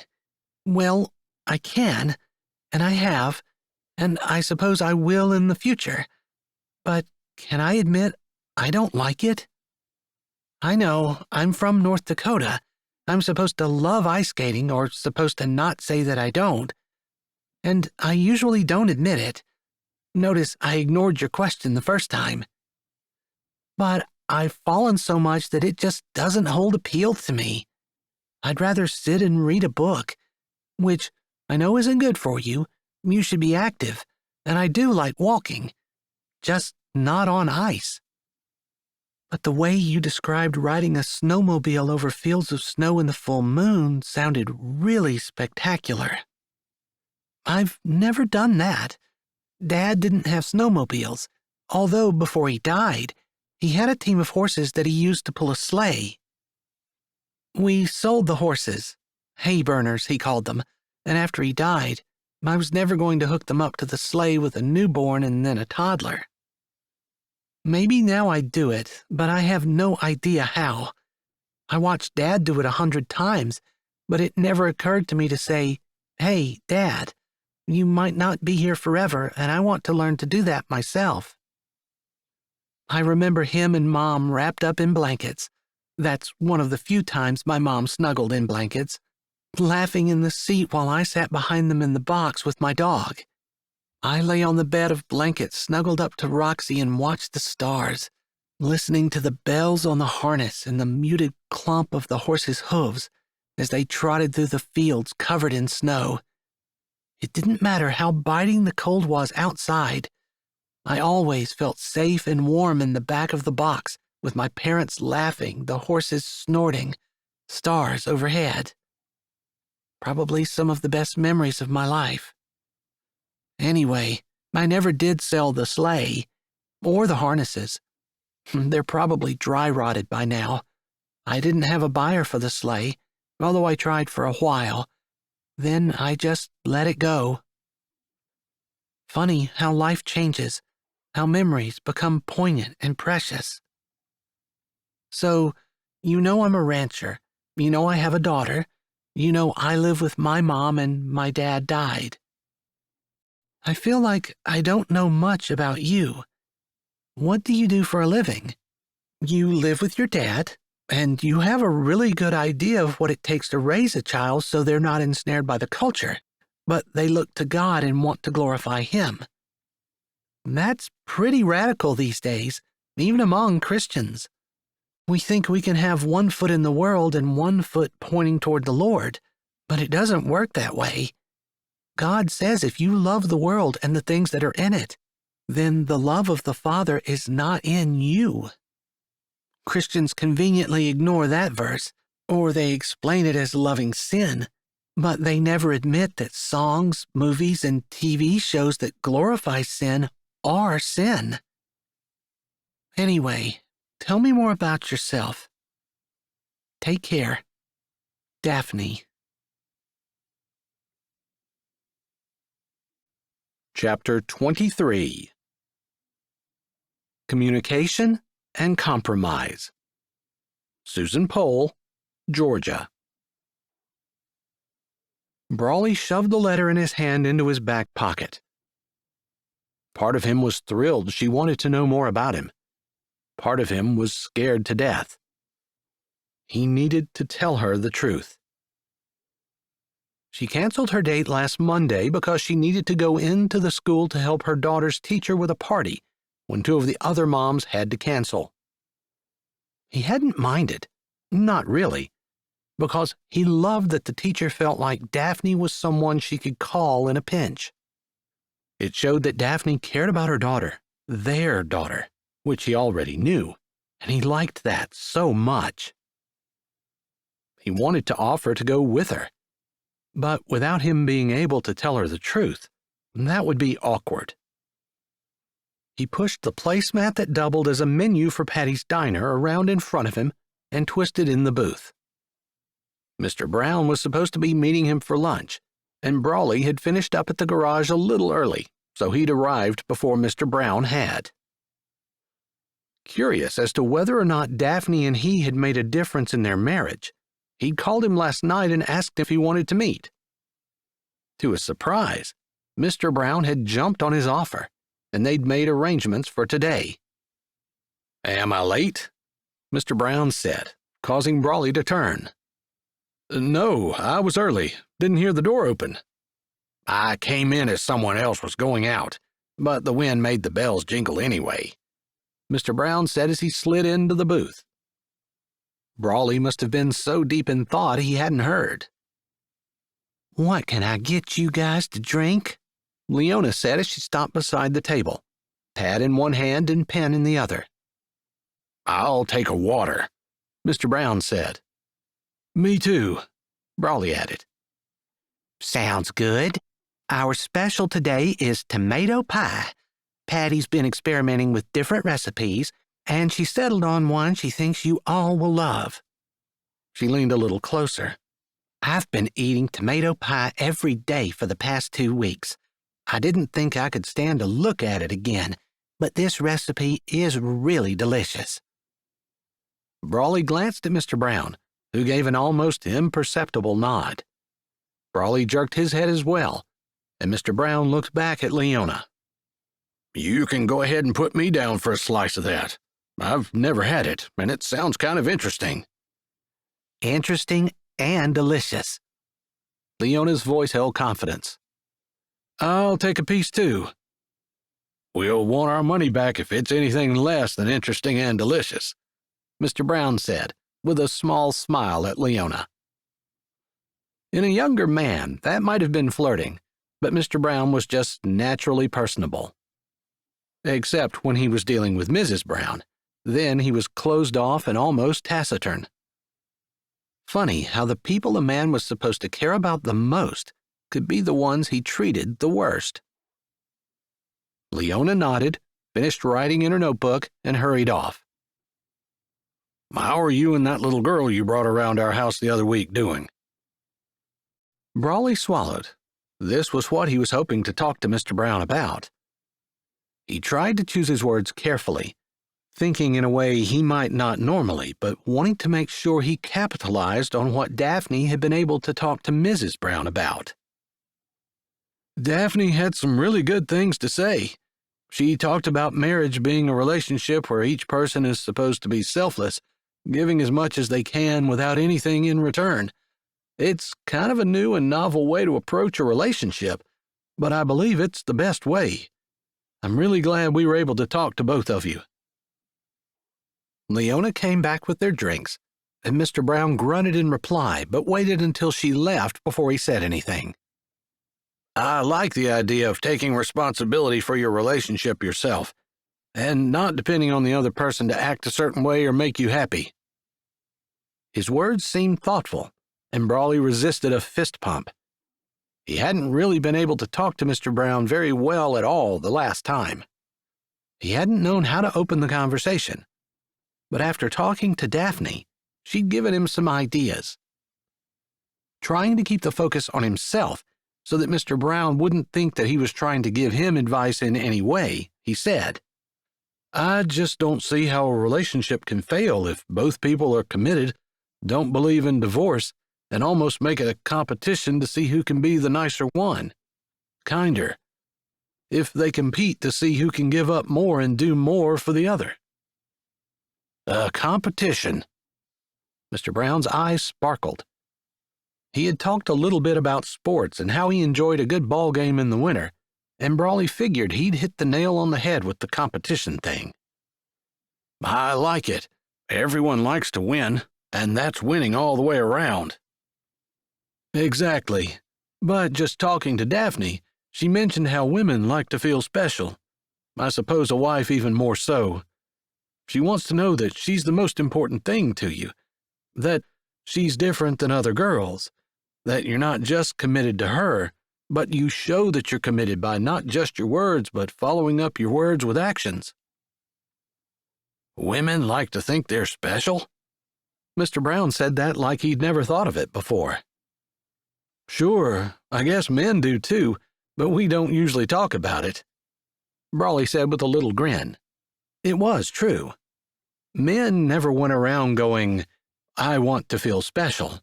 I want my wife to make me feel special. But we like for them to cook our favorite food, pay attention to the things that we like, notice our leadership skills and the things we do well. We want to feel like they respect us and admire us, and we don't want them to go around doing it for every man they see, just us. That's funny. Back when we were first married, Norma used to watch football games with me. I liked that she rooted for my team, and I liked that she admired the skills that were on display, but I didn't really like it when she went on and on about how wonderful one of those players were. Of course, that wasn't as bad as when she told me that she talked to her sister, and her sister's husband had watched the children so she could sleep in until 11 o'clock, and he had 3 loads of laundry done and had cleaned the house from top to bottom and saved the world and also a kitten in a tree or something like that. Brawley laughed, and Mr. Brown smiled, but it was a sad smile. I probably reacted badly to that. Maybe she's a little wiser now than she used to be, and she knows not to compliment her sister's husband. He passed away 3 years ago, so I don't need to worry about that anymore. Brawley resisted the urge to roll his eyes. So much for Mrs. Brown learning anything. He made a note to say something to Daphne. It wasn't that wives couldn't talk about other men to their husbands, but they had to make sure that their husbands felt special, the same way a woman wanted to feel special. Men weren't any different in that area. They were just different in how they reacted. Instead of getting hurt, they probably got angry. It shouldn't be something that would kill a marriage, but little inconsiderations over time added up, just as small gestures of kindness and love added up. Plus, if a person loved someone, the last thing he wanted to do would be to make them feel overshadowed or overlooked by his glowing praise of someone else.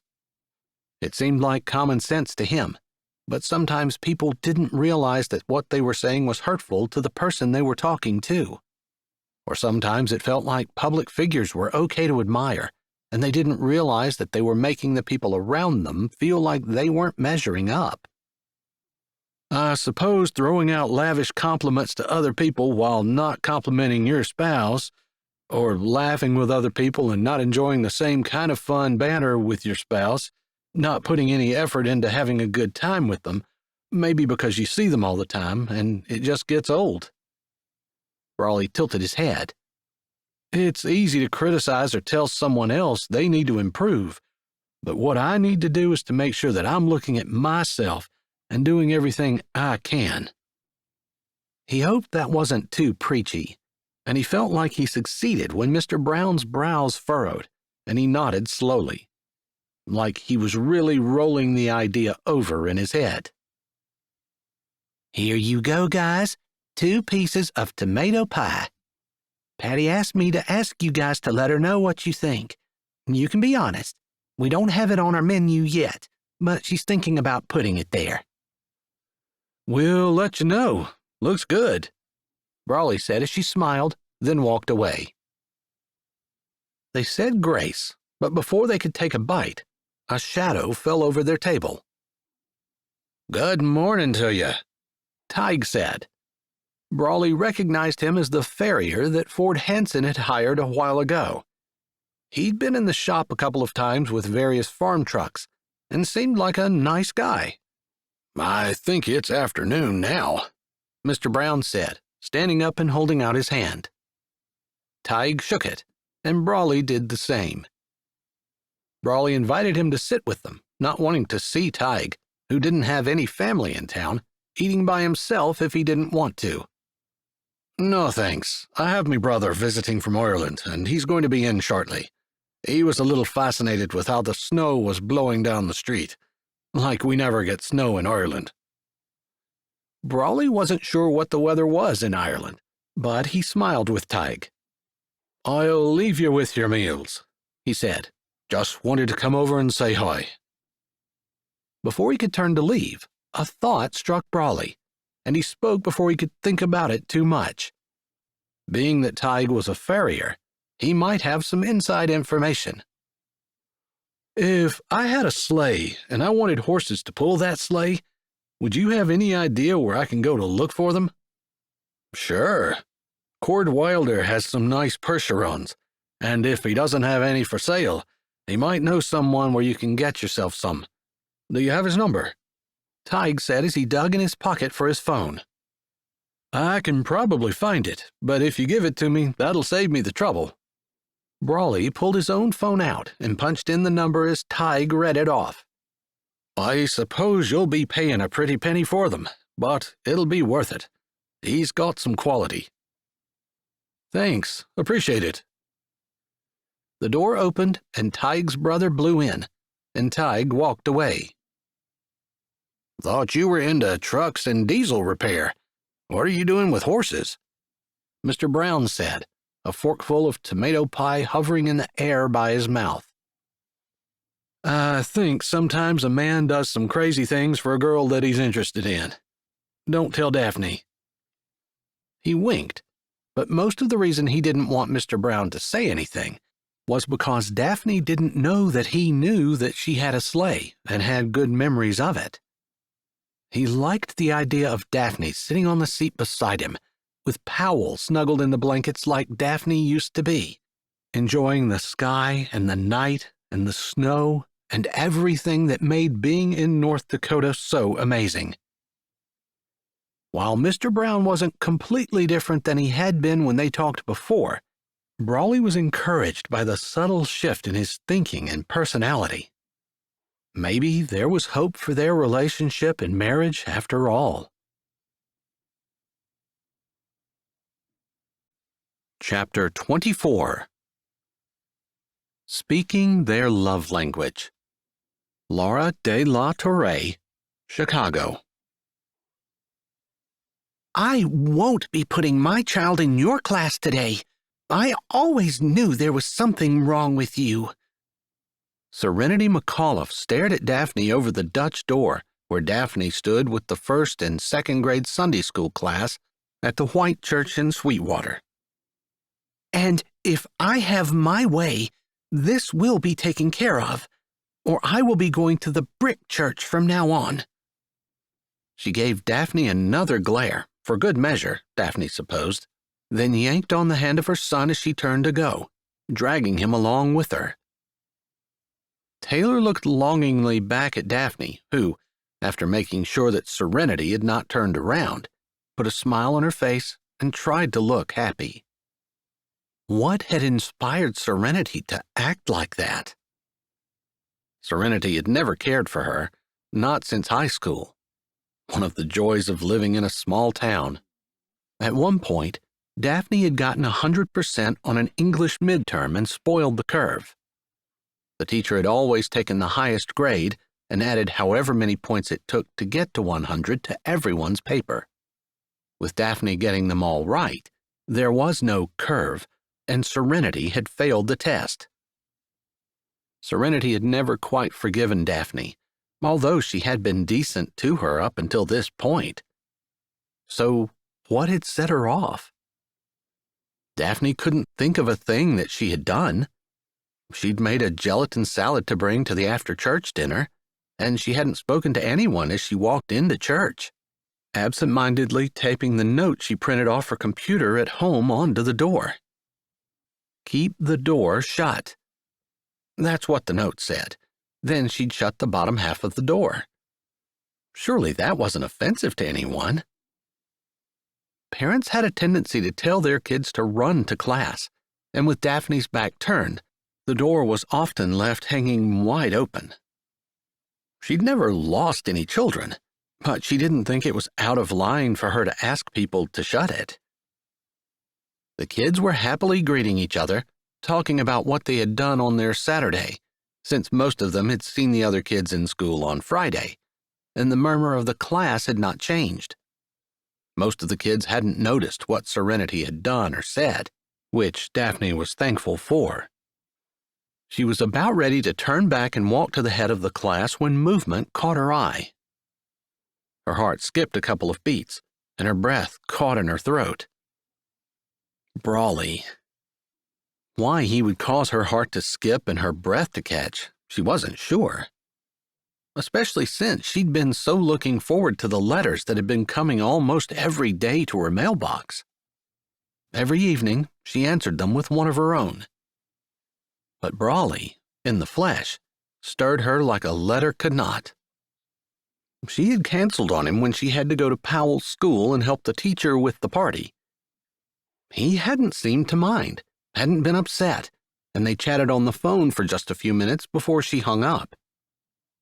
Maybe she should have sent him a text, but the phone call seemed a little more intimate.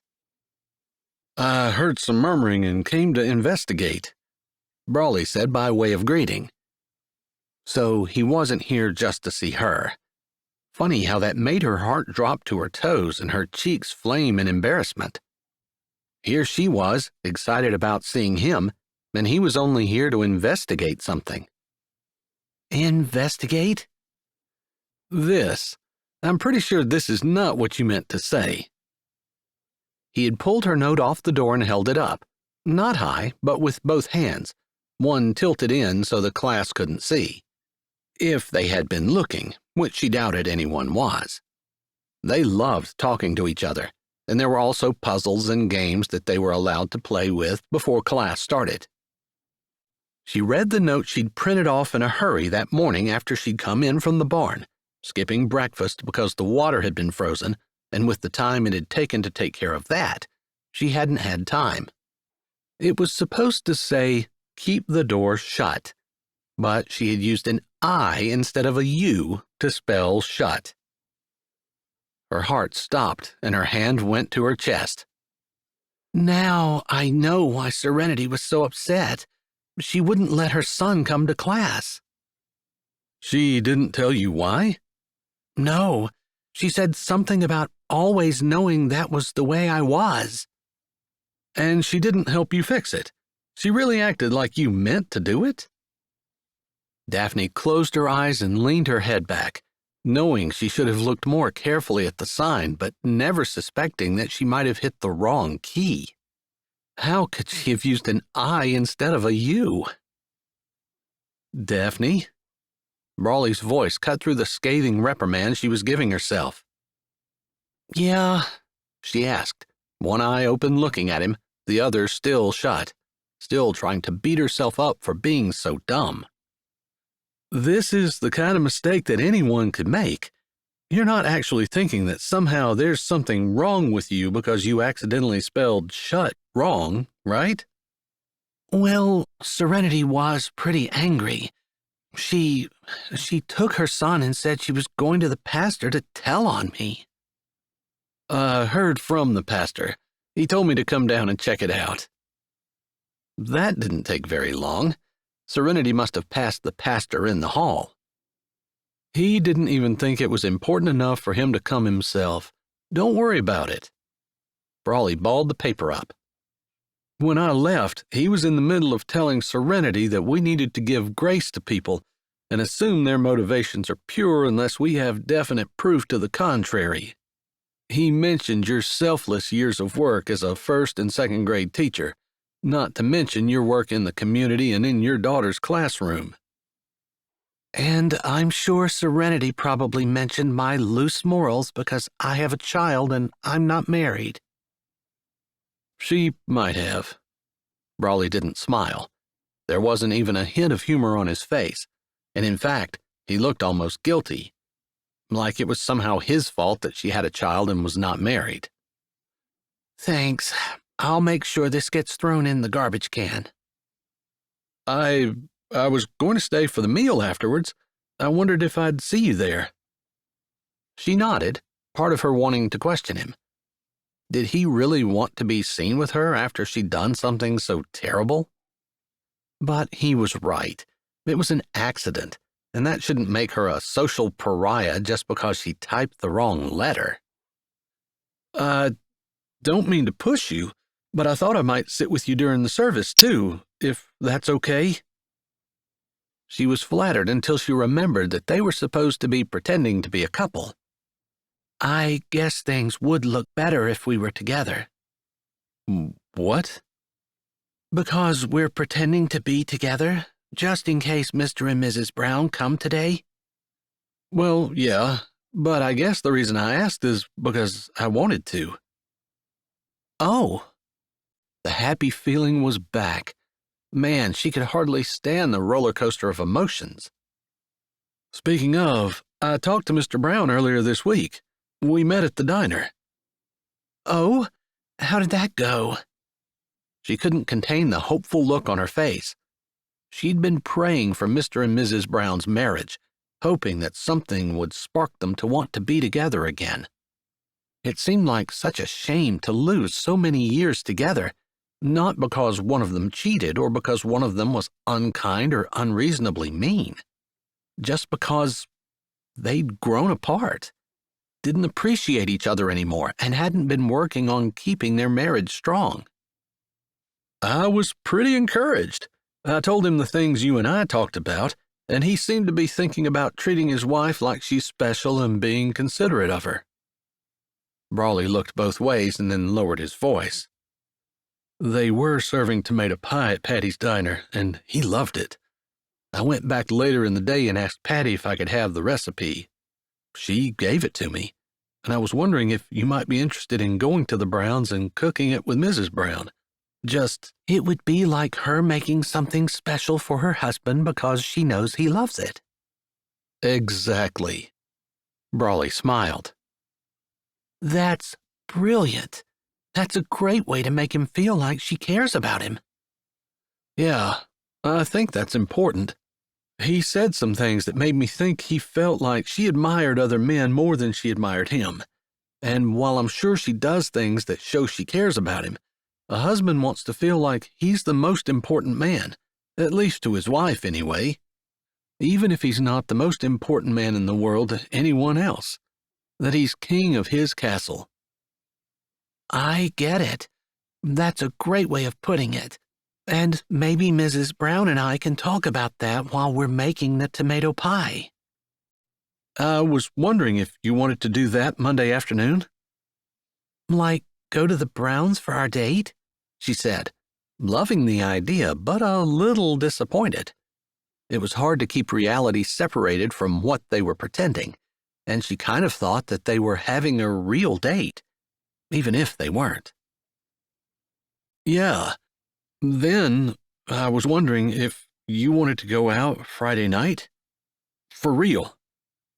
His voice was hesitant, like he was afraid that he might be overstepping or that she was going to turn him down. Maybe she should say that she should wait and see how Monday went, but she didn't need to. She found herself nodding right away, but then she said, "I thought you guys were busy at the shop on Friday night." "We are.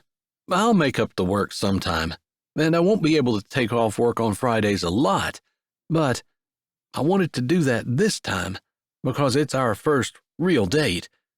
Just wanted you to know that you were special."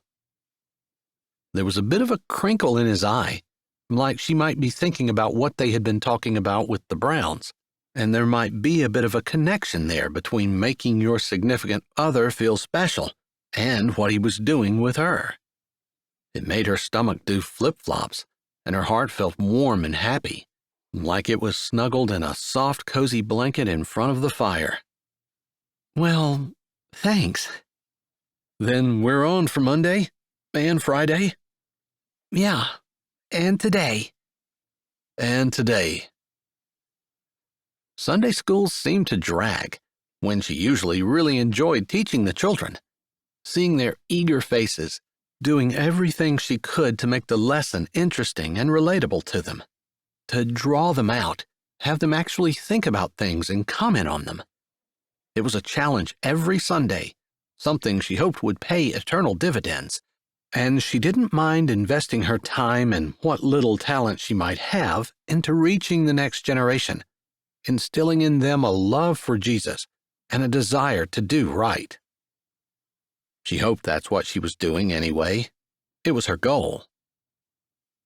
When class was over, she spent as little time as possible tidying up and hurrying out. But when she got to the top of the stairs and looked over the sanctuary, Brawley was nowhere to be seen. She hadn't thought to ask whether they would be sitting in her regular seat or his.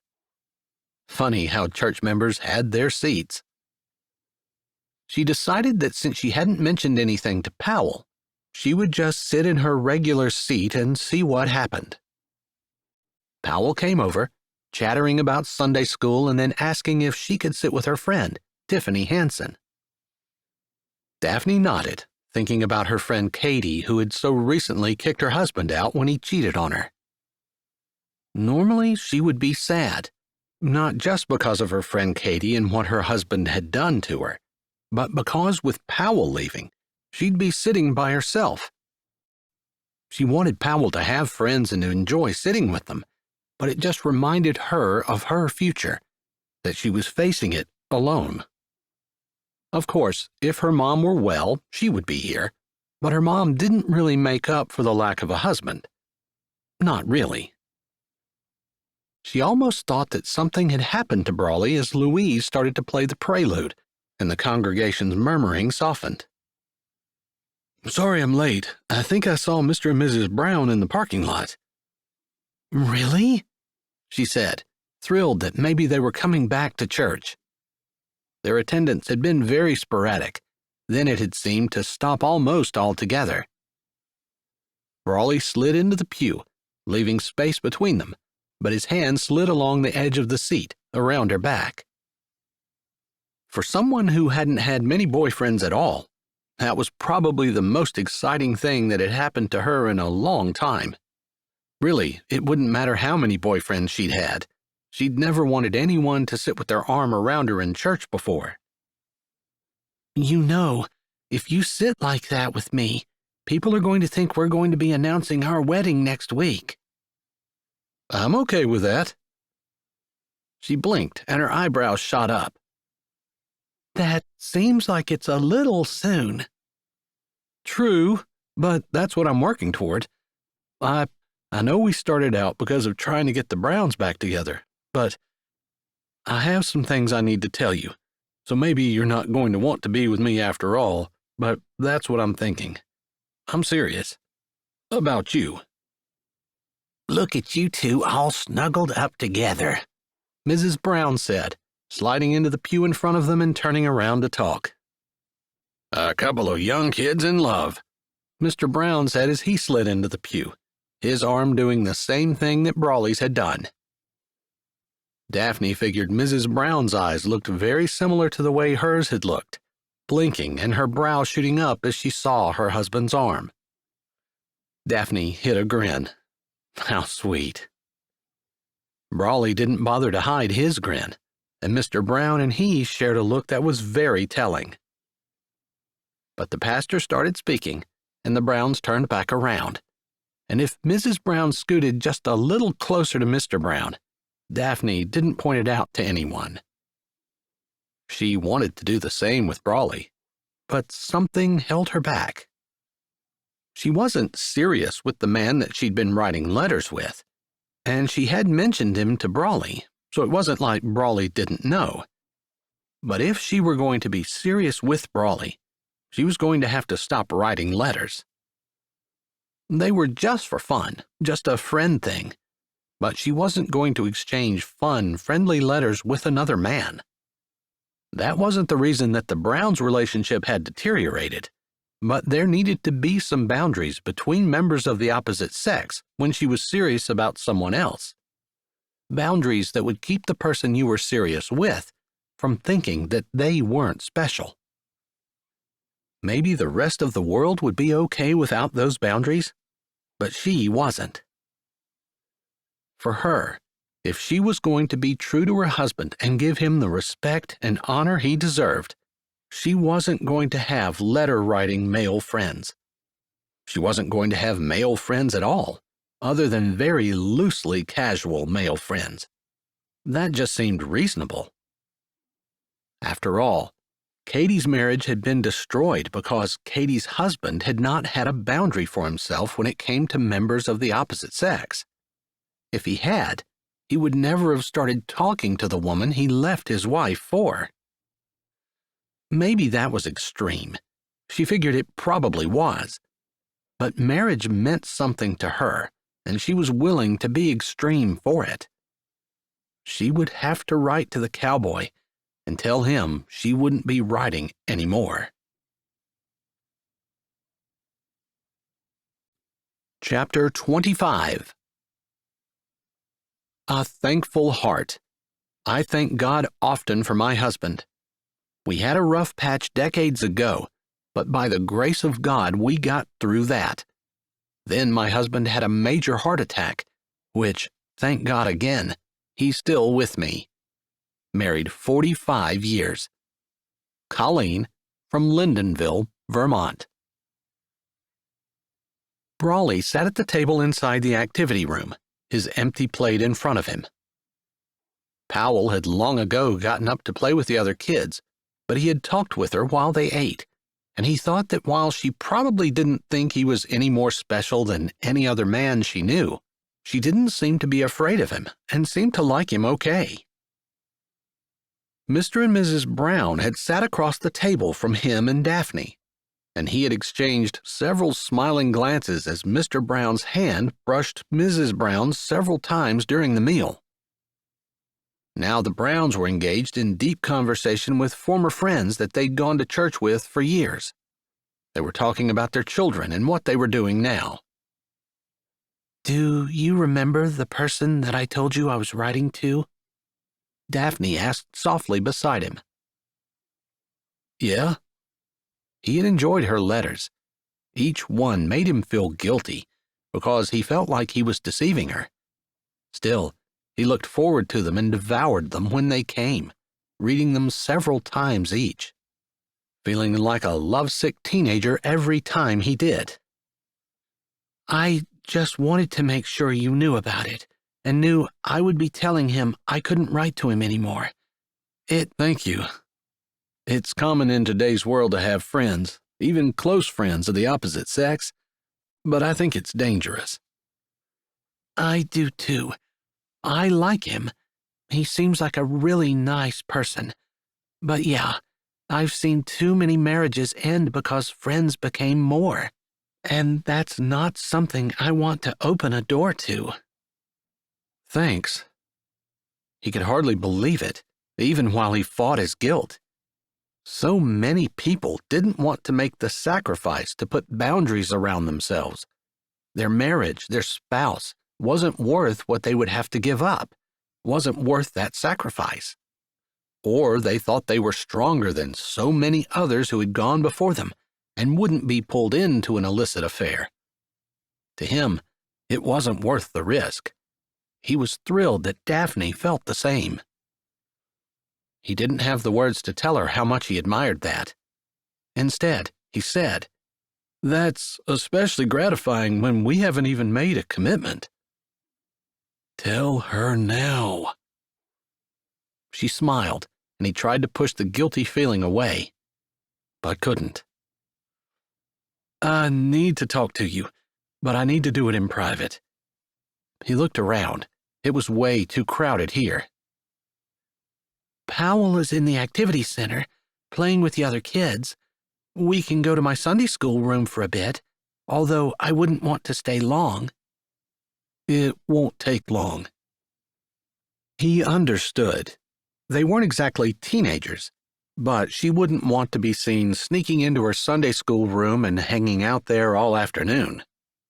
While they knew they weren't doing anything wrong, the Bible said to avoid all appearance of evil, and that definitely had the potential to give an appearance of evil. They stood, throwing their plates away and chatting with a few people before leaving as unobtrusively as possible. Maybe he shouldn't have, but he took her hand in his as they walked down the hall. She didn't pull away, and he smiled. He was nervous. His hand was a little damp. Maybe she could tell. If she could, she didn't say anything. A lot hinged on this conversation, and maybe he should have waited.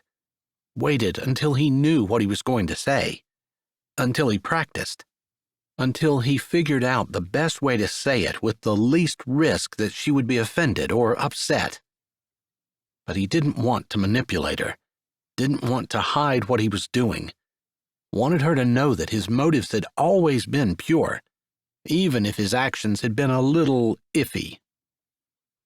They walked into the room, and she closed the bottom half of the door behind him. "Is it okay if I leave this open?" she asked, pointing to the top half. He nodded. "Yeah, I want privacy, but it's not secret information. It's more because I think I'm going to tell you a couple of things you don't know, and I don't want to upset you. So maybe it's to give you a little privacy for your reaction if you need it." Her eyes widened, and she paused as she started walking back across the room to where he leaned against one of the desks. "That sounds serious." She leaned against the desk beside his, her feet in between his in the aisle. "Do I need to prepare myself?" "I'm the man you've been writing to." She blinked. Her mouth formed an O, and her hands, which had been moving up so she could shove them in her pockets, froze beside her. "Cowboy Looking at you?" "Yeah." "Why?" "Well, that's the other thing I have to tell you." "You have more shocking news?" "Yeah, this is going to be a lot more shocking than that was." "You're scaring me." "I'm sorry. I don't know how else to say it other than to come right out and tell you. I'm not very good at beating around the bush or sugarcoating things. I wish I were." "Okay, I can handle it. Whatever you're going to say." "A few weeks ago, Miss Charlene from the Peacemakers told me that someone who was new in town had seen Powell, and then had seen me and thought I might be her father." He barely paused. I didn't know it until she said it, but after I heard that, I put the pieces together and I am. He held his breath, watching her reaction, wanting to grab a hold of her shoulders, to pull her close, to take the shock away, to comfort her, to do something. He hated just sitting there looking at her, letting her handle it and absorb it on her own. His mouth took over. "I was shocked. I had no idea. That night. He ran a hand through his hair, hooked it around the back of his neck.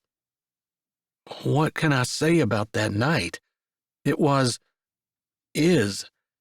I thought about it a lot over the years, always with a longing to know who I had been with, because I just couldn't get that girl, you, out of my head. I think you know I don't do stuff like that, didn't do stuff like that. That was my first party, a big mistake, one I didn't repeat. But I had no way of knowing who you were, contacting you. I even went back and asked, trying to find out, but of course, the people who hosted the party had no idea. I felt like a fool for asking, like a fool for being there, except the memories were so sweet, even though the guilt would never leave, because that's not the kind of man I am." "It was you. You're Powell's father." "Yeah." He wanted to ask, is that so terrible? He wanted her to talk, wanted her to say something, but she just stood there staring at him. "And you've been writing to me." "Yeah." He waited, almost biting his tongue to keep from talking.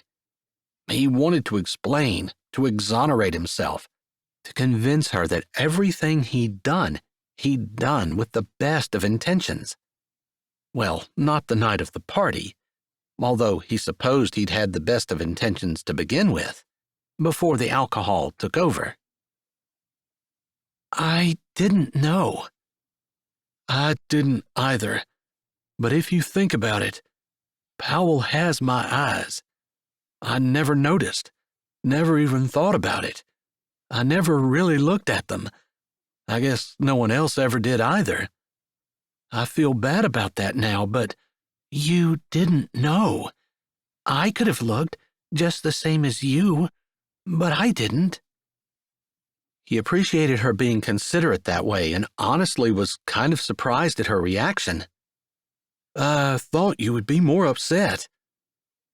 Why?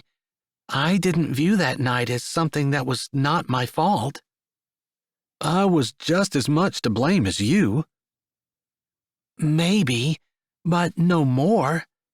If I've forgiven myself, and I think I have, I know God has, I have to forgive you too. I can't expect God to forgive me if I'm holding a grudge against you. She tilted her head. Her eyes narrowed, and she looked at him. You. That was you. Yeah. But she wasn't finished. And you wrote to me when you found out, and you didn't tell me? I wanted to have a relationship with my daughter. I wanted to find some common ground, be friends. I wasn't expecting to like you quite as much as what I do. I suppose I might be falling in love with you. I am kind of afraid to talk like that. First of all, that's mostly feeling, and I think you and I have talked enough that you know that I don't want to go into a lifetime commitment only basing it on some kind of feeling that may or may not be something that's going to stay. I want to base it on being with someone who has character and integrity and someone who's going to do a good job of raising my child, someone I like and enjoy spending time with, that I want to be with more, that is a good friend. That's you. So, you were just with me because of Powell. She took a breath, trembled a little, and again he could barely resist the urge to touch her. Because she's your daughter and you want to be with her, so you wanted to go through me? That might be the way it started, but that's not the way it is now. He didn't have any proof for that, couldn't justify himself. He lifted his hands. Do you believe me?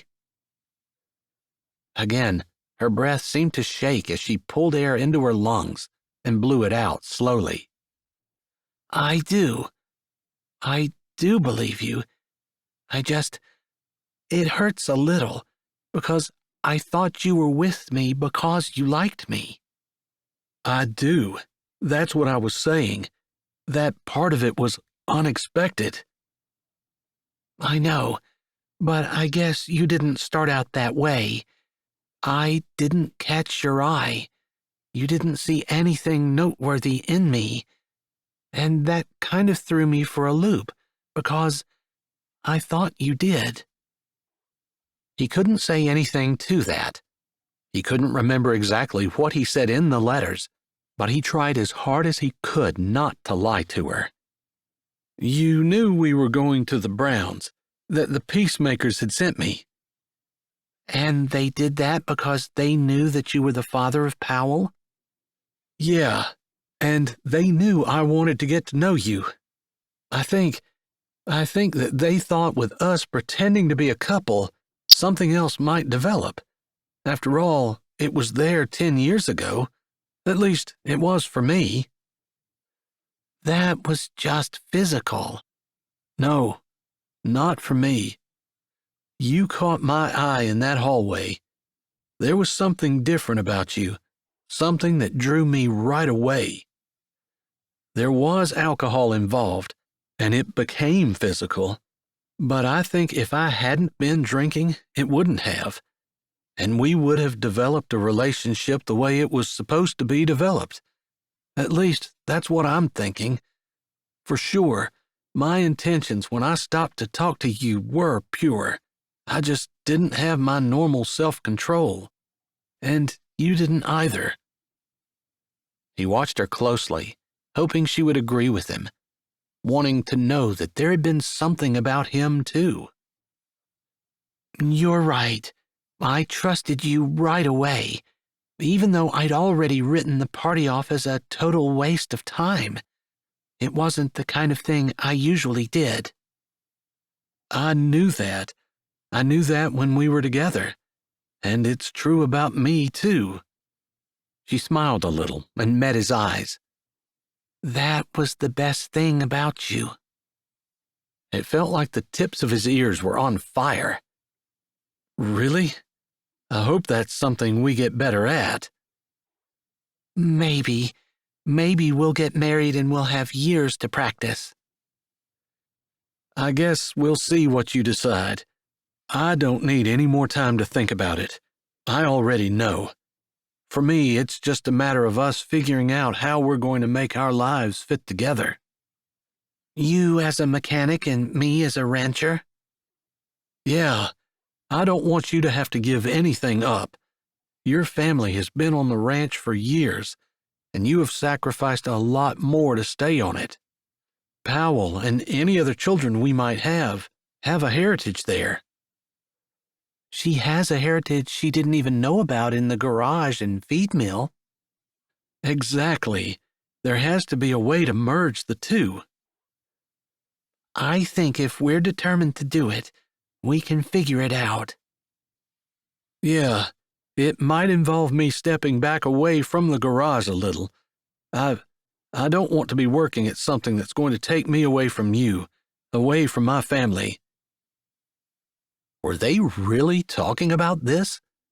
He hadn't dreamed when he'd been getting ready for church this morning that he might be talking about merging his life with someone else's after the services were over, but that seemed like what they were doing. Are we going too fast? He asked, because while he didn't have any doubts, he didn't want her to either. I've known you all my life. We went to school together. I know your family. I don't know you in particular, although I do have letters. Tube socks? His mouth split into a big grin.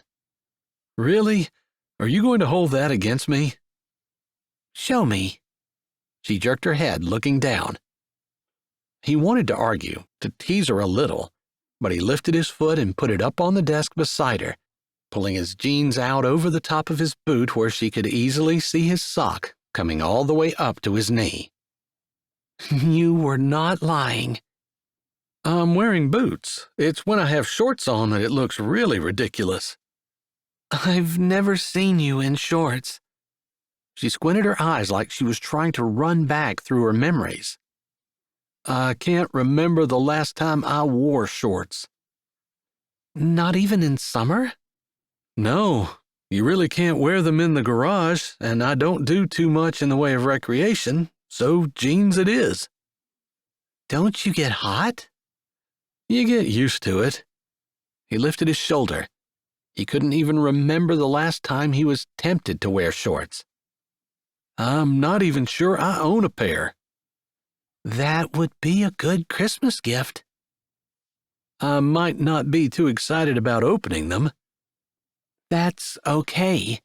When you're an adult, nothing is as exciting as it used to be when you were a kid. His smile faded. I've missed so much with Powell. She likes you. You won't miss any more. We have pictures and maybe there'll be more children. I hope so.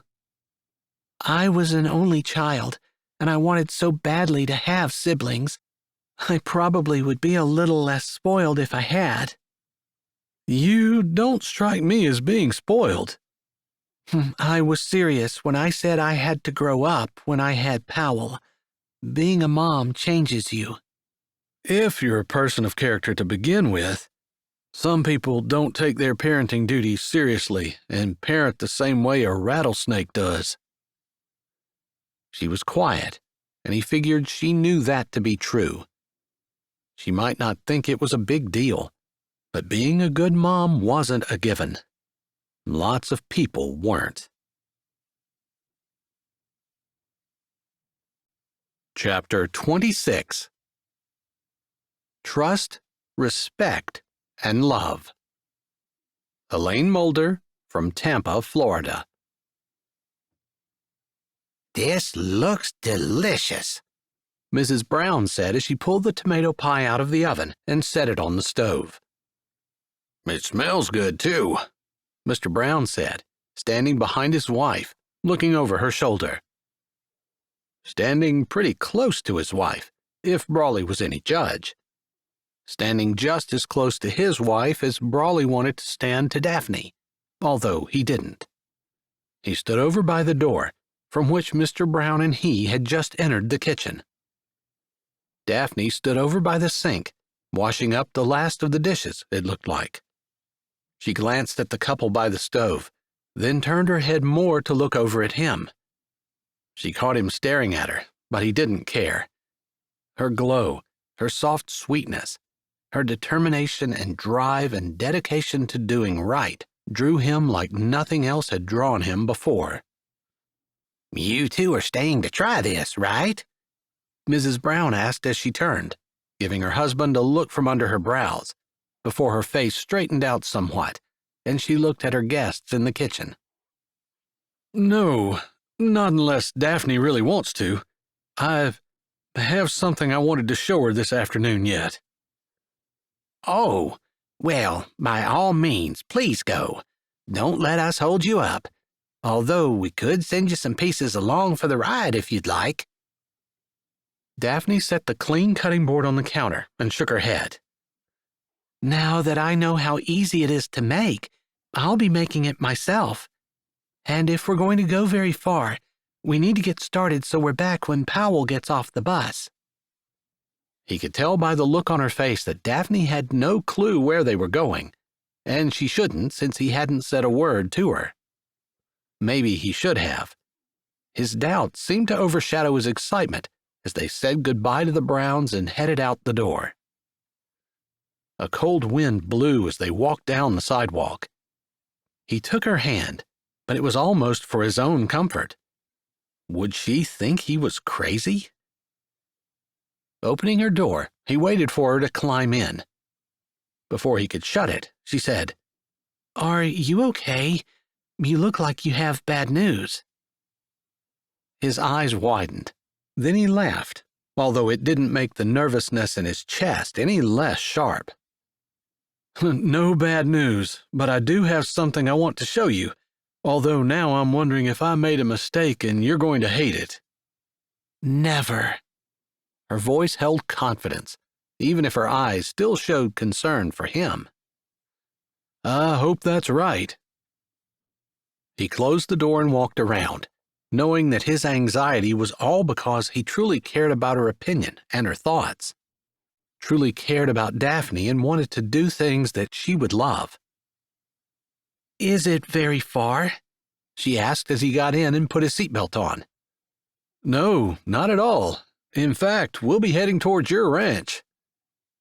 He started out and could tell she was surprised because he didn't go toward the paved road, but instead took the farm road behind the barn and turned toward Daphne's ranch. She smiled a little, and he thought she might think she knew what he was up to. Probably not to the extent he had gone.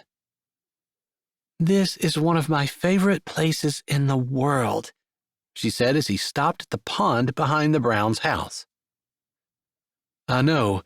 I love it too. He put his truck in park, but left the motor running for the heat. Turning toward her, he put his hand over hers where it lay on the seat between them. I bought it. She blinked.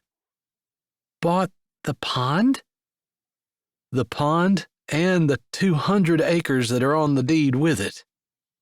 "You bought the Browns' ranch?" Yeah, most of it. The house and the barn and 5 acres were deeded off years ago. The 200 acres are separate. I thought it would be a nice addition to your ranch, and I know you love this pond. It includes the river, too. "And you bought it. I spoke with Mr. Brown about it when we first came out, just thinking I wanted to be closer to you and Powell. And also, I wasn't sure if the trouble with their marriage was money. A lot of times it is. He paused for a moment. He had to talk to his wife, and he told me today that there was no one in the world they'd rather sell to than us. Us? Us. I told Mr. Brown I was serious about you, and if you'd have me, I wanted you forever. This time she blinked and her brows went straight up. This isn't a proposal. I don't want to rush you. Just letting you know I'm serious. Also, if we're spending the rest of our lives together, I don't want to make a huge purchase like this without your input. But I have a good bit of money saved back, and I actually have preliminary approval from the bank and have been casually waiting for the right property around Sweetwater to become available. This is a go if you say yes. Yes. They grinned at each other. He loved that she didn't have to spend a lot of time thinking about it, that she had been thinking the same things as he had, and wanted the same things too. Are you sure? Of course. I've always loved this place, but more than that, there's some fantastic farmland that will complement everything we're doing. I can't believe you thought of buying it, but I love it. He squeezed her hand and she squeezed back. How long do I have to wait for that proposal? There was a sparkle in her eye, and he thought she might be teasing him a little, but he decided to take her question seriously. I want to ask you right now, but I thought I'd wait until we're sure Powell is okay with me. Powell and I were talking about you last night after we got home from the church dinner. Oh? She said she really liked you. Daphne's eyes held a glow of happiness that Brawley wished he could bottle. She does? Yep. I didn't tell her about you being her dad, but I was tempted to. I figured you might want to be in on that conversation. I do, although the idea makes me nervous. It makes me a little nervous, too, because I want her to love you just as much as I do. She bit her lip, searching his face. He didn't know what she saw there, but he could say for sure that joy exploded in his chest. I love you, too. They smiled into each other's eyes for a moment before he leaned forward. She leaned too, and their lips met just above their joined hands. Whatever Brawley's memories were of the one night they'd shared a decade ago, as sweet and beautiful as they were, they didn't compare to the reality of Daphne beside him, beautiful and warm and real. And there was no guilt involved in their current experience, because he knew, as amazing as her kiss was, he wasn't going to make the same mistakes that he had the last time he'd kissed her. She pulled away just enough to talk. That was far better than my memories, which I would have said were pretty good. Same, although I wouldn't mind doing it a couple more times, just to make sure. She laughed. To his surprise, she leaned closer and whispered, "Let's make sure." That evening after Powell got home from school, they played games, made tomato pie, and cleaned up the kitchen together. They had decided it was probably too soon to tell Powell that Brawley was her father, and especially too soon to tell her that they were thinking about getting married. But they needn't have worried. As they were cleaning up the Uno game, where Powell had won all 3 hands, Powell said, "This must be what it's like to have a dad." Her words shocked Brawley, since he'd been thinking it would take a very long time to win his way into his daughter's heart. Daphne looked less surprised. In fact, if he had to guess, her look was more of an "I told you so" look. Then her brows lifted, and it seemed like she was asking if he was okay if she told Powell now. He tried not to panic as he nodded slowly. Well, honey, I guess this actually is what it would be like, because Brawley is your dad. Daphne, despite her confidence, bit her lip after she spoke, her concerned gaze glued on her daughter. Like, for real? Powell said, her eyes lighting up, but a bit of disbelief still lurking in her expression. Yes, for real. Daphne smiled at their little girl. You're my dad?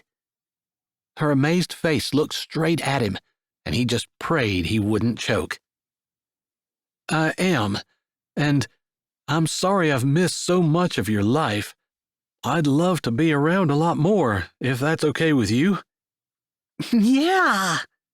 Powell jumped up and threw her arms around him. He wasn't expecting it, but still managed to catch her. He figured there would be some hard questions coming, like why it took so long for him to walk back into her life, and how they didn't know she was his. But hopefully they'd just tell her the truth, in as much detail as she was ready for, and they'd be able to move ahead as a family. Epilogue. A few weeks later.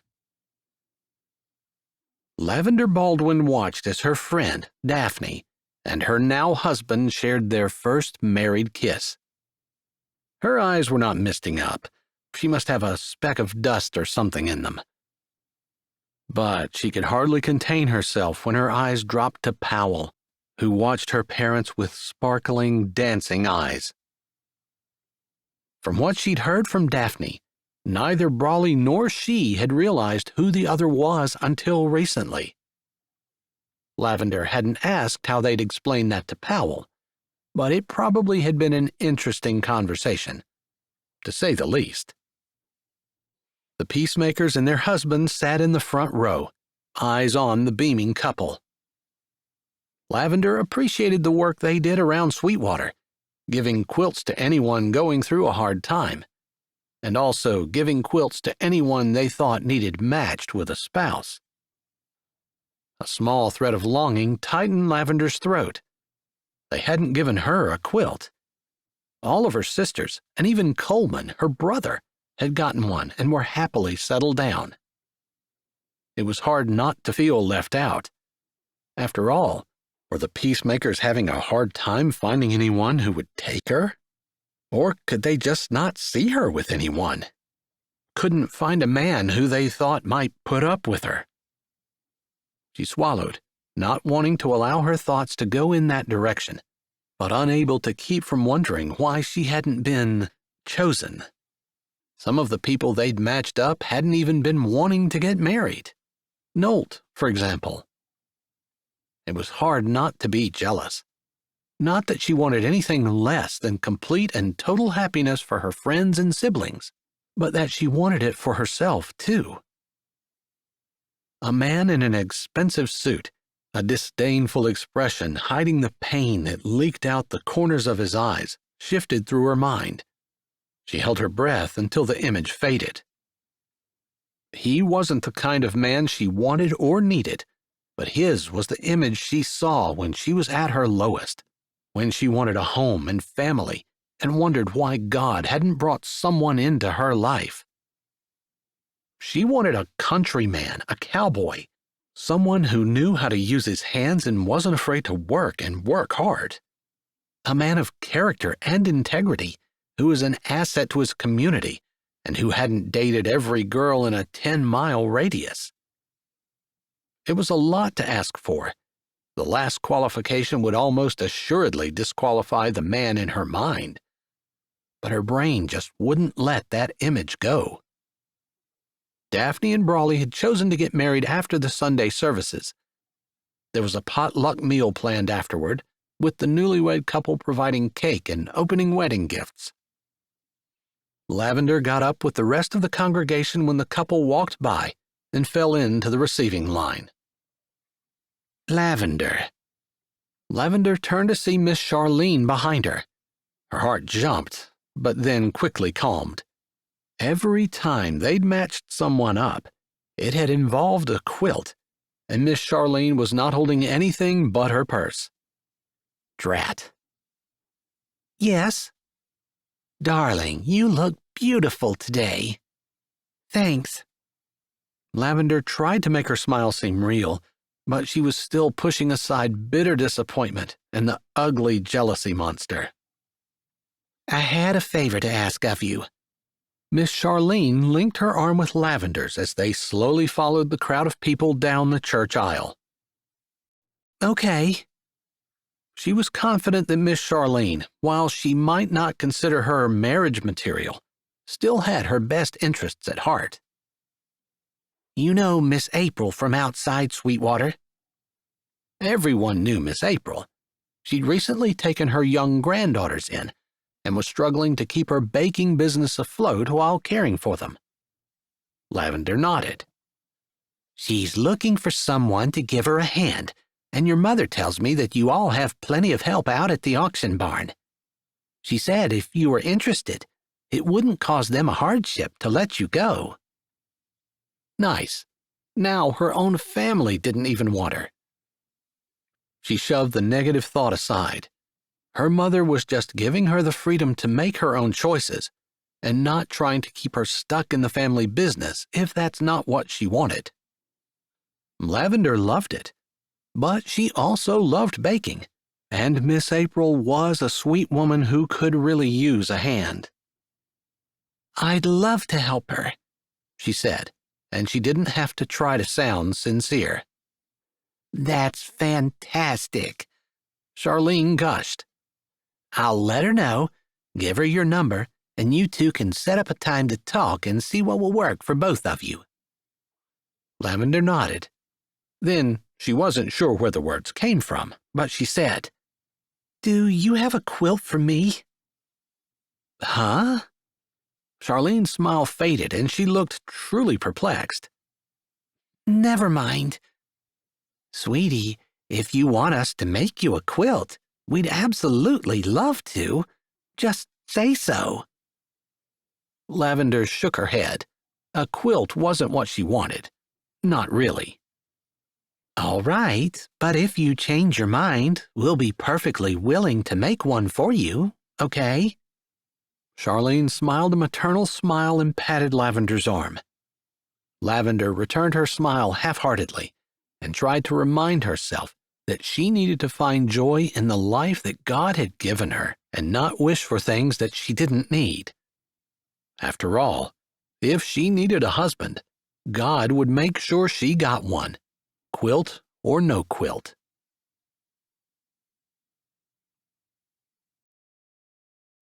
Hi, this is Jay, and thanks for listening. If you're ready for another great audiobook, here's one we think you might like. Or check out the playlist with all our latest releases. Don't forget to subscribe to Say with Jay, give this video a thumbs up, and tell us what you liked in the comments.